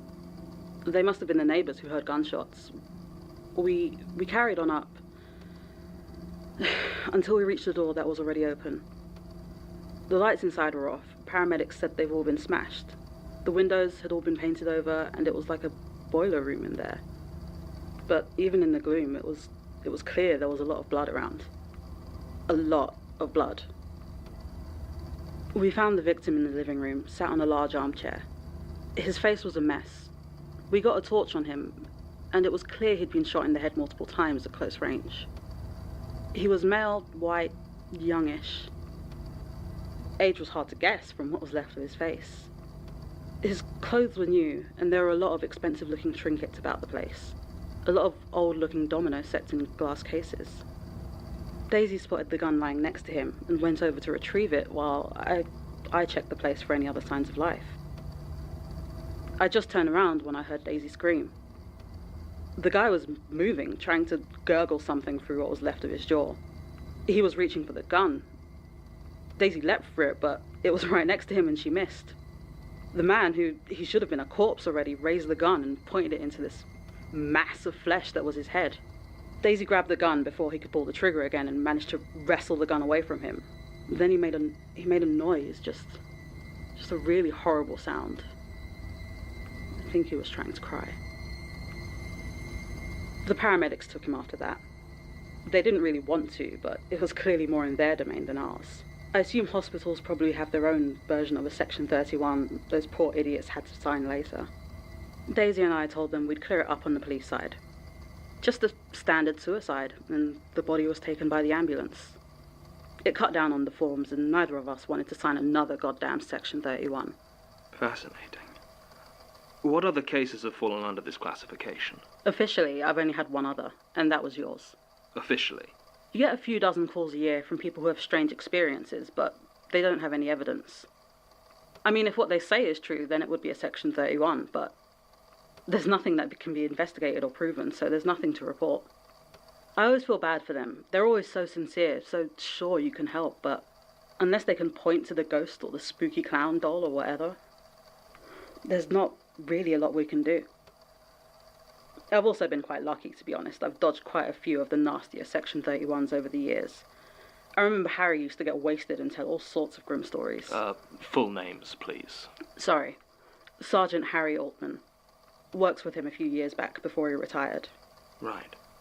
So, just to return to Gertrude's body, that's currently considered a weird case.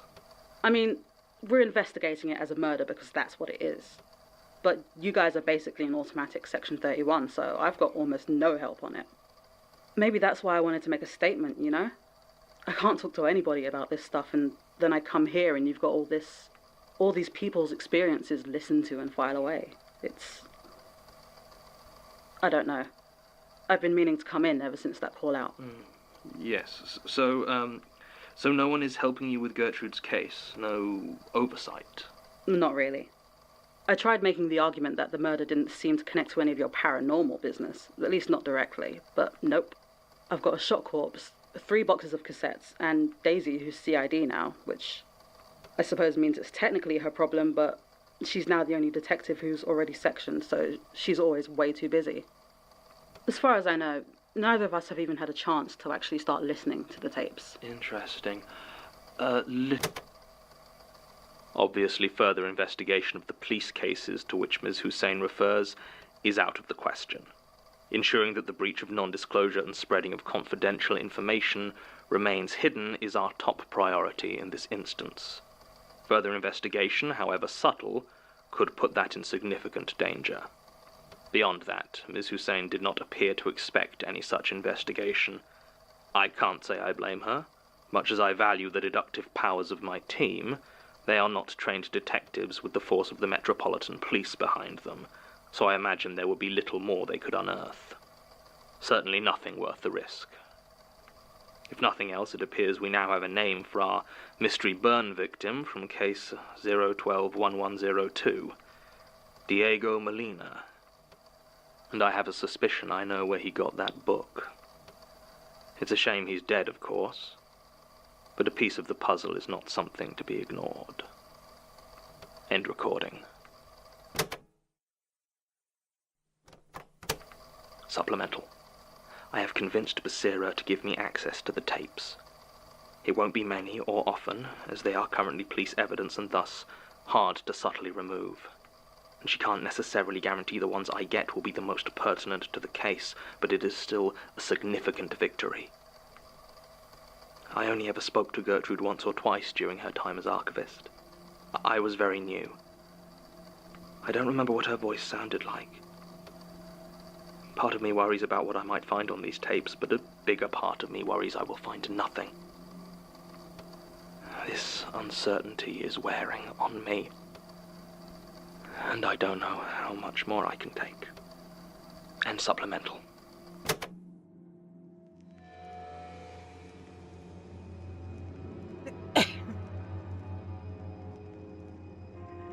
I think anyone would.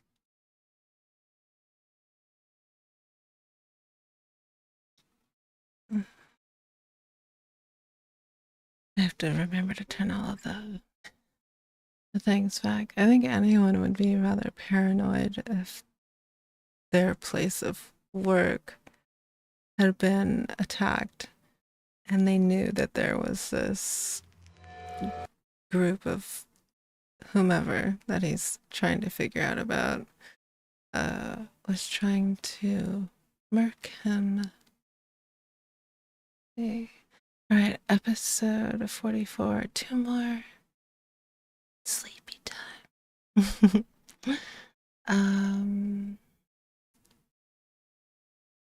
Tightrope.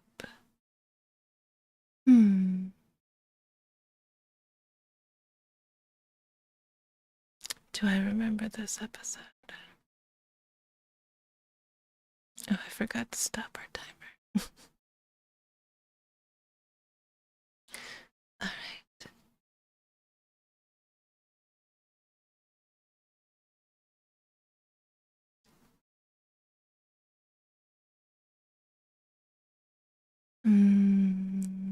Five, 4, 3, 2, 1.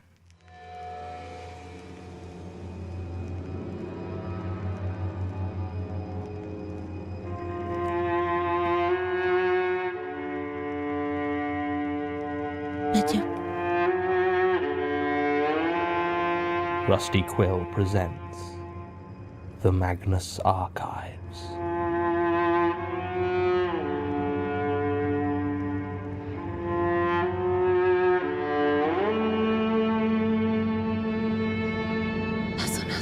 Episode 44, Tightrope.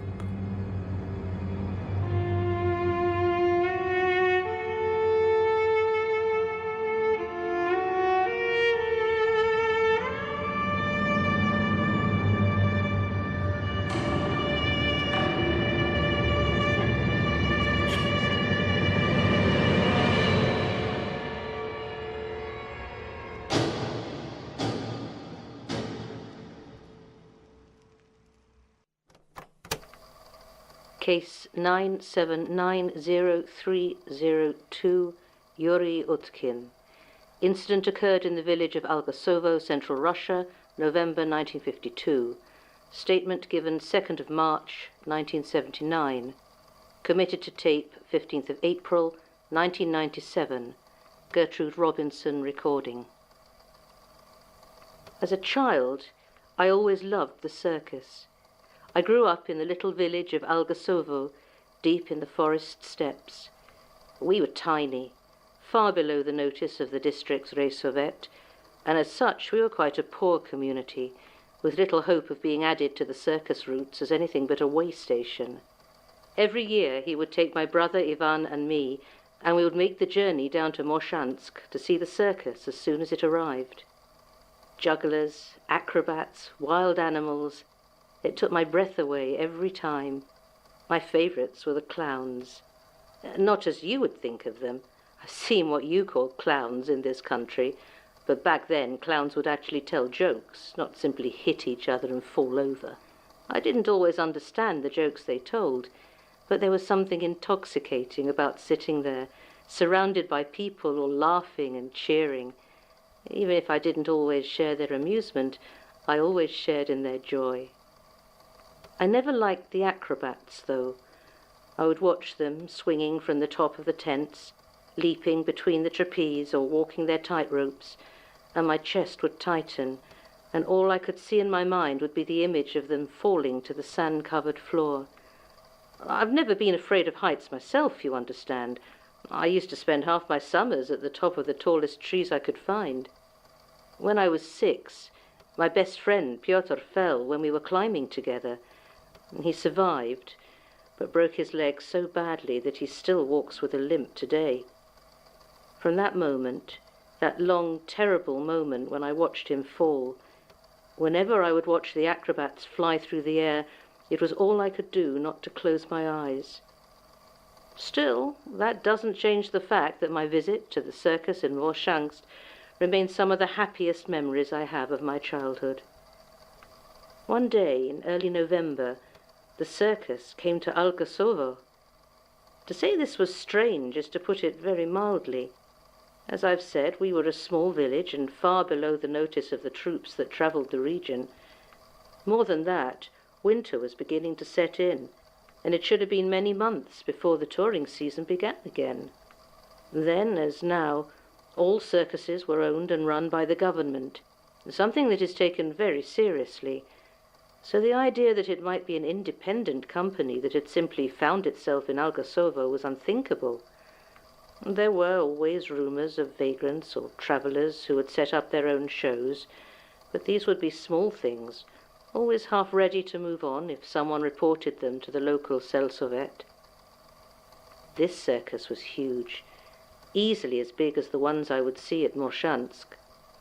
The trucks rolled through the village shortly before dawn, and by the evening there it stood in the field to the east of town. Over the entrance stood a brightly painted wooden sign that read Roygod Cirque, another circus.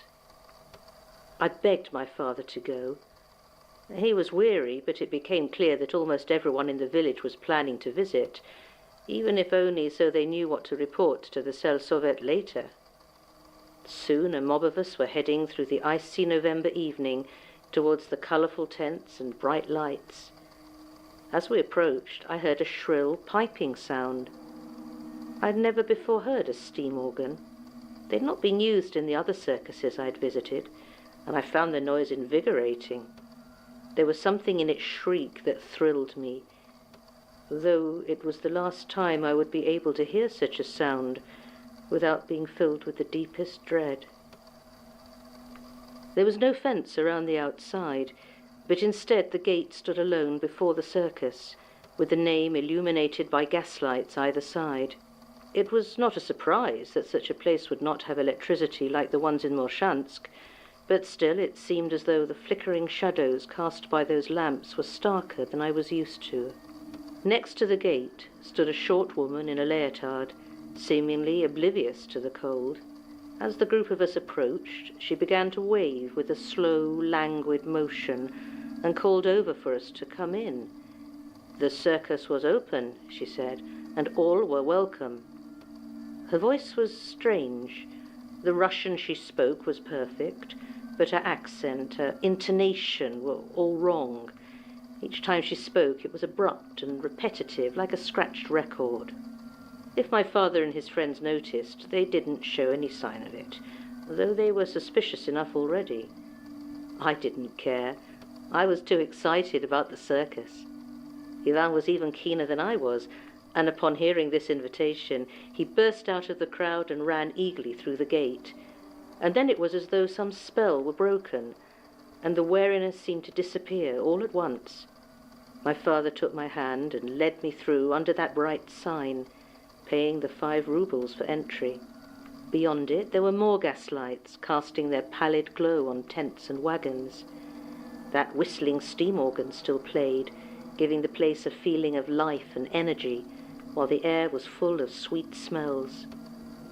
From behind the tent came the roar of a big cat, and I let go of my father's hand as I ran ahead to see. Sure enough, there, sat behind thick iron bars, was the vivid orange face of a tiger. It regarded me with narrowed eyes, though it remained still. I was entranced. Its fur was shiny and thick, and its mouth curled open to reveal long teeth of brilliant white. I'd seen bears and lions before, and once even an elephant, but I'd never seen a real-life tiger before. I leant closer, until all that was between us was 6 inches and some rusty iron bars. As I stared at this beautiful creature in front of me, it moved its head. It was the strangest thing to watch.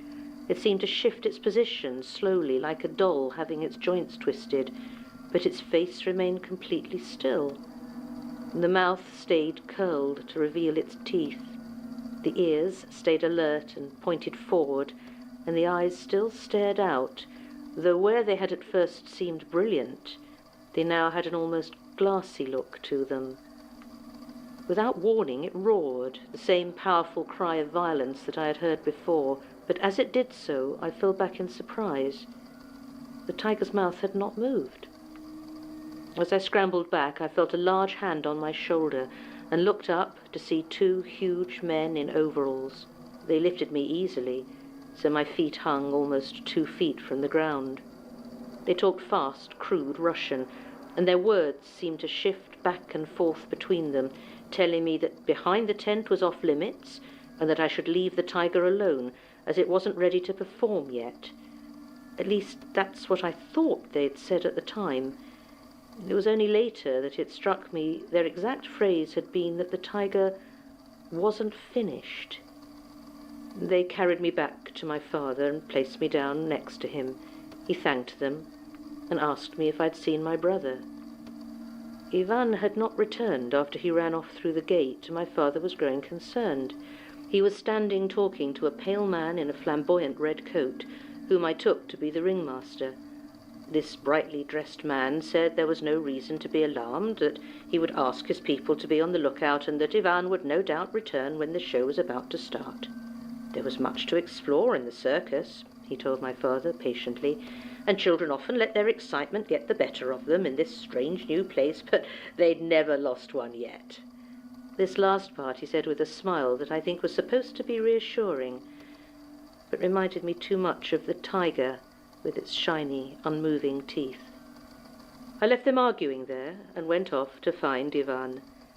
In my 10-year-old's mind, I was sure that I would be able to figure out where my younger brother had wandered to. I would return triumphant, and my father would tell all the village of how well I had done. As I walked, I became fascinated by the flickering gaslights, some clear and bright, others behind coloured glass, and decided that Ivan would also have been drawn to them. So I followed them round the tent, through the wagons and trucks, until I found myself standing before a smaller tent, set off to the side of the big top. There was another wooden sign across the top. This one appeared to be written in English. I did not then understand what it said. Knowing what I know now, I believe it said freak show.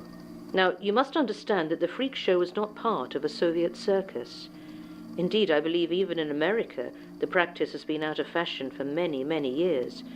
So I did not have any idea what to expect when I went in looking for Ivan. What I saw inside is one of the main reasons that I'm so sure that my experience deserves to be in your library. It's the reason I went to Moscow to study medicine, for the people, if such they can be called, that I saw in there were of such grotesque proportion and bodily forms that I became obsessed with learning how it was they might still live. It was only when I was many years into my medical training that I finally accepted that, scientifically, such things were not possible. A mouth cannot function if it's located anywhere other than the face. Limbs cannot bend like rubber. A man cannot walk and talk and stare without a head. You will, I hope, forgive my lack of precise descriptions. It has been 27 years since that night, and I can no longer clearly distinguish between what is memory and what is nightmare. I walked along the row of cages. Those few other patrons who had found their way to this tent turned around quickly, leaving with pale faces and shaking legs. But I was determined to find Ivan. I closed my eyes as I walked, opening them only momentarily every few steps to check if he was there. I called out, but there was no reply, either from my brother or from the silent things in their cages. Finally, I reached the end of the tent. The last cage was empty, save for a large Hessian sack. It was tied by thick rope, wrapped around so tightly that it bulged through the gaps in its binding. I took momentary comfort in the fact that it was far too big to be Ivan. Still, I found myself approaching it, curiosity momentarily overcoming my growing sense of dread. Then, in the distance, the steam organ began to play, announcing the start of the show, and the bag began to move. It contorted itself, pulsing and throbbing like a wounded animal's stomach, and fell heavily forward. I screamed and fled out into the frozen night. It was only when I was about to pass back out through the wooden gates that I stopped, remembering that even if Ivan had fled like me, my father was still in this terrible place. I resolved to rescue him, and turned back towards the main tent. Light spilled out of the open entrance as the steam organ kept playing. I entered to see two clowns fighting. Not the slapstick routines of the clowns I'd been used to, rife with wordplay and satire, but a crunching violence I had never seen before. One of them, huge and scowling in white and purple polka dots, pinned down its smaller companion, whose bright yellow shirt was now streaked with red. With each blow from the big clown, the crowd, among whom I could clearly see my father, howled with laughter and cheers. The laughter didn't sound right. None of it was right. It was as though I was looking at a tent full of vicious strangers, every one of whom wore a face I had known since birth. Then my gaze drifted upwards, to the tightrope stretched between the towering tent poles, and my heart stopped. Halfway across, tottering on legs too short to balance properly, was Ivan. Everything else was forgotten as I watched him there, and the sounds of the world around me faded away. The question of how he had got up there, or made it halfway along that thin metal wire, didn't even enter my mind. I could think of nothing but that next step that would send him tumbling to a floor caked in sand, grease paint and blood. No one else in the audience or the ring seemed to have noticed him up there, and my throat had closed too tight to call to them. I could do nothing but watch as Ivan took another step along the tightrope. He swayed to one side, then the other, and I could see he was crying, tears falling to the floor like single drops of rain. He took another step, and then another. He did not fall. I watched in amazement as my 7-year-old brother walked and walked. My heart was still clenched in fear, and I could not breathe. Ivan took his final step, lifted his right foot, and placed it upon the platform on the opposite tent pole. He had made it. He gripped the pole and moved around it and out of sight. I do not know how long I had stood there watching, but it seemed like only a moment later I felt my father's hand grip me by the shoulder. I turned to see him standing there with Ivan by his side. He had a look on his face as though he had eaten something that had spoiled, and without a word he led us out of the circus and back to our home. The field was empty by the next morning. No one in our village ever spoke of that night, and when the state circus came to Morshansk the next year, my father did not offer to take us, and we did not ask. For many years I thought that it might have been some strange dream or distorted memory, as no one ever acknowledged that it had happened. But I asked Ivan about it when we were older. He hesitantly said that he remembered the circus coming, but everything after running through the gate was a blur. I pressed him further on the subject, and he just shook his head. He didn't remember what happened, he said, but he still got terrible nightmares. Every November, around when the circus had come to Algasovo, he would dream that he was there again. He could smell the sawdust and hear the steam organ playing, but he could not move. In the dream, he would find himself tightly bound with coarse rope and trapped inside a thick Hessian sack. I remembered those nights. He always woke up screaming. Final comments. Sounds, from what I can tell, like Yuri Utkin and his brother were rather lucky in their encounter with the circus, as both escaped with only significant mental trauma. A decidedly tame result for a run-in with Gregor Orsinov's troupe, especially as this would have been during the height of their tour. If it was in the 70s, after Deniken had left, then maybe it would come as less of a surprise, but as it stands, I think it's somewhat amazing that the whole town appears to have made it through in one piece. Obviously, it's a good thing the children survived, but it does pique my interest in Ivan Utkin. Unfortunately, he appears to have passed away in 1984, but he must have been something rather special. Supplemental. This is the first of the tapes I've received from Becerra. Luckily, it appears that Gertrude was not as lax in properly marking these tapes as she has been the rest of the archive.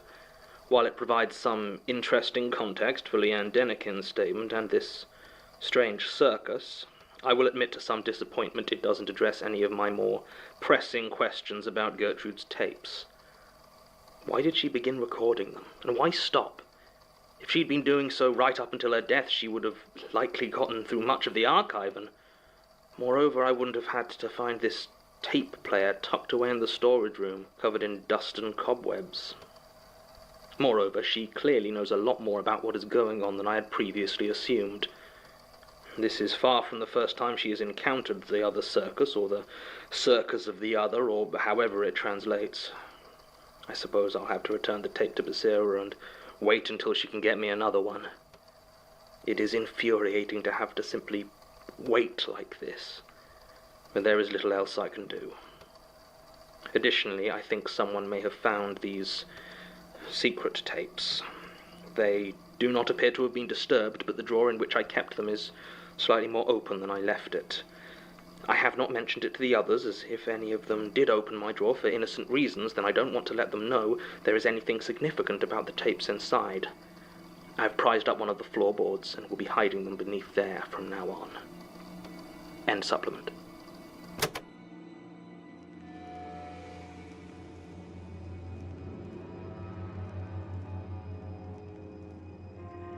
The Magnus Archives is a podcast distributed by rustyquill.com and licensed under a Creative Commons Attribution Non-Commercial Share-alike 4.0 International. I think it would be so weird to, like, the way that he describes how he was staring at his brother, and then the next moment it seems that he was standing right there with him, with their father. And and also I was wrong. The last episode, the entity that the grifter works for is the slaughter. So the music that they play, the grifter's bone, is what causes people to begin to slaughter. So that's one of the fears, is the slaughter. All right, this is our last episode for the night. We listened, I don't even think we'll be able to listen to 10 episodes every Friday because I don't know if I'll always want to. I'm trying to get us through it before the end of the year is over. That's my goal. So we have 200 episodes to listen to.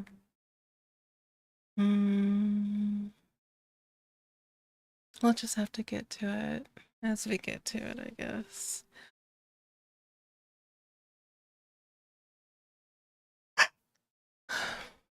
It's almost time. It's almost time for sleep.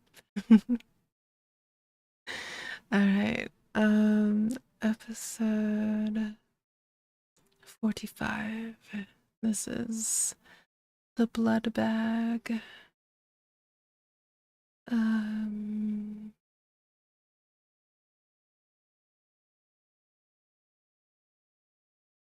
Do I remember this episode?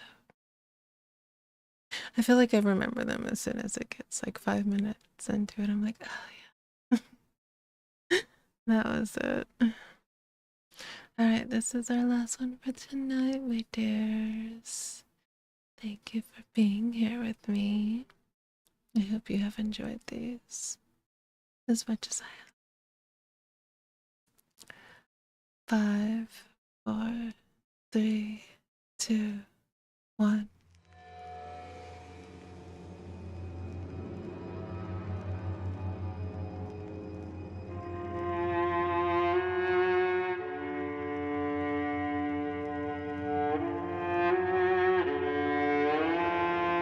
Rusty Quill presents The Magnus Archives.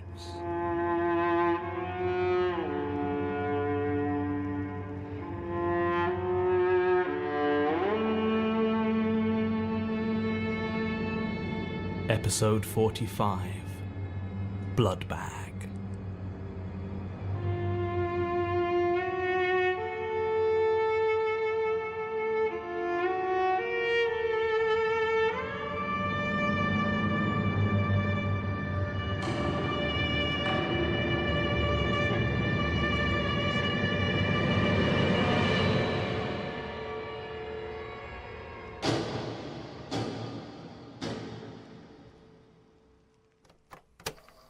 Statement of Thomas Neal regarding his experiences working in malarial research during the spring of 2010. Original statement given February the 9th, 2011. Audio recording by Jonathan Sims, head archivist of the Magnus Institute, London. Statement begins. I hope you'll forgive the handwriting. The shaking has gotten better over the last few months, but it's still quite hard to read. Also, my therapist has recently changed up my medication, so if I get a bit muddled, that's why. Just to be clear, my medication and treatment have been in response to the events I'm describing here. I was not taking any drugs before or during the event I'm setting down. I only started my treatment course after Neil's death. I've been working as a research assistant for about 6 years now. Anyone who tries to sell you the career with promises of money, fulfillment, or grand discoveries is a liar. The work is long and repetitive, the discoveries will be credited to the fellows, at least until they're disproved or irrelevant 5 years down the line, and the money is, the money is actually not too bad. At least not until the grant dries up halfway through the project. I guess what I mean to say is that when I finally managed to get on a project doing something I really believed in, I was prepared to overlook a lot. It was malaria research at the London School of Hygiene and Tropical Medicine. I was working under Dr. Neil Thompson. I'm pretty sure he hired me just because of how similar our names are, Thomas Neil and Neil Thompson. There was always a little moment of confusion whenever anyone asked for Neil. I think he got a kick out of it. That's the sort of person he was. Not mean-spirited or nasty. He just liked a bit of harmless chaos now and again. Balanced out his precision in the lab, I suppose, because in there he was the sort of rigorous, meticulous scientist I didn't think existed outside of fictional medical dramas. Put it like this. He wore a white lab coat and it was always immaculate. I don't know if you realise how genuinely impressive that is working in a lab, especially given as our work was messy. Very messy. We weren't working on malaria directly, you understand. Our work was on the Anopheline mosquitoes themselves, transmission capable, but not infected. Though you'd hardly know by the reaction if one got loose. We're talking panicked, fleeing, lockdown and trained staff coming in to kill the thing. I always used to think that level of caution was ridiculous, given our mozzies didn't actually have malaria. Not so much anymore. We were trying to synthesize a sort of blood substitute, a combination of the sugars and proteins that the mozzies need to survive, but one that was more enticing than a human full of blood. The idea was to create a lure of sorts, which would keep the mosquitoes concentrated away from people, and could potentially be used to poison them, though that bit was some ways in the future. At this point, most of the research was spent trying to perfect the taste of the thing, for lack of a better term. The smell was also a big factor, as we needed the mozzies to choose it as a source of protein over a human. And as it progressed, it turned out that the texture and composition of the feeding bag itself helped attract them. So it ended up getting more and more like, human skin. The later bags even had little bits of human hair embedded into them, which made the whole thing several shades too grotesque for me, but the mozzies went mad for it. And as far as Neil was concerned, that's all that mattered. After about 6 months, we had pretty much perfected it, to be honest. We had a lure bag that the mozzies preferred over a human sample in 98% of cases, and which they consistently demonstrated a willingness to return to over alternatives. The issue was the cost. Our synthesized blood substitute, which we liked to call hemoglobish, was simply not cheap enough for mass production, especially considering the bag requirements, and as we were dealing in prevention rather than cure, we were always going to be compared to the cost-effectiveness of just buying a boatload of mosquito nets. And that wasn't going to be a comparison where we came out on top. We kept going, though, trying to recreate the effect with cheaper, more easily available materials. But that was when Neil first started muttering darkly about funding. Here's where I should probably say a bit about Neil's syringe. Now, our Dr. Thompson claimed to be descended from the 19th century physician John Snow, a great-great-nephew or a great-great-great-grandson or something like that. I'm not sure how much you know about epidemiology in the 1850s, and it's certainly a common enough name, but Snow was pivotal in laying the groundwork for the germ theory of disease transmission and is widely credited with helping end the cholera outbreak of 1854. I only bring this up because Neil had, well, I suppose you could call it something of a totem. It was an old Victorian syringe, which he claimed had belonged to this illustrious ancestor of his. I don't know if it was true or not, but Neil certainly treated the thing like a relic. He kept it in excellent condition, with glass shining and brass polished, and would carry it around in a small case tucked into his lab coat pocket. Whenever he was called upon to do any calculations or look over results, his hand would slip into that pocket, and he'd gently clutch that case. So you can imagine that it came as something of a surprise when he came to me and asked for my help in selling it. Now, according to Neil, our project's grant money had run out, and without alternative sources of funding, we weren't going to be able to continue the work. I'm not sure how much I believed him, as the word around the lab was Neil had something of a gambling habit. In fairness to him, I'd heard all sorts of baseless gossip flying around about everybody, and honestly don't know how the money worked for our project. I'd just signed the contract and took the paychecks. It never occurred to me to investigate our funding myself, so he might have been telling the truth. He might have been trying to save the project. It didn't really matter, as by this point Neil and I were quite close, so if he asked me to do him a favour, I wasn't exactly going to refuse. When I say he asked for my help selling it, that's not exactly accurate. He'd already found a buyer, some antiques dealer, who Neil said had offered him 6 figures for it.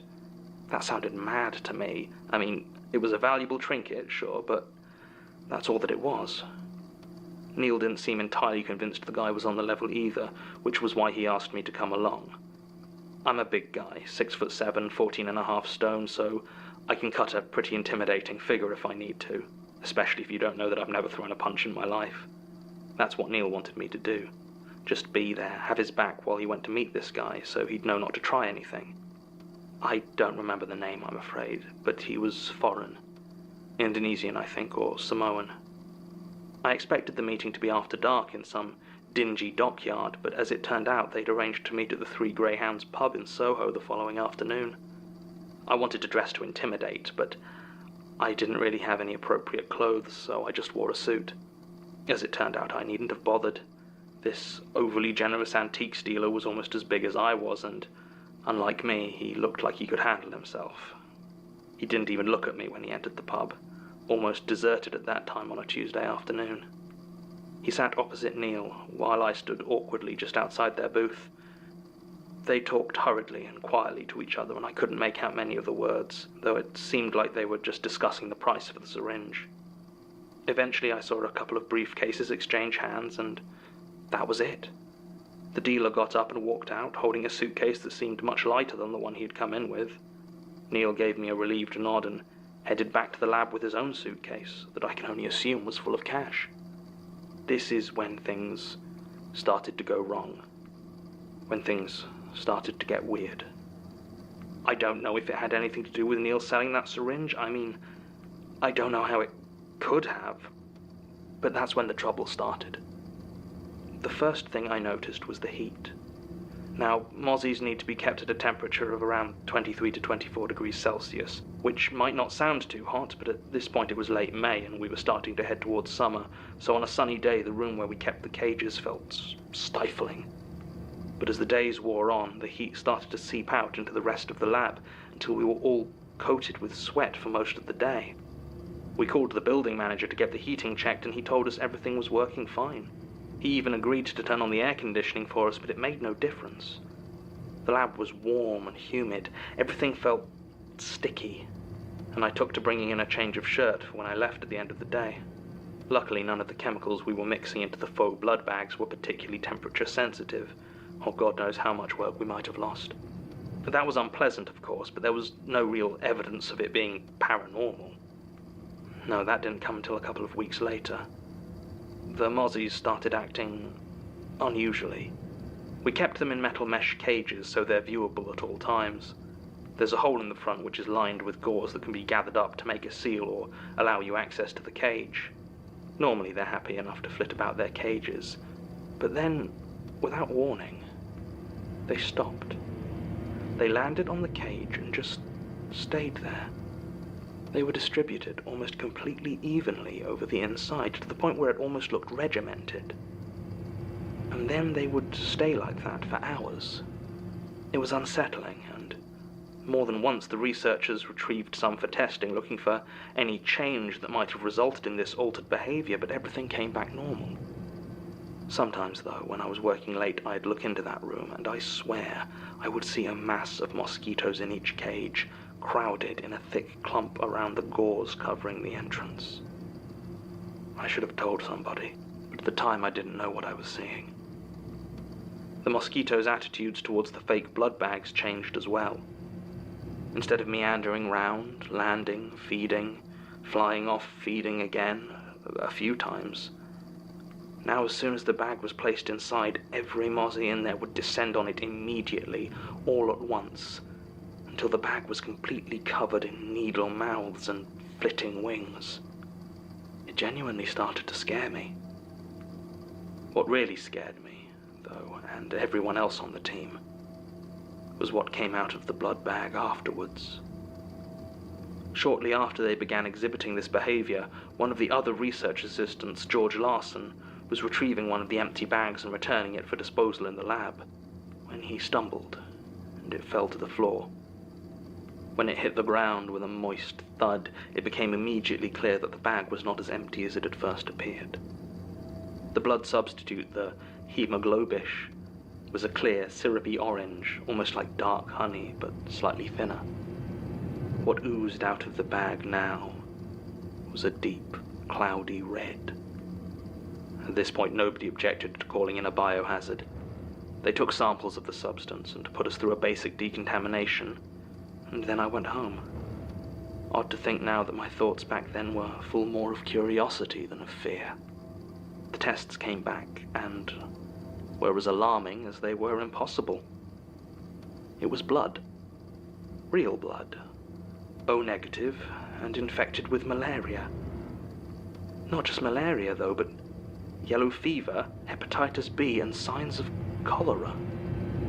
There were other substances in the sample as well that they were unable to identify. We were all told that we were to be quarantined immediately and that our project was shut down until further notice. I remember standing there in the lab as they said this.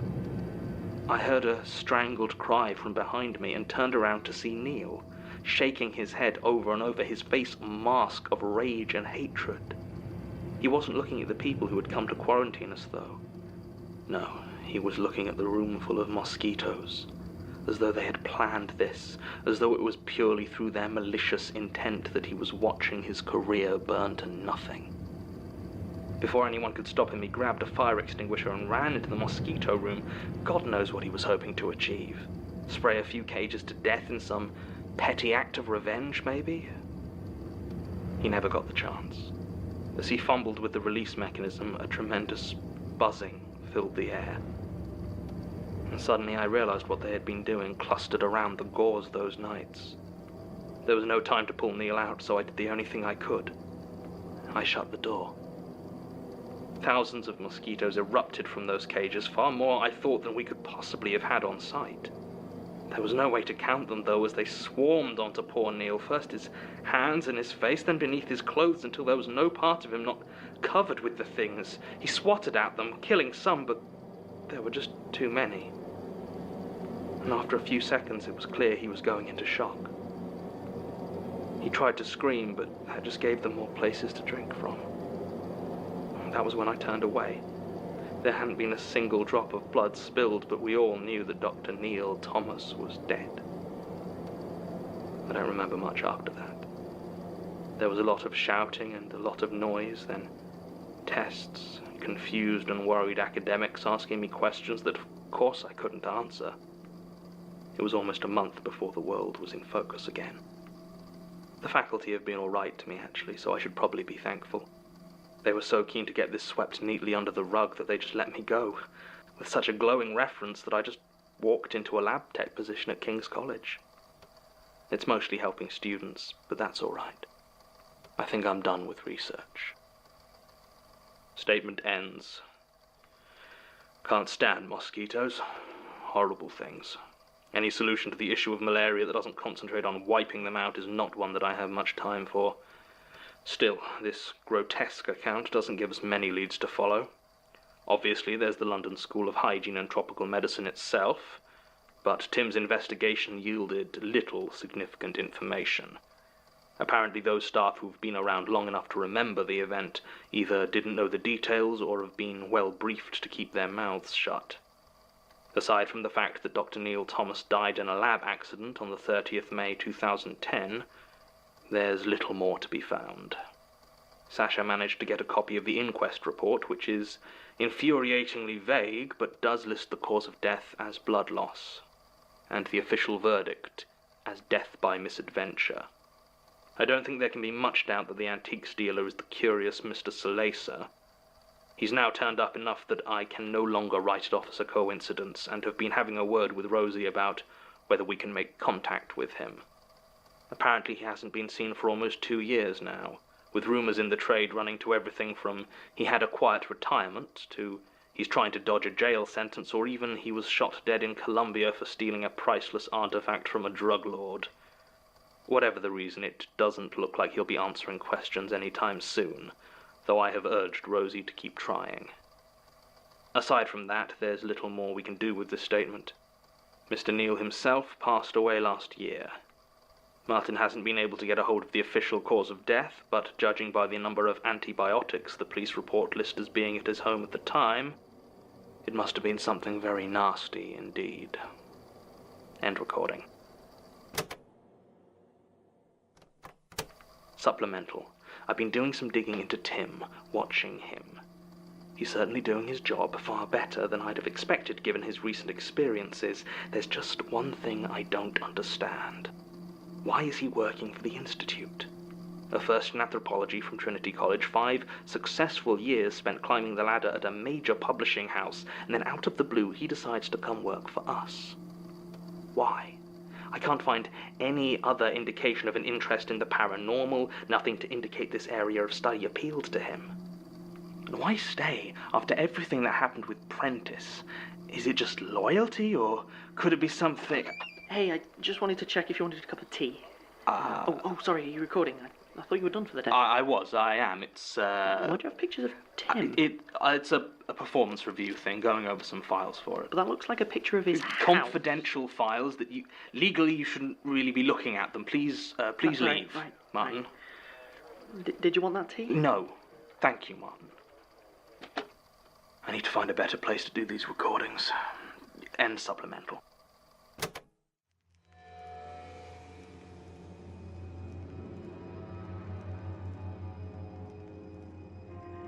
The Magnus Archives is a podcast distributed by rustyquill.com and licensed under a Creative Commons Attribution Non-Commercial Share-alike 4.0 international license.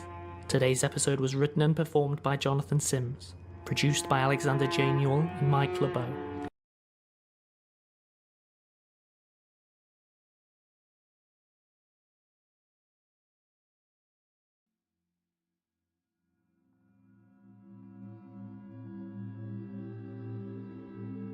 Alright. We did it.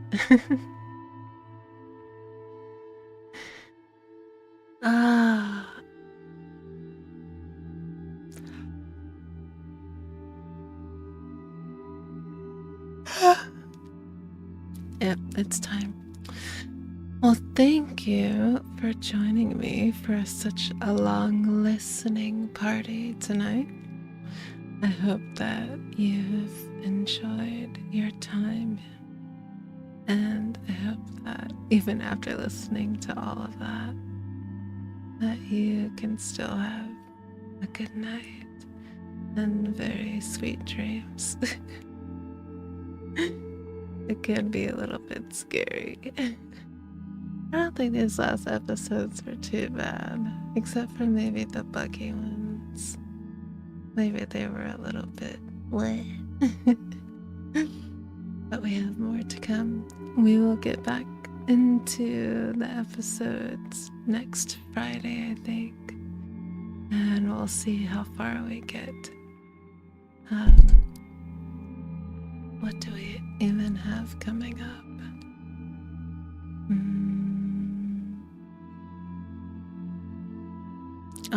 I almost considered us listening to the next one. It's really good. But yeah, the next 10 are pretty good. So, yay, I'm excited. Alright, as we like to say here, oyasumi or oyasumira is our way of saying goodnight. And if you feel so inclined, you're always welcome to say good night, sweet. Or type that into the chat. But I will see you soon. Your good night kiss.